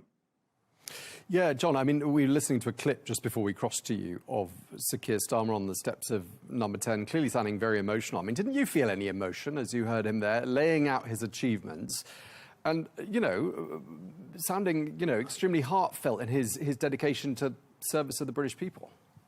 I've been there when leaders have left in Australia and in the UK. I've been there when my bosses have had to leave office. It's the saddest thing ever, not least because all of your efforts have been to keep the boss in place. And you have to, with your heart, really feel for Keir, but you also have to, with your head, say, if he had been able to speak so eloquently about the achievements of the government, so proudly, so emotionally, for the last 2 years, he might not have been in the situation of having had to resign. It's his inability to communicate that has been the most undermining part of his prime ministership. He can't communicate, the Chancellor can't, Rachel Reeves can't communicate. You can't have a government that's successful if the top of the office can't tell a story, can't make a case, can't win an argument. I hear you, John, and I'd like to get Matthew's thoughts on this as well. But I mean, I'm saying to myself, if Sir Keir Starmer is a man who can't communicate, I mean, how did he get there in the first place? I mean, surely he got something right 2 years ago, or was it just that he was so much better than the alternatives at the time? Matthew? Well, look, my concern is I want to be a bit careful because we're speaking to an international audience, and I'm a proud Brit. We have a great democracy in our country. We are, I think, at the moment, the 5th biggest economy in the world. Masses of international business and indeed law is carried out in the English language. We have got so much going for ourselves as a country. We did not collapse after Brexit, as some predicted. However, look, if you ask for my political analysis, I have concerns that Andy Burnham simply hasn't done nearly enough to justify his march on Number 10. This is a man who successfully ran the city of Manchester, fine, good for him. He capped bus fares, for example, but that doesn't in itself qualify him to be Prime Minister. And I am concerned that the same sort of narratives will develop very, very quickly against him as did against Keir Starmer. And there's an extent to which he is trapped by the same things that Starmer was trapped by. Not just a hostile media in the majority, not just social media, but also the fact that there doesn't seem to be much money to go around. We have got huge debt. We've got the big question of pensions. We've got welfare more generally that Starmer was not able to fix. And then you've got the big issues on the international stage. And Burnham doesn't have much, if any, of that sort of way. He has some, but not much experience on the international stage. And so he's going to be hit by a speed train And it won't just be a speed train of goodwill that John was referencing in the House of Commons. It will be a steam train of negativity trying to tear him down. He's got Nigel Farage to the right of him. He's got Kemi Badenoch to the right of him. He's got Zach Polanski to the left of him. He's got Ed Davey as the leader of the Liberal Democrats. These are incredibly fractious times politically in our country, as they are around the world. I'm not saying that Britain is unique in this. And my concern is that Andy Burnham risks being a disappointment. But that said, I hope he succeeds. And as I say, Britain has got an enormous amount going for it. Matthew, I want to stay with you for just 1 second, because right at the beginning you said something really interesting. You know, the fact we are, as you said, talking to an international audience here, and you seem to be urging caution. I mean, 7 prime ministers in the space of 10 years. What does that say about brand Britain to the rest of the world? Yeah, well, I don't think it's a good look. I think there's an extent to which today is an embarrassing day for this country. I do think that too many Labour MPs panicked. I also think, as I say, that there was a media frenzy. There's this desire, it seems to me, in parts of the media for the next big story, and it's almost in their interests for there to be a quick turnover of Prime Minister. As you say, we're about to have our 7th Prime Minister in a decade.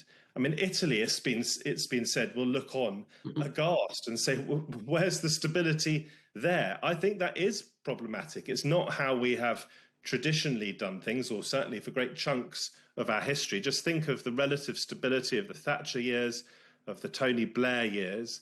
And I am concerned about the messaging this sends out to the world, because stability, political stability, is important for economic stability. And don't forget, Britain had the highest growth of the G7 countries in the first quarter of this year. As John says, if Starmer had been a better communicator, if he'd been better able to spell out the things he was getting right, he would have been less dragged down by the things that he was getting wrong, by the U-turns, and by the assault that was waged against him by, in some cases, really vicious forces on the right. But overall, my message to the world is, have faith in Britain. We are a great country. There is so much that is good about us. And I hope that Andy Burnham rises to the challenge. I mean, he certainly had better, because if you are going to be fundamental to unseating a Prime Minister, this has never happened to a Labour Prime Minister before, not that there have been that many examples, but if you're going to be fundamental to that process, you better have some good answers, and you better have some good answers quick. Right, John, I've got to let you respond to that, because I'd love to know what you think this sends out to the rest of the world by way of a message about what the United Kingdom is and where it's heading. Look, I get that. The thing that happened 10 years ago this week, is Brexit. Brexit was a self-inflicted wound. It was a decision that cut 4% away from GDP in the UK. That was on top of the global financial crisis that had already taken 7% of GDP away from the UK. It's a country that's not had a pay rise for 20 years. And if you don't sort that, you can't sort anything. People are unhappy for a very, very good reason. They blame the governments for a very, very good reason. Because in my view, Andy's the first person that's understood what the Brexit vote was about. It wasn't a vote for or against Europe. It was a vote against marketisation. Andy calls it neoliberalism. The idea that the private sector is always best. The idea that market mechanisms should be brought into health and into education. It should come into every sphere of our lives. That everything we do should be monetized. The way our use of social media is now monetized. The way streaming services are monetized. You know, ads within a streaming service you'd already paid for. Right? The monetization of everything. The way that infiltrates, comes into the whole way we think about the world. And he's going, no. What people said in 2016 in Brexit was the same as what they said in 2017 voting for Corbyn, and the same as they said voting for Johnson in 2019, the same as they said voting for Starmer in 2024. We need an end to this worshipping of the market, this worshipping and the sacrifice of real people with real living standards to the markets. If you can break with that, then you're setting a new paradigm in politics. Thatcher and Blair were 2 bookends of a period. We've not found the right question since then. People have never found it. But I think a new progressive political economy, one that's built for people, one in which government uses its powers to shape the market, and if, when necessary, take a piece off the board, nationalise Thames Water if they won't behave properly. All right, John, and to Matthew's other point, which I'd love to get your view on as well. I mean, he said Andy Burnham's been Mayor of Manchester. That's well and good. I mean, does he have what it takes to stand on the world stage and address world leaders and look like a global statesman? Well, the biggest single thing about looking the part in any political situation is enjoying your job, being confident in yourself. Andy is very happy in his own skin. Keir is only happy in his own skin on an international stage. We look at it and we contrast it with him looking so nervous, so worried about being a prime minister. When we see him in the UK domestic context, we see him looking confident on the international stage. Well, even there, there he's brilliant on defence, security, on Ukraine. There, he looked like a cat's paw for Donald Trump. He humiliated himself for Donald Trump. And for what benefit? He didn't take the choice of a Mark Carney or an Anthony Albanese in Australia, members of the Commonwealth, UK's partners in the Commonwealth with other nations. I was just saying, no, we'll stand up to Trump and Trump's ambitions. And that there was a sense of doubt in the heart. Andy's a lot more comparable to a Mamdani, a man who went, from 1% in the polls to being the mayor of New York, and now is running a city, a massive city, 18 million people, with real confidence. Andy has been a cabinet minister, chief secretary of the Treasury, secretary of state for DCMS, culture, media and sports, secretary of state for health. He's run so many different bits of the UK government machinery already as a politician, and it comes back to, will he look the piece? I reckon you can cut and paste him into a G7 or a G20 or a NATO meeting, and he will look relaxed. And being relaxed is 90% of the task. 10%. Internationally, you're briefed. You go into meetings fully prepared to make decisions already made. All right, Matthew. I'm worried. Okay, go ahead. Look, I really hope that John is right, and it's difficult often to picture what a future prime minister will actually be like, whether in a domestic environment or indeed an international environment. I hope John's right about how Andy Burnham will handle himself on the global stage. But there's some worrying naivety. I hope you'll forgive me for using that word, John, about something that you said, and that's the importance of handling Trump. We cannot pretend that America is not the United Kingdom's #1 ally, despite the strain that Trump is putting that relationship under. And actually handling Trump is essential to the prospects of this country. And indeed, yes, I think Starmer probably did go a bit too far, prostrating himself in front of Trump with the letter. But I think to suggest that we don't have to somehow deal with Trump would be naive. I'm a massive opponent of Trump. I think he's a terrible human being. I think I've said on this channel, I think he's done and said terrible things. But hang on, I am not the prime minister, and we need a prime minister to be able to deal with Trump and also with Europe. And I just say one more thing, because John said a lot. He didn't mention immigration. I think the Brexit vote was enormously about immigration, and John simply hasn't mentioned that. And how you handle immigration, but also the narrative around immigration, is key to how you deal with the populists in the shape of both Zach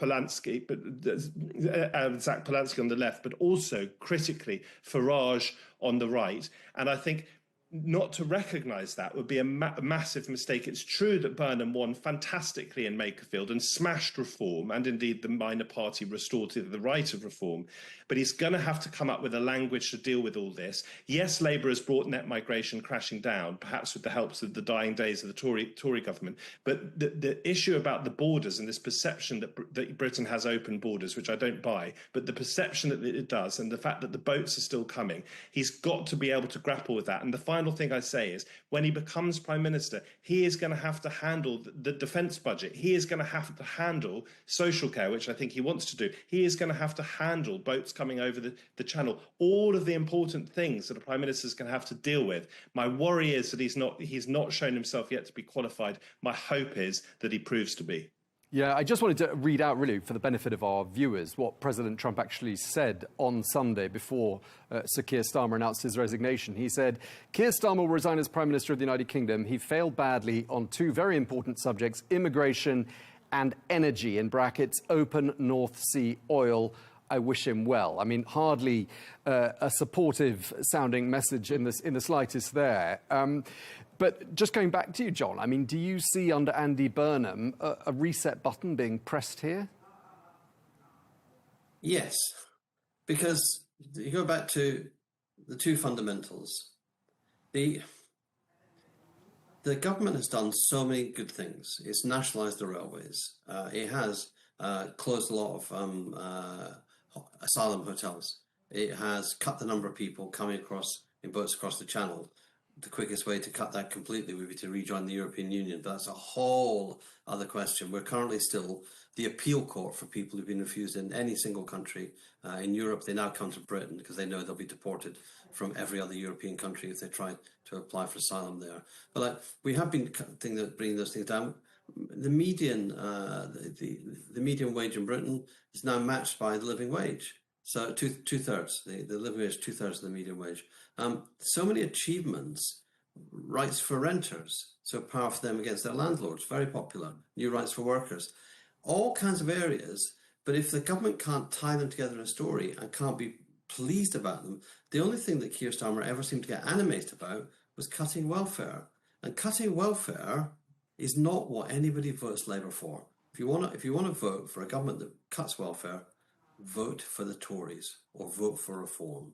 John, it's not sustainable.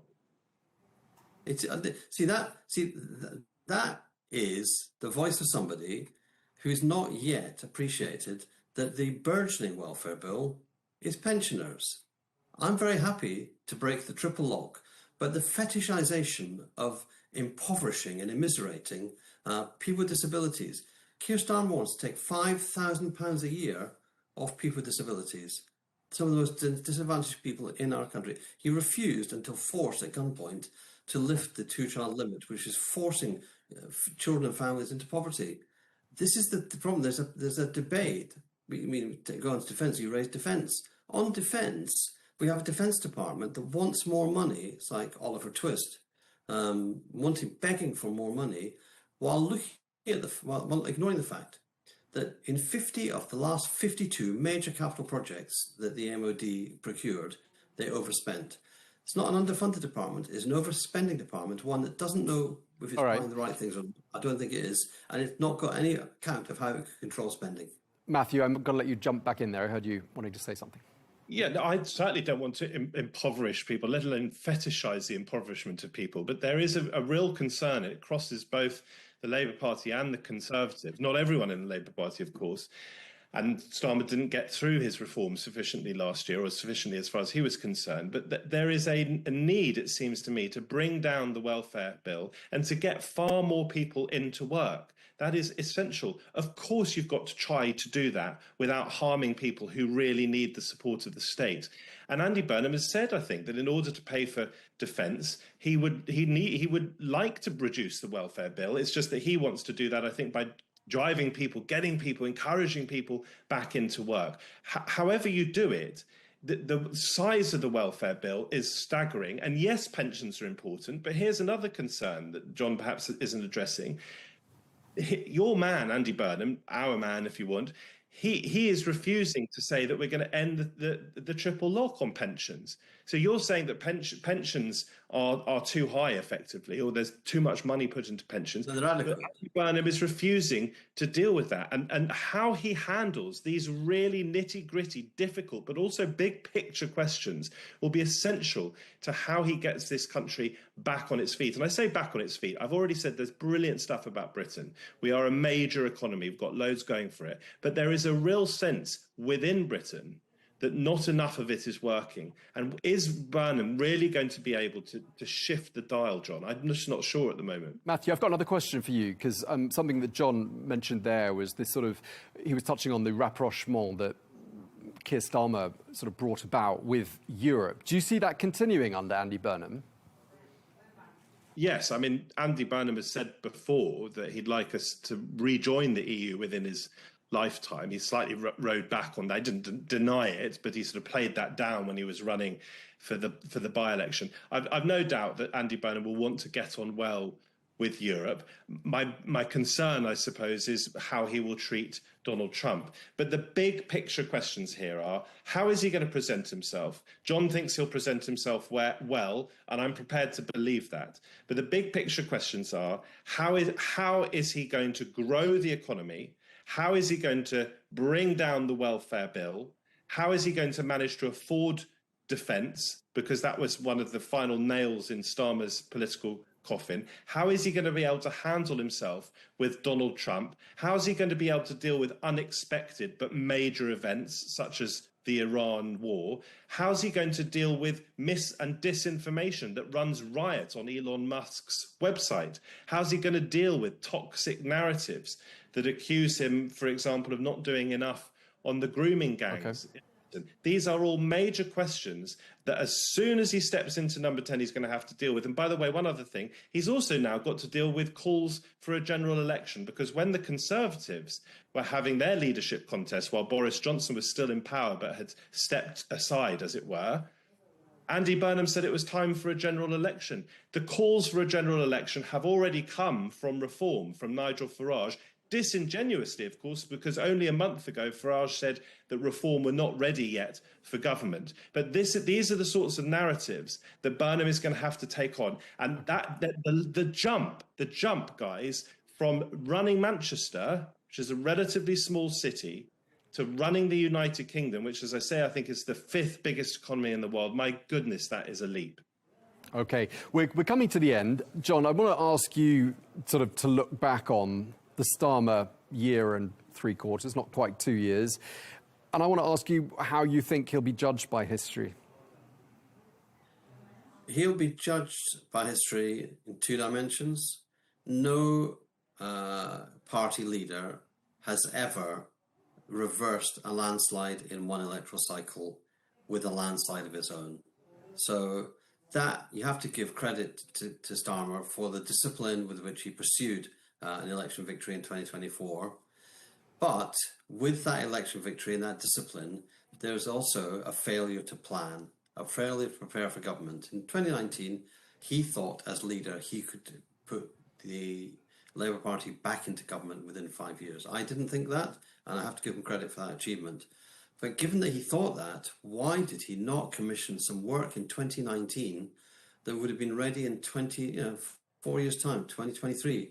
So then he got a year's campaigning in the run-up to the general election on the ideas for government. And that was a dereliction of duty. And that's really what's bitten him. There was a great radical manifesto.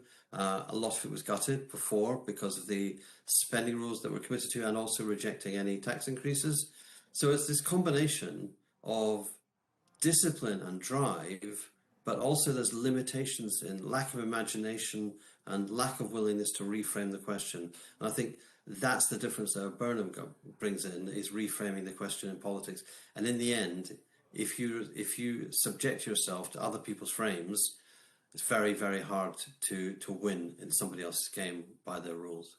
OK, John, let's give Matthew the last word since you had the first word. I mean, a pretty scathing assessment there from John, and one that I read, and I just want to ask you perhaps to react to that and what John was saying. Starmer is a man of few convictions who has dithered over making crucial decisions and who is prepared to throw others under the bus, said one commentator. What do you make of that? There's no doubt that Starmer was actually perfectly prepared to be ruthless. We've seen that. We saw that actually with the purging of Corbynism from the Labour Party. And Starmer wouldn't have been able to become Prime Minister had he not been able to be ruthless and had he not been able to be decisive in the way that he handled his own party. And actually, I think the reason probably, or one of the reasons why he wasn't sufficiently, it seems, prepared for power was because he was busy winning the battles within his own party. As John said, it was an astonishing achievement to turn that Boris Johnson landslide, small landslide, into a massive Labour landslide. There's no doubt about that. But he was also a wooden Prime Minister. And how will he be remembered? Well, I think there are two obvious and contrasting ways in which he might be remembered. It's perfectly possible to imagine in a year's time, Labour MPs scratching their heads saying, why on earth did we get rid of Starmer? And that scenario would be if my concerns turn out to be reality and that Burnham is just a sort of Starmer-esque type politician and not radical enough or not able to be as radical as he'd like to be, and finds his popularity going down the drain. And it's already reduced, by the way. The greater scrutiny that he's been under now has, I think, reduced his net favourability, possibly into the minus zone. The other way in which Starmer might be remembered is as someone who simply wasn't good enough. And that's why he was forced to resign. Burnham starts doing a brilliant job, and Labour MPs in the country think, well, why didn't this happen more quickly? Now, clearly, I'd like that second path, because although that won't reflect well on Starmer, it will nonetheless be good news for the country. There is a third possibility, by the way, and that is that people say, as John has hinted at, he's set up the base from which Andy Burnham can then govern this country effectively and powerfully. My very final thought is that John and I are on basically, I hope, the same side, both because we want the Labour Party to do well and also because we want Britain to do well. And that is essential now. We've got to come together as a party. I'm not a Labour politician myself, but I want it to do well. But most importantly, as a country. All right. And my message to the world, to people watching, is Britain is a great country. It's a great place. And you just watch, because things really could start to take off.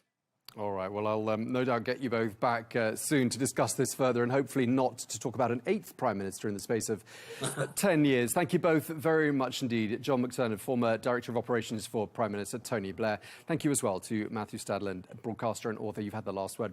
Thank you both very much indeed.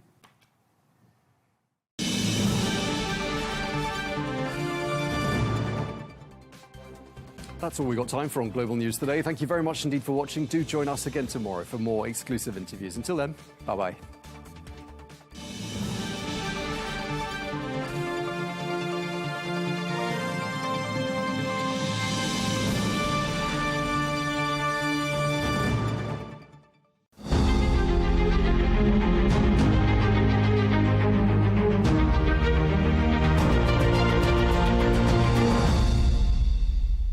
President Trump this morning seems to have been facing a bit of pressure back home and has come out saying that we're not going to put a cent into this reconstruction fund. And I think Vice President Vance has been talking about the Gulf Coast states, presumably the GCC, being the ones that pay up in terms of this $300 billion number that is floating around.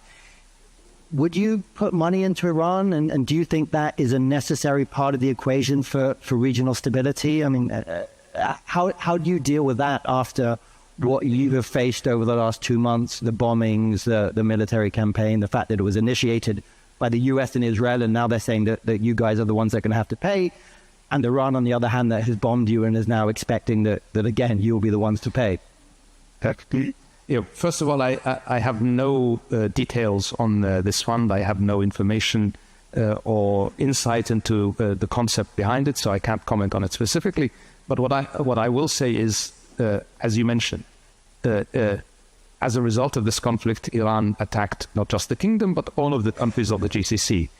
That has created a significant gulf of trust, a significant gulf, a significant loss of trust between all of us. We were just in the beginning process of rebuilding our relationship with Iran as a result of the Beijing understanding after a significant period where we had broken off relations, and that was only just starting to really gather momentum, and we were starting to at the edges explore potential areas of opening up on economic cooperation and things like that. And I think we are now we have since then regressed, and we're going to have a conversation how we rebuild that trust, how we rebuild that relationship before any concept of economic cooperation, mutual investment or anything like that can rationally be addressed. And I suspect that similarly goes for many of the GCC countries as well. And you have to, that, we in the kingdom, we have a very ambitious, in domestic investment program. We have a our public investment fund, our main vehicle for investment, has a long-term strategy that was actually just approved, and they have so they have already committed their funding streams to areas that are targeted at our domestic economy. Whether there is anything available to invest beyond that is something that I don't know. That's up to the relevant ministers on the investment side, on the economic side. But even before we can look at that as an option, there's going to have to be a rebuilding of trust and a rebuilding of relationships. And then maybe there is eventually in the future some pathway to greater economic cooperation and investment between Iran and the Kingdom and the GCC. Certainly, in an ideal world, that's what we aspire to. This is, as I said, when we were working to, normalize our relations after the GCC, after the Beijing understanding, it was a focus. We had started gradually. It started, in opening up for visitors from Iran and starting to look at reopening trade relations. All of that. That in itself was not an easy journey. And this has now regressed. So we're going to have to start some of that over. And it's a conversation we will have bilaterally with the Iranians, but it's also, I think, part of the very important dialogue that's going to have to happen in the context of a regional security framework. So I think we are quite early days yet before talking about, any real economic cooperation between Iran and its neighbors. Although that in the long term should be the objective and the goal. But the bet will still be from the Kingdom one of regional diplomacy. You led a process of re-engagement with Iran over recent years, having gone through a very contentious, cold, almost hot conflict in different theaters. We've now gone through this new war. Do you see the Kingdom pushing that again? Are you going to lean hard into that? Do you think that actually the only way forward is diplomacy? We have a lot of people talking about the need to boost defense mechanisms in the Gulf. There are some states looking to take a more assertive stand. How do you fit into that equation in terms of how we stabilize the region in a meaningful way? Look, the reality is you can't have effective diplomacy without a strong deterrent and a strong resilience to be able to deal with potential threats and challenges. So we're going to have a dual-track approach. This is absolutely set, whether it is on building our defense capacity to ensure that we are able to face threats, whether it's from Iran or elsewhere, and also building our resilience from a logistics and economic perspective. That said, we are committed to diplomacy. This is why we supported the diplomacy that helped get us to the MOU. This is why we're going to be very actively engaged in supporting the success of the negotiations that will follow the MOU, and it's why we will work with our partners in the region to begin a regional dialogue, to start the conversation about how we can overcome again the trust that has been lost as a result of this conflict, and how can we look to a better future, and how can we ensure that if potential flashpoints of the future can be addressed through diplomacy rather through confrontation. Indications that we've seen of the shape of the nature of the MOU suggest that there's zero mention of regional dynamics. That was one of the reasons that I think Trump referred to when initiating the conflict, but clearly now we've narrowed it down to opening the Strait of Hormuz and addressing the nuclear issue. What does that mean for you in the fact that the regional issues have been sidelined? And what does that mean in terms of how you take forward this process that you're talking about now? Are we just going to see a US-Iran nuclear track and everyone left to pick up the pieces? Or do you see those being integrated? Do you see a US role in that? Who is going to lead that process? And what does a regional dialogue possibly look like in the context where we have a number of states that have been or are pretty much still at war with each other?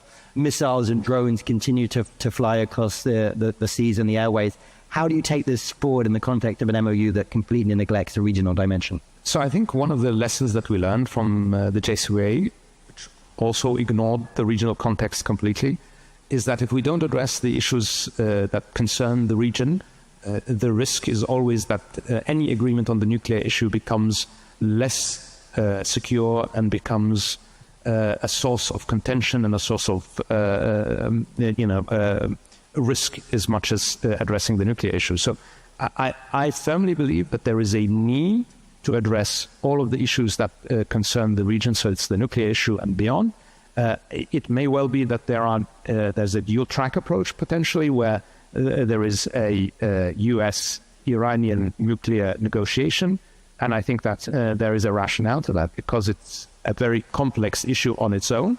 But I suspect that it will be very difficult to make concrete progress on the nuclear negotiations without there being a level of engagement on the regional files that gives the confidence that allows then those negotiations to proceed correctly. And, eventually, if there is a nuclear deal, there is the issue of sanctions relief. And that, as you know, is a very complicated issue. It's complicated within the US context, and it's also complicated within the European context. And the more that the regional issues are addressed and there is a level of confidence that we are able to look towards a future where there is less risk of confrontation, the more likely it is that the potential benefits in the areas of sanctions relief can be delivered more quickly, more effectively, with less opposition, both potentially from us in the region or from the quarters in the US and in Europe. Putting aside the question of normalization with Israel that you've in the past made very clear is tied to Israeli steps on the creation of a Palestinian state, presumably Israel needs to be part of that regional conversation if it's to be durable and sustainable. I mean, in the long term, that's certainly the most rational approach. Is it possible now? Is it possible with the policy approach that Israel is taking? I think there are many challenges in that. From my perspective, the region includes the Palestinians. Are the Israelis ready to sit with the Palestinians at the table to discuss regional issues? Doesn't seem to me that is a potential outcome right now. It would, I think, serve the interest of everyone to have a real discussion about how we address all of the issues of regional tension. And the core issue, the thing that drives most risk in the long term is obviously the unaddressed issue of the rights of the Palestinians. And the same goes for the issue of Lebanon, Syria, etc. So Israel is part of the region. That means they should be part of the regional conversation. But Palestine is also part of the region. They need to be part of that conversation. Are the Israelis willing to accept that? If that were the case, that would be, I think, a move in the right direction. I want to get onto Gaza in a bit more detail in a second, but before we do that, just on the broader Israel question, there have been those that have expressed concern that Israel is going to be the one actor most opposed to this deal.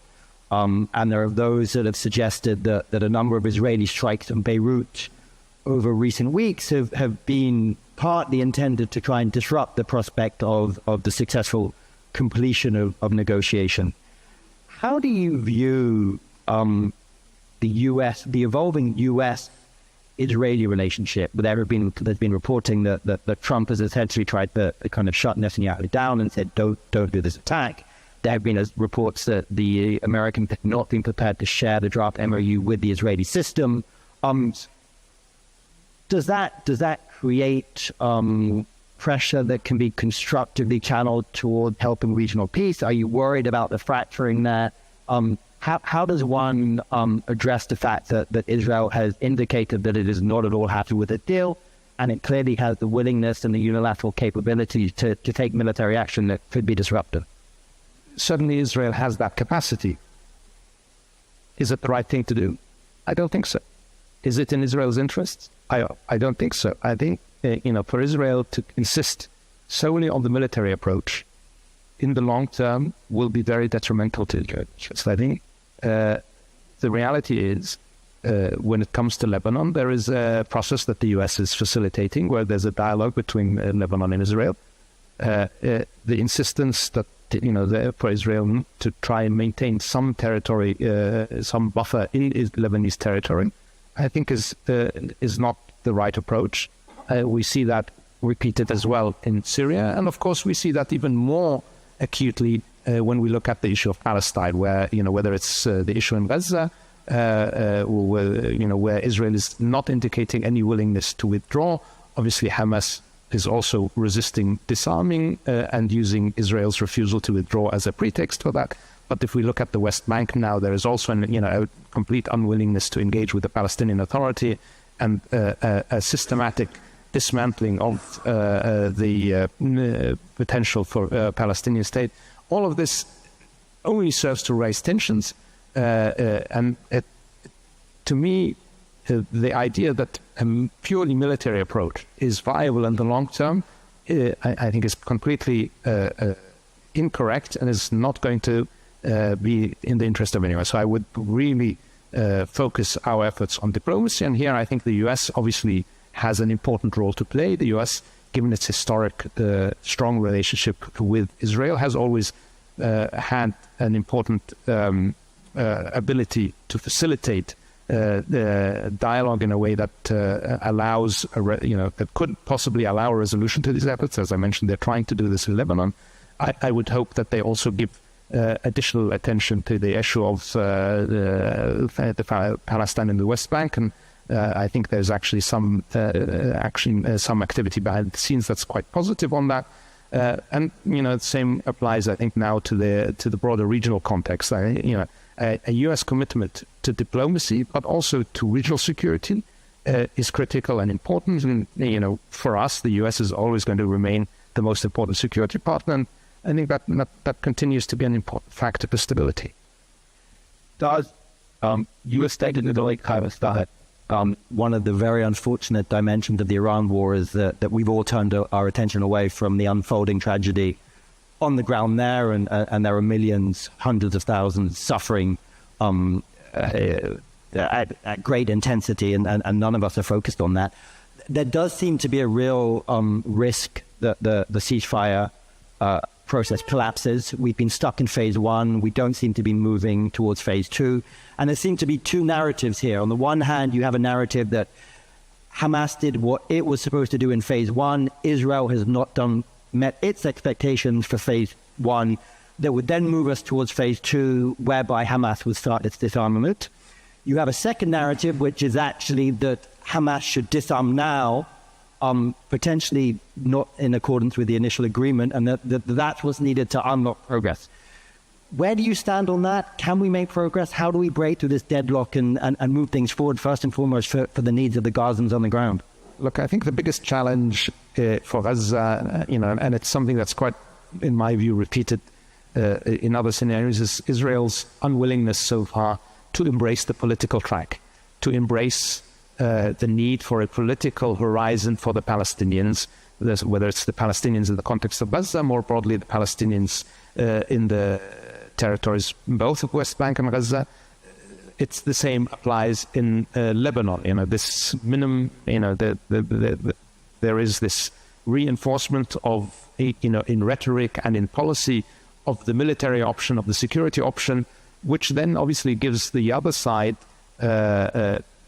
legitimately or otherwise, it's up to you to interpret, but it gives them the space to say, well, I don't have a partner that is committed to a political track, therefore I am also going to hold on to my guns, or I'm going to, continue to resist fulfilling my commitments. So this is the quandary and the conundrum we have. There is a need for both sides to live up to their commitments. Right now, both sides are not living up to the commitments, and if we stick within this, chicken and egg kind of dialogue of who came first or who's supposed to come first, I think we will abdicate the solution to those that actually don't want a solution. So I think, again, here the U.S. involvement is absolutely key, and I'm confident that they will continue to push both on Gaza and beyond to eventually get to that discussion about a political horizon that I think will unlock a lot of these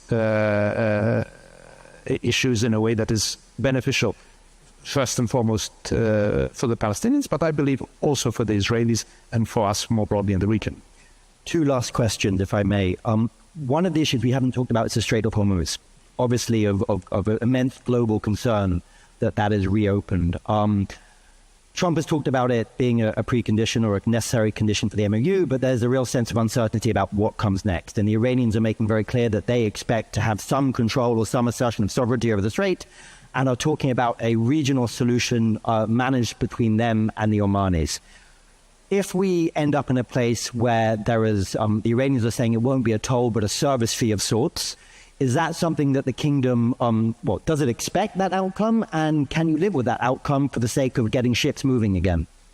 So our position is very clear. The situation must return to the status quo before the war. There is no other option from our perspective. And if you read, and I have read more than my fair share now of analysis on what is allowed under international law and under the UN Convention for the Laws of the Sea, there is no real space for any mechanisms in the context of what the Iranians are talking about right now. And therefore, and more important than anything, the management of the strait was working fine before the conflict. There were no issues. Ships were navigating freely. There was no safety issue. There was no environmental issue. There were no issues. So why should we now, as a result of a conflict, accept some novel arrangement that is going to be imposed on it? That to me doesn't make sense. So I think we need to go back to the way it was, and that worked fine, and that should be the end of it. We are the European Council on Foreign Relations, and we haven't mentioned Europe once, which is a sad indictment of Europe's regional role these days. But I want to conclude with a question on that file. Europeans don't have much confidence these days in their ability to really play a regional role when it comes to Gaza, when it comes to Iran. We've clearly been out of the loop, pushed aside, marginalized, divided amongst ourselves. From the kingdom's perspective, is there a role for Europe? Has that role become more important since the eruption of this conflict? And where would you see it playing out? I mean, you've got talk of a maritime naval mission by the French and the Brits.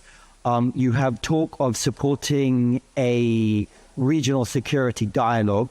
And you also have talk of European nuclear expertise in the context of a US administration that seems to be sorely lacking in that kind of expertise. Where do you see a place in any of those areas? And can you give us a specific sense of how you could see that unfolding or looking like if Europe was to step up? I mean, first of all, I think Europe did step up. Europe was very involved during the conflict. It did support many of its traditional allies in the GCC with their defense, and we are appreciative of each individual European nation that contributed in whatever way they could. They also obviously engaged diplomatically very actively, including starting work on this mission that you alluded to for the securing of the Straits of Hormuz. And I think that will have a very important, valuable contribution to the post-MOU phase, to ensuring safe navigation and also helping deal with the possible threat of mines that might be there. And beyond that, Europe will have a say, because obviously there continue to be EU sanctions that the Iranians will want to see lifted, and that will allow the Europeans to be part of the conversation. I think the European, and certainly the E3, have a lot of experience when it comes to the nuclear file that they can contribute as well. Europe, has a role to play, and I think Europe can play that role. Obviously, one challenge for Europe is, having a unified voice. That's not always the case, but I would not at all minimize the role that Europe has already played and can play in the future. Minister, thank you so much for being with us. We've done a really rapid tour of the various regional challenges that you're facing, and we know that the next 60 days are going to be high pressure, high stakes, and obviously the risks of a relapse into violence remain strong. So thank you for sharing your thinking with us. Thank you for being in Vienna with us. Thank you. Thank you.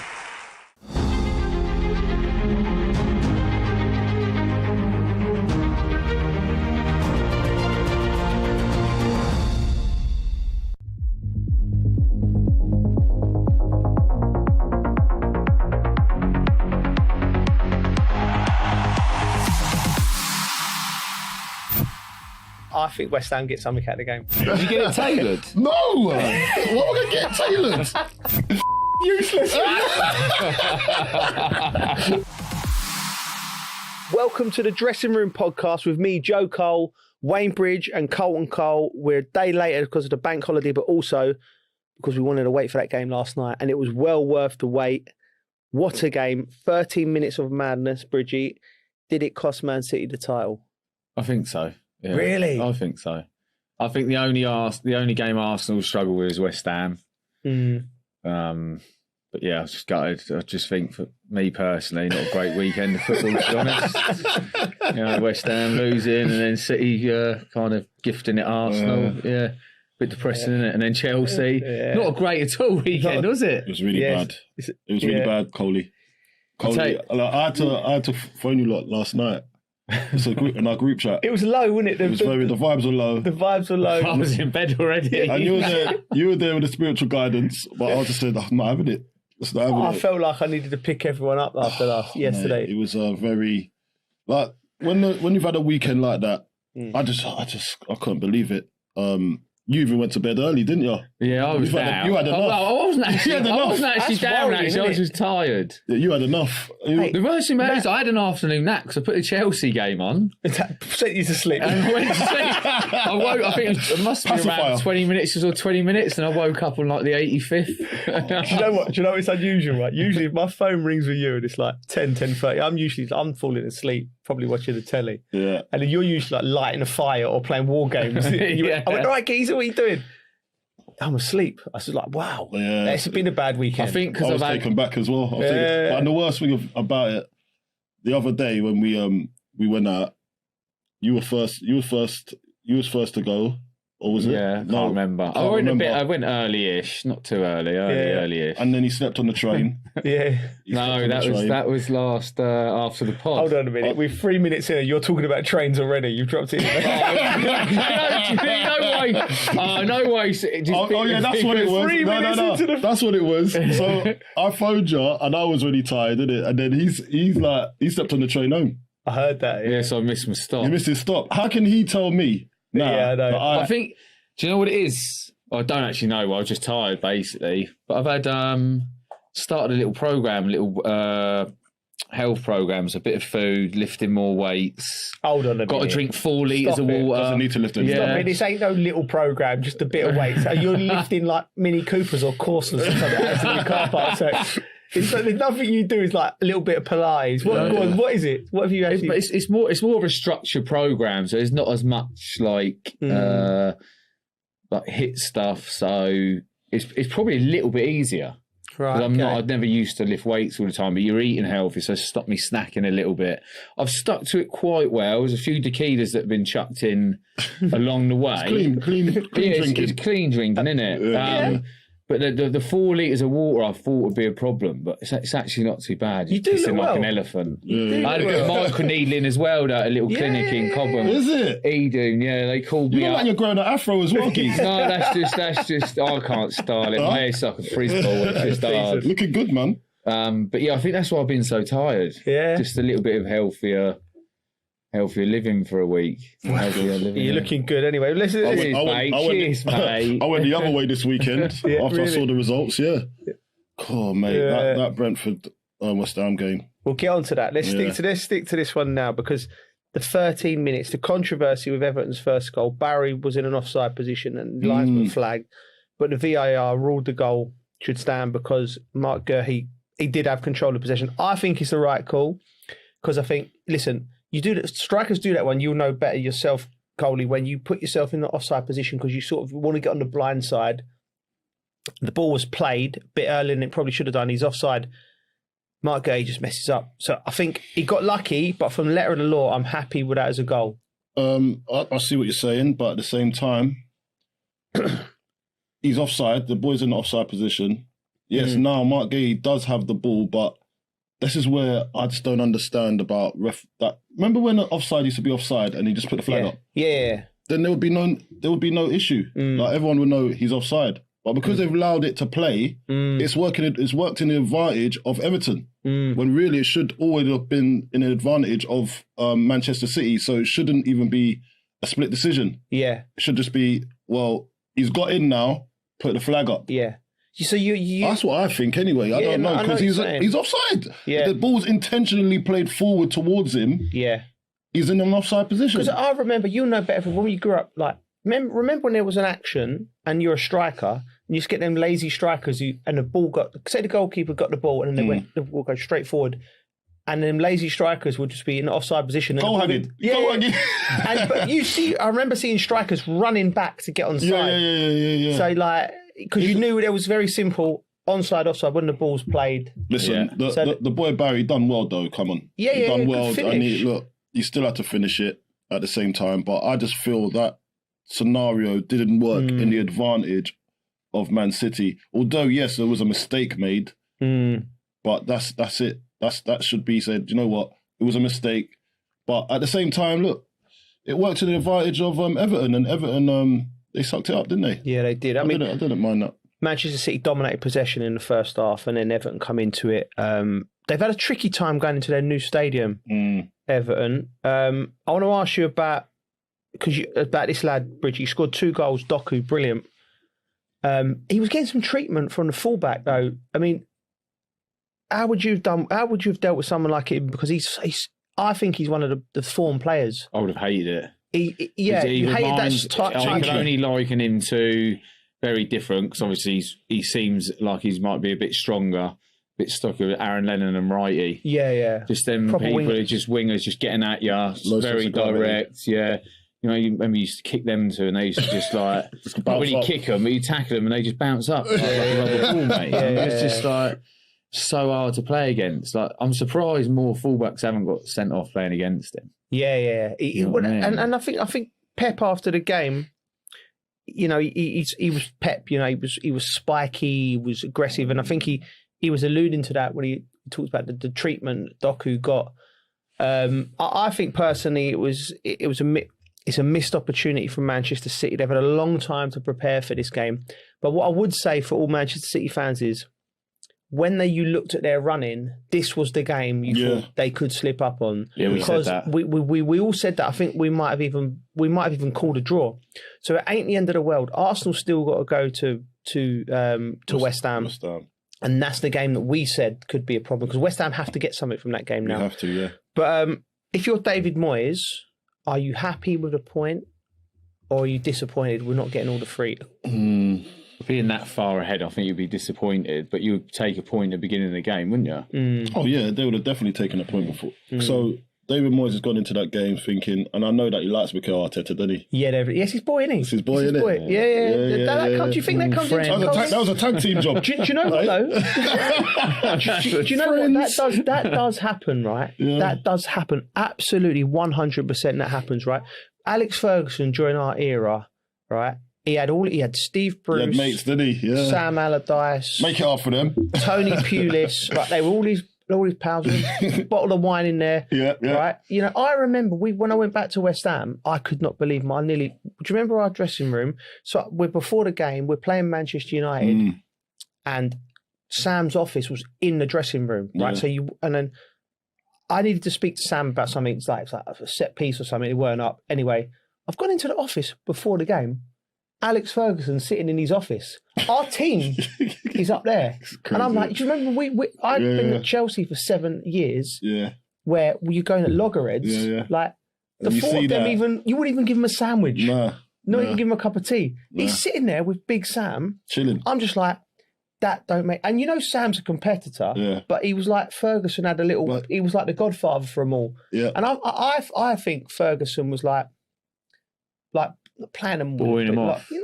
That's what you say. Yeah, I get what you're saying. You know what I'm saying? Like, all right, boys, well done. I'll send you over a couple of loan players here and there. Yeah. When Chelsea come to town or when Arsenal come to town, you make sure you're at it. Do you know what I mean? I can imagine that. It's a natural thing, right? When you're friendship, not match fixing. That's what I alluded to. It's alluded to that. That's what a reporter would do. Joe Cole match fixing. Well, you are allowed mates in the game, isn't it? That's what I'm saying. And I don't blame any of them. Yeah. Any of them. If they're mates, right? But I think the friendship benefited Fergie. Yeah, 100%. Maybe anyway. But what I would say is it's completely human nature. If I'm managing a team, and I'm playing against a team, and you're ringing me up the night before saying, Coley, get the boys fired up for me. There's an extra incentive because of your human nature. The week before. Yeah, you send a little bottle over there. A little livener. I'll be going like, listen. Yeah. Vegas after the season will go. I said, little. I'll pay for that. Ibiza, come, nice bottle of wine. Also, being up there, do you reckon Everton would have that feeling of wanting to stop City win it? Yeah. Being up north. Yeah, there's also not those two. No, not those two. Well, saying that, I was listening to the radio the other day, and I think Coisty was on. We love Coisty. We're going to get him on the show soon. And he said that Hibs were playing against, who was it? Was it Celtic? This season. And Hearts are going for the title. So Hibs. Yesterday? This weekend. Yeah. That's what's and going Celtic on. scored against Hibs. Yeah. Which. And Hearts is, Hibs fans were celebrating because it meant that Hearts weren't winning. Football fans are all messed up. They're both in Edinburgh, aren't they? Yeah. So that's sort of what fans feel. That does happen at that level. And you're right. David Moyes and Mikel Arteta are proper tight, and they would have been. Listen, I'm not questioning professionalism. To prepare your team, but it's human nature. You want to help your mates, don't you? Yeah. Anyway, City's goals though. Doku's goals, unbelievable. Left foot, right foot. I couldn't get over the through ball for Haaland as well.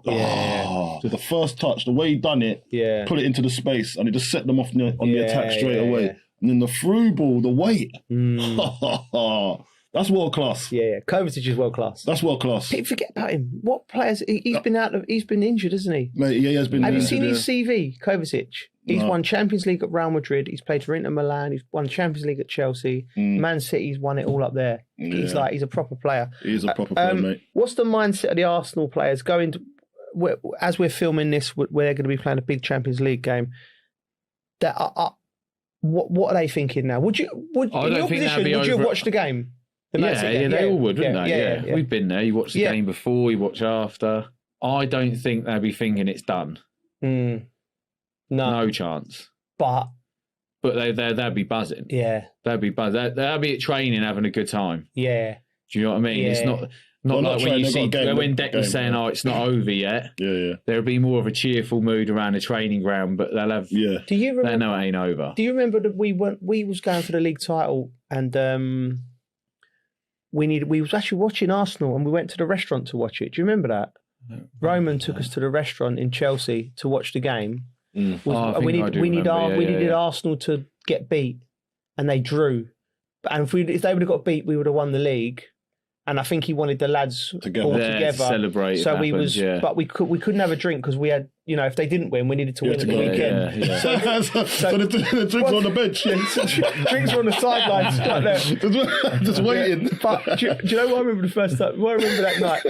That's the first time I've ever tried caviar. Right? I remember this. Yeah, do you remember it? I remember it. Right? Now, and I was like, I felt. Was it like at Scalini's or something? It was one of the nice London. Tell me how it felt. Mate, I just this ain't me. I looked at it, but I've had to pretend I liked it. Didn't I? I was like, everyone's going, it's worth a fortune, isn't it? Like, they're like, yeah. I'm looking at people going, you don't really like that. You don't like that. It's an acquired taste. It's an acquired taste, isn't it? Yeah. I've never listened, and I'm like, he's digging it in with the bread, and I'm going, nice. But didn't want to be for like, I don't know, kids. I can't remember that far back. Inexperienced. But yeah, so we had that. They didn't get the results, so we didn't win it. So we had to the champagne was literally on ice, and then we went back and. But I remember it is weird when you got your predicament in another team, watching another team. There's nothing. I like it. It must be how a fan really feels because it's your life. Anything can happen. Do you know what I mean? Anything can happen. You're waiting for it. Yeah, I remember that. It's good to be in a position where you're thinking that, but it's not going to be the death of you. That's what I was thinking about Villa. We're literally like it's over, and if West Ham. If they beat West Ham, we're saying it's over, but it ain't really, is it? It kind of is, but anything could happen. I'm going to throw at it. If Arsenal beat West Ham, anything can still happen. But I can't see them not winning the other games, but you never know, mate. What, Burnley? Mate, come on. You just never know. We live in hope. Not Burnley, mate. We live in hope. I'm not having the Burnley It won't. If they get beat by Burnley, then they don't deserve to win the league. You know what I mean? I think West Ham get something out of the game. I'm throwing it out there, man. The pressure's on the lads. Throw it out to the universe. Come on. Cole, the Arsenal play in Europe tonight. Massive game. And people, it's almost like the Premier League's taken over so much of everything that's been. They've got the opportunity to go to the Champions League final for only their second time tonight. And not just an opportunity, they're favourites, I think.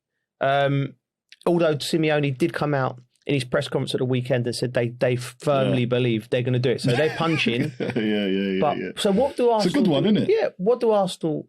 Do they? Is it distractions? That's not the question. They just got to go full throttle now, Cole. Yeah. Full throttle. There's no distractions. To be fair, they would have had one eye on that game yesterday, but I don't think it's going to be. It would be more the players just not losing their heads and saying, "Do you know what, willing for that game to go in their favour," because they got a game. They got the game the next day, so they need to just understand that what they need to do is just focus on game by game, and that's what they've been doing. That's what they've been saying. That's the murmurs that are coming out of the camp, saying that we're just focusing on ourselves. And look, human nature is always going to say that you're going to have one eye on the other team, but at the same time, they're in both races, and they can't afford to fumble this. They can't, and it's in their hands. I think every competition they're in is in their hands right now. I think they're the best, and they've performed the best, so they deserve something at the end of it. Yeah. You know? They've had a great season that you can't. They have. They've been the best. They've been the best, and you can't look. Yeah, we can all have our hater hats on and that tribal thing, but listen, man, Arsenal have turned up. This year they've turned up, and the way they've been punching, they've done everything that's been asked of them, and I've just got to take my hats off to them. That's the only thing helping City at the moment, really, is them being in Europe still, isn't it? That City will be open. They had their chance, City. City will be open. It goes into extra time tonight. Penalties, get tired, strain. They'll be open. They'll be doing that, and that's quite. That could have an effect on the players after. You don't know. I think personally tonight, after the lift of seeing that Monday tonight, them lads have been in the hotel watching that game together, and they go. I think it frees them up a little bit, and I think they go and I think they batter Atletico Madrid tonight. I think it's a one, and the place is lifted. All that tension. They'll be more relaxed. Yeah, can and momentum can build. I want to give a quick mention to Miles Lewis-Skelly, who come in to play against Fulham in the midfield. Right, we talked about they look tired. Zubimendi played 55 games. He's played the most games in Arsenal shirt. And Lewis-Skelly come in and he looked from the first 15, 20 minutes. Sometimes we have a young player playing in that situation. He's gone in there and thought, I need to come to the party now. And he just brought everything, everything in him, all of his soul. He just won every tackle. He was fantastic. And then it gave the lads around him a lift because they're tired. You're tired at this point in the season, right? Yeah. It's hard for punters to realise, right? Because the easiest thing to say is, players, you play every 3-4 days. You get paid a fortune. You should be able to do it. Yes. But when you're physically drained, like you've depleted... No, it's not even physical. You're physical... That's fit enough. Yeah. It's the mental. The mentally drained. It's mental. And the players, to describe the tiredness of someone, listen, it's not like you're tired, like as if, I don't want to go to school tired, I don't want to get up. But these lads are doing everything they can. And they're going to battle every 3-4 days and they're going with everything. But because they've got cumulative fatigue, they're not at their best. Yeah, that's it. And then they're fighting. It's like if anyone's ever gone to play sports when they're not feeling too well and trying to compete, it's like that 2 or 3 times. And don't you think that's why he does everything to try and do these, like he does these extracurricular activities? Arteta, you see some of them, right? Yeah. And he's just trying to exercise their brain. Yeah. Just trying to exercise it, to try and not think about football, do something a little bit different. And these are the margins. Yeah. These are the margins. And he knows that, the psychological battle that a footballer has to go through, especially at this stage of the season.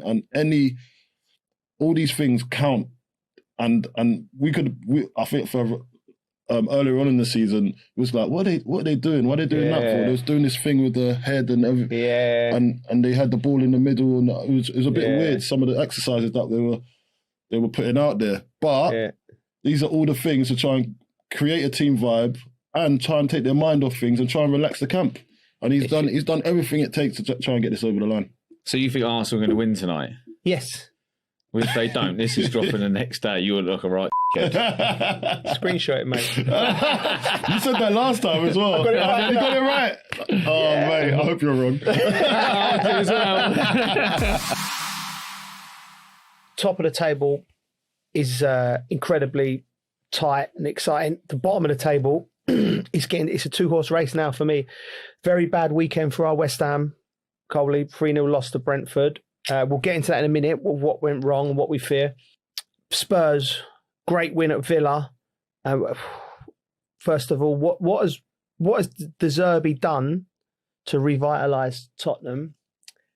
Before we talk about Aston Villa team selection, and what we think of that, but what is, from your opinion, has De Zerbi done looking at that Spurs? Because they look like a different team. Just look like they're playing for something like pride, passion. There's more. Look, there's more to football than just tactics. Sometimes you just need inspiration. You need someone to tell you the facts and the reality of what could happen to you. It's as simple as that. And then you might run an extra few yards. You know what I mean? And give an extra 10%. And I think De Zerbi's motivated. Yeah. He's a motivator. You look at his face. Yeah. You can see that he's a motivator, man. And I think he's not had to come into this thinking that, okay, I've got to come with all the tactics because I just need to simplify this, keep it simple, motivate them, have a little bit of fun at training, and keep them happy. Especially the main characters like the Van der Vens. And on top of that, you got to say, like people. There's certain characters probably in that dressing room which was a bit of a plague. Yeah. Like there's certain strong characters in dressing rooms. Do you want to name names? No, I'm not. I know they know they are.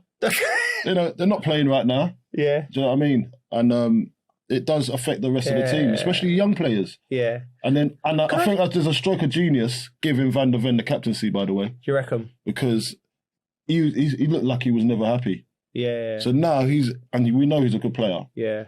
So now he looks at, he said, I'm captain of Spurs. I've got something to hold up. If I'm the captain that keeps us up, that's a massive thing for me. Do you know what I mean? So he's there running about. Then that goes into the other players. They're all at it at the moment. You see them running and celebrating tackles and that. You never got that. You never got that a month ago. Yeah, you didn't. So I think fair play to him. Maddison's back in the fold as well. Yeah. Apparently, you see what happens when he's on the bench. No, he's I don't think they've lost a game whilst he's been on the bench. No way. I think that's the rumor that's going around. Really? Please fact check it for me. But and I think it was Madge, DJ Majestic. Yeah. Okay. He's the one that told me. Okay. When Maddison's been on the bench, they've not lost a game. Wow. I know. People are holding on to things. What do you think, Ricky? I agree with Carl. I think they've given them belief. Yeah. I think there's times when football players probably go onto that pitch and they're like, we're going to get beat. I think there's people out there are literally like negative over and over negative. I reckon he's just given them a bit of belief. Yeah, he's personal. Maybe a little bit, taxing the way he wants them to play, but I think he's maybe just got them to believe in themselves a bit more. That's I think I've been around changing rooms where you feel like another game, like don't fancy this. Is he going to do it? Is he going to turn up today? Is he going to turn up today? You know what I mean? They're horrible dressing rooms to be around. Yeah, that's when you need a real good manager to get everyone together and have a little bit of belief and a bit of grit and have a right old go. Yeah. Well, look at Pereira. Yeah. Do you see what he said yesterday? No. He was like, this is the best group I've worked with. Really? He's really giving them belief, isn't he? I looked at him, I'm like, are you sure, mate? Right, we had I love it when managers say that shout, right? I'm in one of my first seasons at West Ham. Harry Redknapp's a genius. Like, I'm not having it from anyone. He's the most underrated manager. Like, he's proper, right? But we was getting above our stations early on in the season. We were up near Man United. Like, like early in the season, you always get a team that shouldn't be at the top. Yeah. And we was playing, I think it was Middlesbrough away. And before the game, he'd done a speech where he was like, I wouldn't swap you for any of the Man United players. All of us. And you looked around. And we think, what, Beckham? And he's given us it. You're brilliant. That's brilliant. And we got beat 3-0. You got beat 3-0? After that wouldn't work. Useless. I wouldn't swap any of you players. Any of them. But you know what? Like, he could get away with it because by Tuesday or Wednesday, like, we just got back to it. That's some serious lyrics, Coley. Yeah, but it's true. But going back to De Zerbi, right? I think what's happened is they've done the Hail Mary Tottenham. Yeah. I think somebody within this structure of the club has seen sense. So, like, it's what happens when you don't, and I don't know whether it's done by luck or by design, bringing in De Zerbi, because the Igor Tudor, we've got to talk about that. When he come through the door and I heard his first press conference and he was like, I need to run the players, I need to... Oh, wow. He was so far off piece of what that group needed. Yeah. That group was on their knees, confidence-wise. Like you said, Bridget, I know exactly what you mean. When you're like, you're looking around and you're like, we can't get a win. And all of a sudden, top players, professional footballers are forgetting how to control the ball. They're forgetting the basics. The last thing you need is Sergeant Major coming in telling you you're not working hard enough. Drill sergeant, yeah. And I think whoever brought him in got that completely wrong, clearly. And then whoever brought De Zerbi in, and I'm not no confidence or faith in they even were thinking this. I think they just thought, oh, he's got a great record. We can get him. Do you know what I mean? Rather than sitting him down and going, how are you going to approach this? Because the people in the upper echelons of the game, they probably think they'll get some manager coming in with some PowerPoint program. We're going to go from a 3 to a 4, and then we're going to rotate the fullback in, and then we're going to, do you know what I mean? Yeah, but when you know football, and you know footballers, and you know the motions and that's driven them at that moment, De Zerbi, I knew from his first press conference when he was saying, like, they need a father, they need a brother, they need straight away. And I thought, he's got it. I was like, oh man, but he's got it, mate. and that's what he's done. And they didn't get the result against Sunderland, but he stuck with it. He was like, and then all of a sudden, it's like the flower, like you sometimes you can't just go in there and go, right, lads, you've all forgotten how good you are. You're all great players. Go and play. It needs to be every day. It needs a messaging from his group, from his players. It needs constantly, even when they lost to Sunderland, and he's picked them up. So, but I'm not going to give the people that brought him in the props yet, because I don't think they've done it on purpose. I don't think they thought that, because I think if somebody would have gone in there with a PowerPoint plan with fireworks coming off of it, and they're going, oh yeah, don't worry lads, we've got this, we're going to go back to a 4-4-2 and everything's going to change. No, they needed a father, they needed a brother, they needed somebody to just nurture them back into form. And unfortunately, it looks like it's come at the wrong time for everyone else, but the right time for Tottenham. But we have to also say there's been a lot of controversy. Aston Villa changed 7 players for that game, and they looked woeful. Bang out of order. But Coley, you can't. Coley, you can't. No, you can't. You're Aston Villa. They got a chance to win the Europa League. Yeah. They can rest players. 7 changes, right? And then I'm looking at them, I'm thinking, all right, which one of you are searching to get into that team? Because now's your chance to get in. Yeah. None of them showed up. None of them. Like, it was diabolical. Yeah. I was like, at least show me some spirit. Ross Barkley was involved. I don't like to call out players, but done nothing. No one done anything. Like, and I'm there thinking, come on, the Claret and Blues. Yeah. Mate, they were just missing. And then I'm looking at their bench. Even, do you know what my thing, right, was, and I'm blaming Unai as well, right? I tell you what, it's him hard this week. Yeah, let it out. So you look at, I looked at the bench, so I was like, okay, they got a couple of players that can come and change the game, but you're already 2-0 down, so you might get a draw at the most.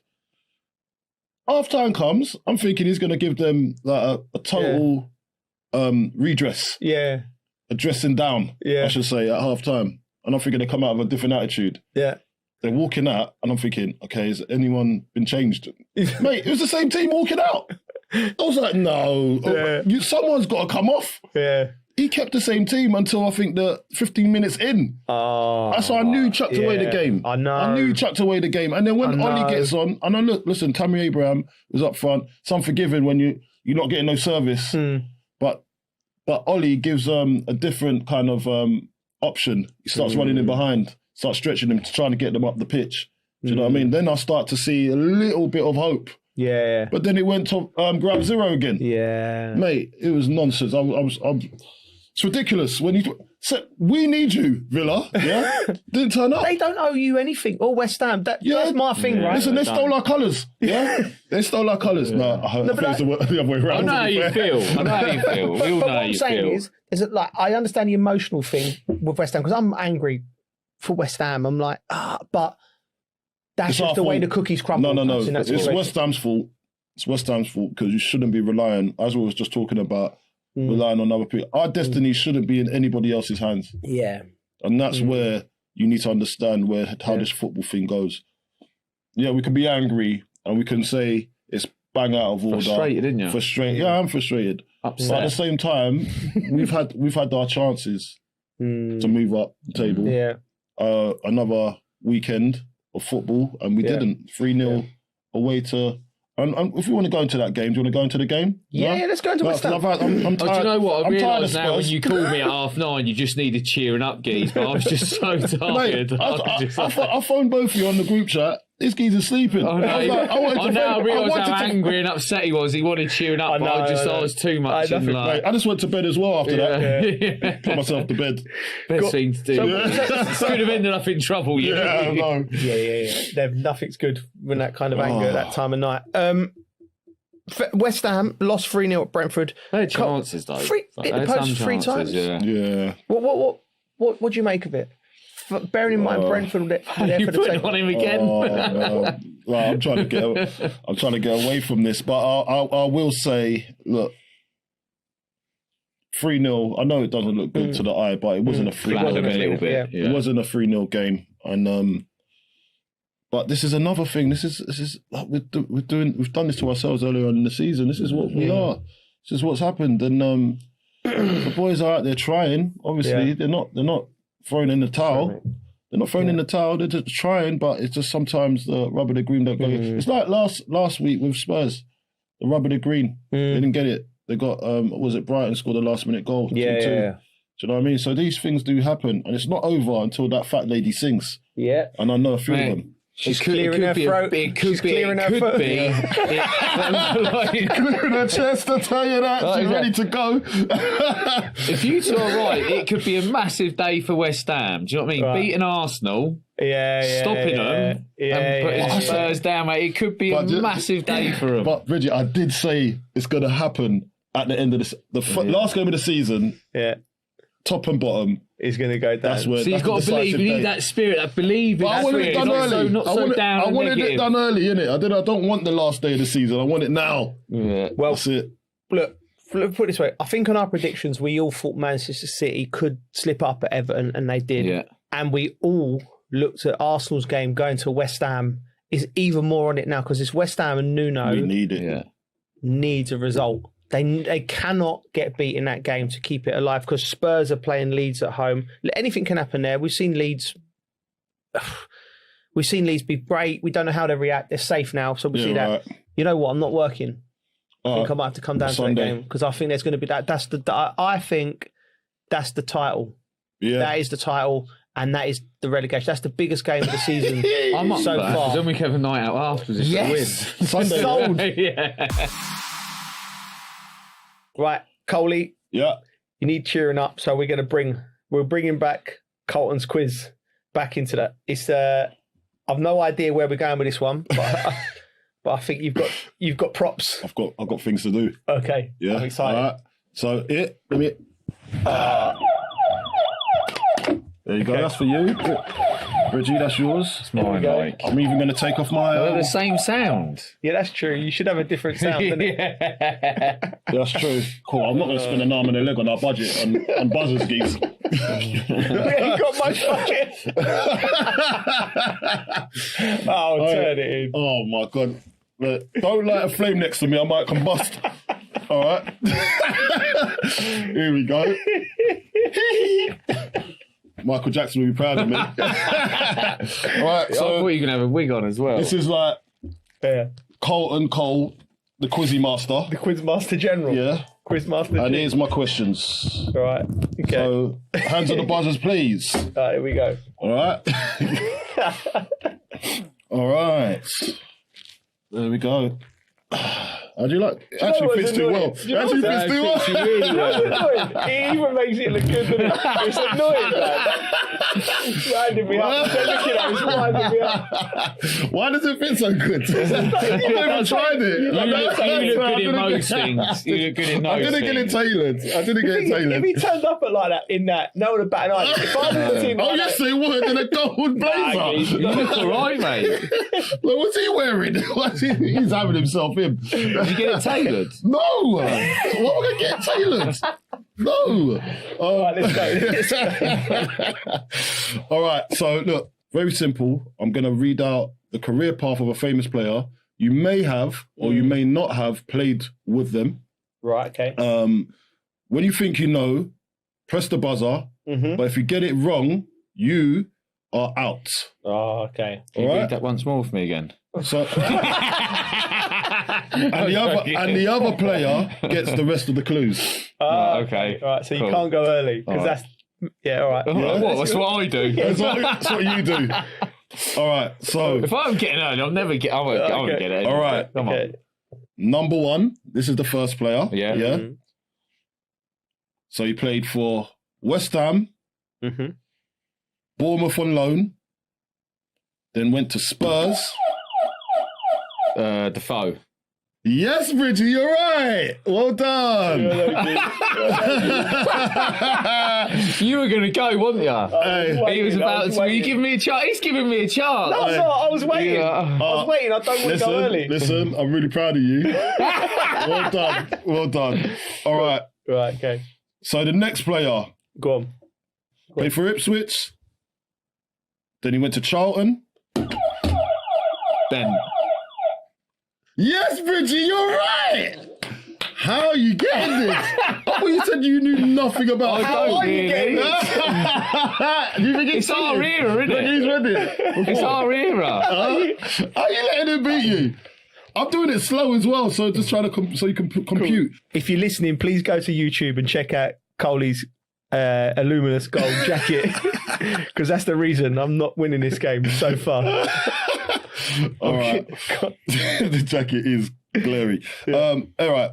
So, number 3, Nantes, Marseille, Celta Vigo, Real Madrid, Chelsea, Makelele, PSG. Yes, Claude Makelele. Well done. It's 3-1. Hey. Getting interesting. All right.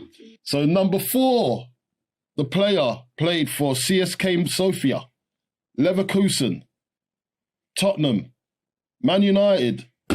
Berbatov. Oh, 2-2. It's the tiebreaker. Well, as soon as you start with a foreign club, that's me out, mate. Listen, it's the tiebreaker. Just there, just poised. Come on. 2-2. Who's winning it, lads? Come on. Blackburn. Then Chelsea. Then Newcastle. Then Fulham. Melbourne City. Dead giveaway. The next one's the dead giveaway. We go Blackburn, Chelsea. Yeah. Then Shamrock Rovers. Damien Duff. Yeah! I played with him as well. I know. I see he's gone Blackburn, Chelsea. Yeah. Yeah, Duffer. Yeah, I remember. I played with him. Played in front of me. Exactly. You could have got closer to another player. Yeah. I couldn't have said it any slower as well. I know. I'm surprised it took me that long. Yeah. I am as well. I was surprised as well. Yeah, what a player he was, though. What's a player? And I thought he never come into my mind. He's a great lad as well. Great player. Sorry, great Duffer. Yeah. I remember He did leave an impression on me as well. Coley, you won that 3-2. Really proud of you. I'm really proud of your effort. Cheers, mate. Thanks very much. Well done. I'm a bit gutted with that one, to be honest. Okay. I enjoyed that. I don't mind You love it, quizzes, don't you? but I'm a I bit gutted with that I do one. like I should have won that. Who likes a pub quiz? Does anyone like a pub quiz? We should do a pub quiz. I'm not very good at pub quizzes. We should get these quizzes involved and then we could make it a bit more interactive. I'm not very good at pub quizzes. I'm not very good at quizzes. Full stop. Well, you was good today. You started off. Not bad. You was fast out the traps. Yeah, when the answer's there, it's there. The Colton Cold pub quiz. Yeah. And I get to wear You the should jacket do every one. week. We should do one. Yeah. We should We get a silver one of quiz, these. definitely. You get a silver one. Yeah. Cole's pub Anything quiz. with pub. Yeah. Yeah. Okay. Coley, great quiz. Love that. Now we're going to go from one quiz to a TV show. We're going to put ourselves in the shoes of The Apprentice. Right, so I wanted to do this because it's been bothering me. It bothered me even more having gone to Stamford Bridge at the weekend. If we got given the job, carte blanche, to take over Chelsea, we're in there with the owners, and they said, what would we do? Like, what would our first steps be to get Chelsea back to where they want to be? I'd rather do a quiz. I'll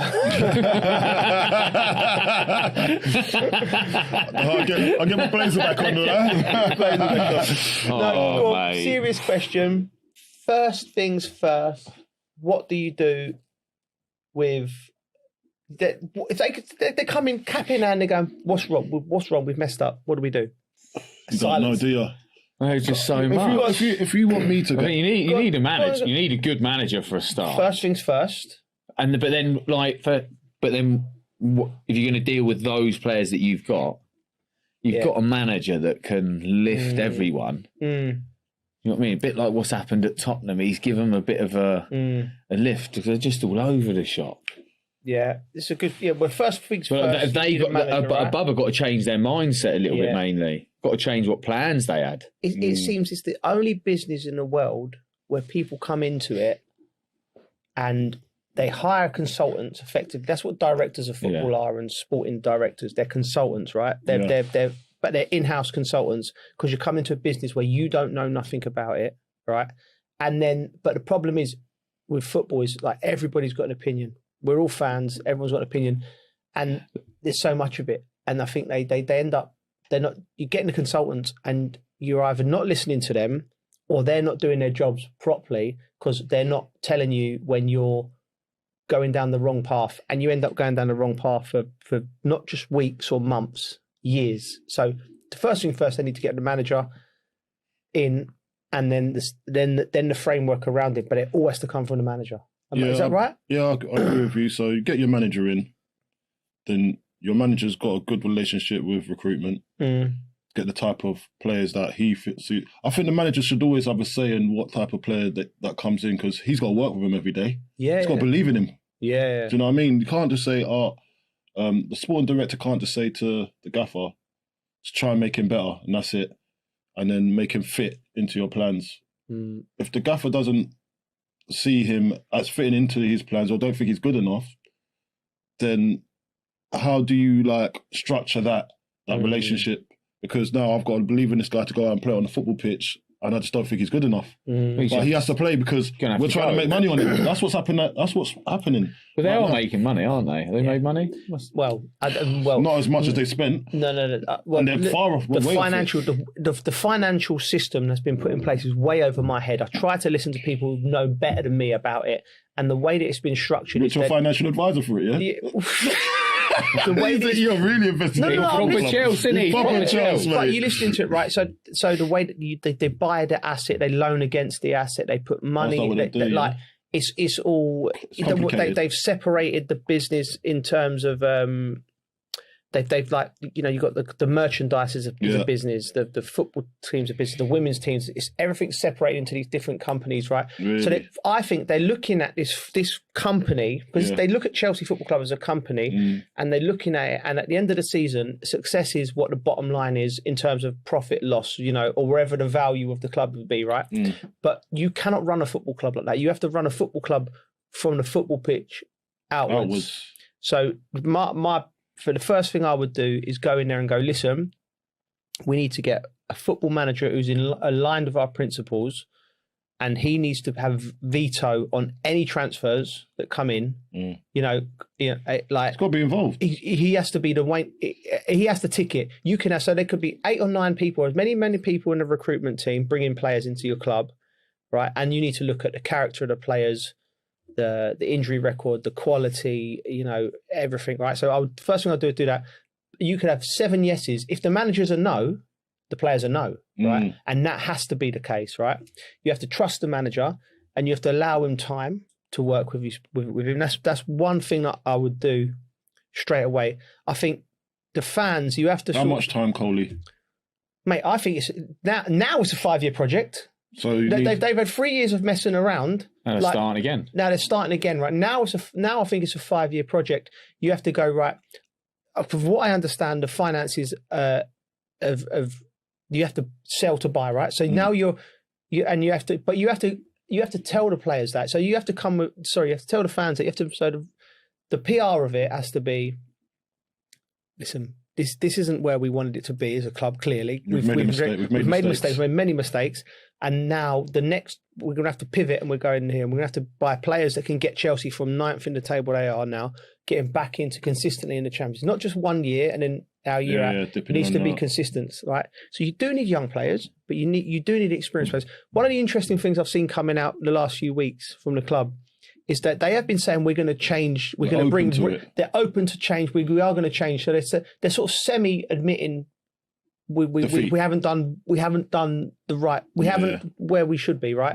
But they won't use the word experience. It is experience. You need an experienced manager who understands. Someone like Unai Emery would be like, if it was me, because Unai Emery is, whether he would want Chelsea or not, he's frustrated at Aston Villa. Look what that man's done at Sevilla, Villarreal, Aston Villa. Do you know what I mean? He's coming, right? And he's got a structure around him with his director of football. Buys good players who can play for him, knows what he's doing. Then stick with him and just go, you know what?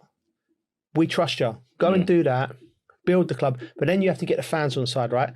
And you have to sort of go cap in hand to the fans and say, this isn't Roman Abramovich era, right? We've messed up. We're not where we are. We're not competing. We're miles off Manchester City and Arsenal. We need to go.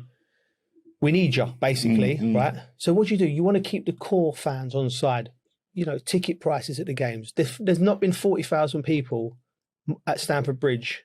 Everyone says the Premier League's hard to get tickets at. Not at Chelsea, because the real true fans, you're always going to get the tourist fans, and they need to get looked after as well, because Chelsea's a global brand and football's a global brand, and it's for everyone, right? But the people from West London, North London, North West London, South West London, who go to Chelsea for a week, who grew up generations, they need to be able to afford to go to Chelsea, right? And they need to feel like they're heard, right? They don't need none of they don't need to make Chelsea the Hollywood team, because I know that there's a section of the club where they're bringing every 5 minutes, they're bringing like celebrity fans in, where they pay them to come and wave to the crowd. Chelsea fans don't care about that. Chelsea's about winning trophies. It's the King's Road. It's class. It's you know, it's different. It's a different feel, right? So you're not going to make them the Hollywood club. If they become the Hollywood club, naturally, because people gravitate to it, don't be paying people to come there and pretend that they. It's all PR. They got a movie to promote, right? Look after the fans who've been there all them years, and the ones who are going to be. If Chelsea went at bust tomorrow, they're the ones that are left. They're going to go back and watch Chelsea in the conference, and because it's part of it, and they want to see people. Look, there's such a disconnect, because remember there's the internet now. The fans see all the nonsense, all the PR. Yeah, but the fans are not even connected to the players, and that was the main thing. They need to. You need to create a bond. Like, even till this day, listen, I came through at Chelsea, obviously, and till this day, I've got people that remember me. Do you know what I mean? Like, and it wasn't a flash in the pan. It was actually something that meant something to them. It says, it was one of our own that come through. Yeah. That means something to people. Like, can you say some of these players, because they bought some, and even in the academy setup, like they bought players from here, there, and everywhere. It's not a local lad. Really, it's some boy. There might be. I'm not saying it's bad, and it's giving opportunities to young players, but it's not local.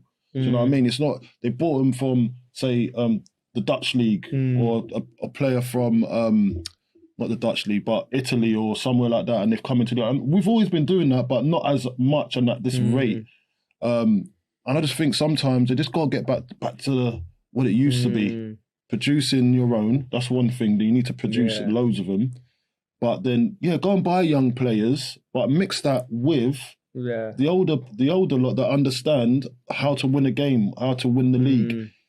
I feel that it's come away from that so much, and it's not relatable to fans that die out, good earning, high earning. You got the high earning fans, and then you got the ones that can't earn, don't earn that much, but it's not accessible for them, and they don't have a connection with the club anymore. And it's been separated, and it's not nice. Do you know what? You're right. Like they said, I was chatting to my pals after the game, and they were on the floor, Chelsea fans, and I sit with the fans. I buy my tickets. I sit up there, right, And I like about 65 minutes, half the stadium had left, and then the only time they sung a song about Blue Co out, and it's the only time that I felt that the crowds were like, they're just so frustrated, like they're not being heard, they're not happy with they it. don't feel a part of it. But I rung him. My mate rung me after the game, and he was like, you know what he said, and he's going, the players don't connect. He said when Shevchenko, he said this story. He said when Shevchenko, right? He said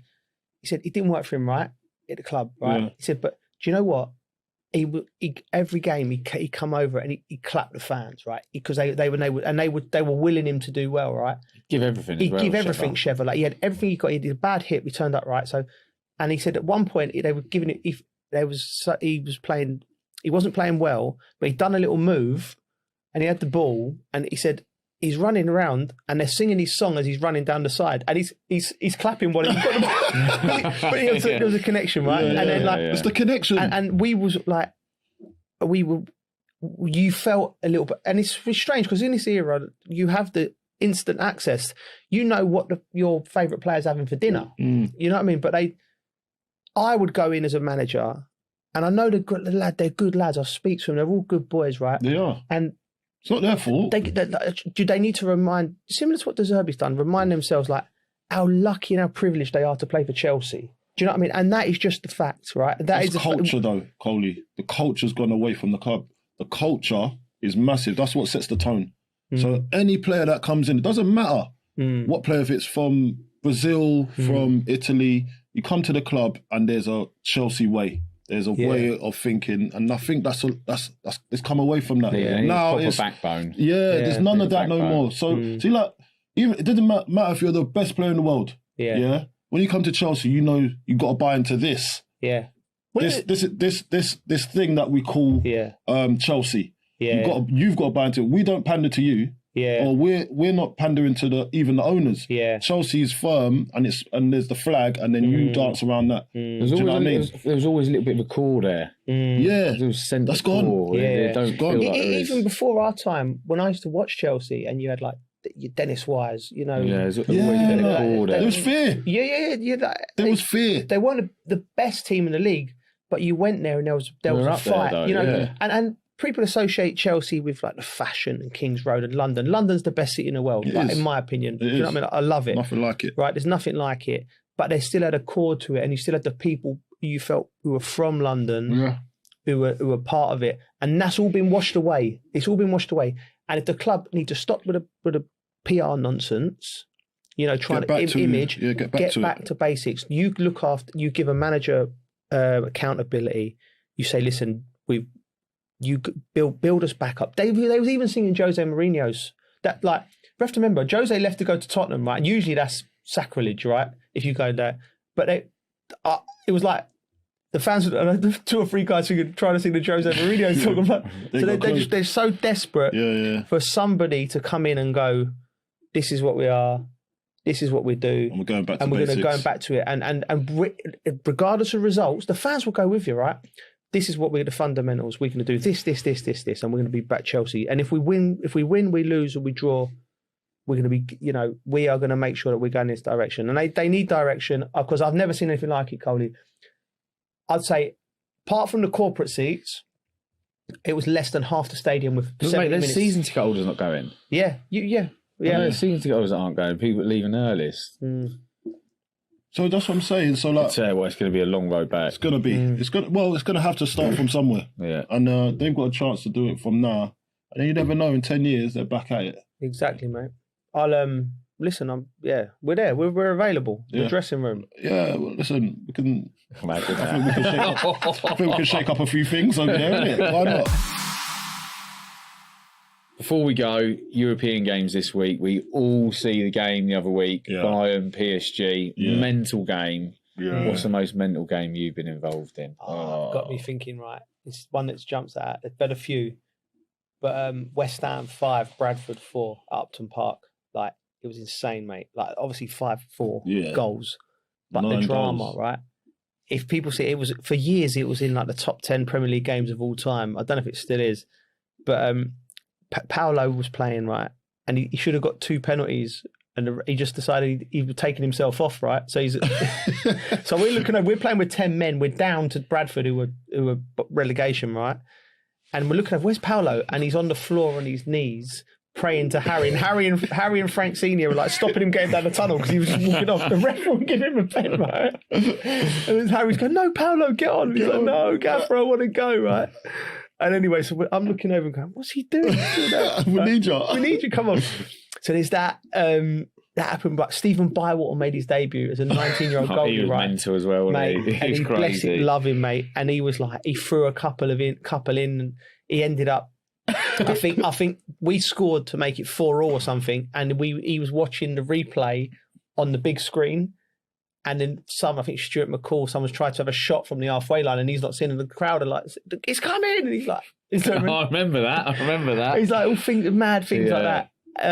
I scored my first league goal in the game, jumped into the crowd. I think Frank scored the winner. It must have been 99, but it was just a bonkers game. Yeah. Well, you got one? Do you know what? I haven't got all mine are like probably just high scoring, like losing 7-1. So like, not that mental, is it? There's one that stands out to me. I watched it, and it's at Southampton, and someone's gonna have to check the score. But Saints played Man United, and I think it was something like. It might be totally wrong. Is it like 6-2 or 6-3 or something? I think I remember the game. And I remember right. Games. I didn't play. I was just watching, and I remember Fergie moaning about the shirts. Yeah, that's true. Our players are blending in with the crowd. They ended up swapping at half time. There was just one goal by Matt Letizia, and he dinked Schmeichel from just outside of it. It was a mad game, brilliant game, especially Southampton beating them.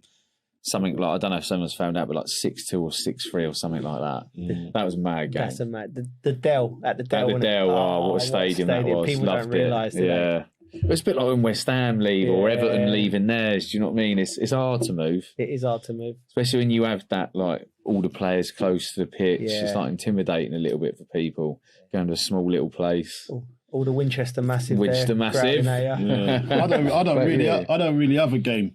I don't think. I've just been on the end of spankings. Yeah. Well, they're bonkers. I think actually we had what other game was there when we beat Man United? I think we beat Man United 4-2 or something. That was an unbelievable game. I think it was us at Upton Park. Man United come in town, beat them 4-2 under the lights in the snow. It was about to get called off actually. Really, the game was. So we didn't know what was going to go on, like whether we're going to be playing or not. Like I think it was 45 minutes before kickoff, and then it got called on, and then I sprung into action. You know what I mean? So I scored a brace. Did ya? Good. And I tell you why this was a crazy game, because John Spector, he scored a brace too. So that kind of stands out. We won the game 4-2, and it was that was a good game to remember. We'll hopefully see a load more of them games between the two games that are coming up. That is correct, Bridgie. And on that note, thank you for watching and listening. Please rate, review and subscribe. We are back on Tuesday. You can watch us on YouTube or listen to us wherever you get your podcasts. Please follow us on all socials and we'll be back next week. See you soon. See you later. Take care. Laters.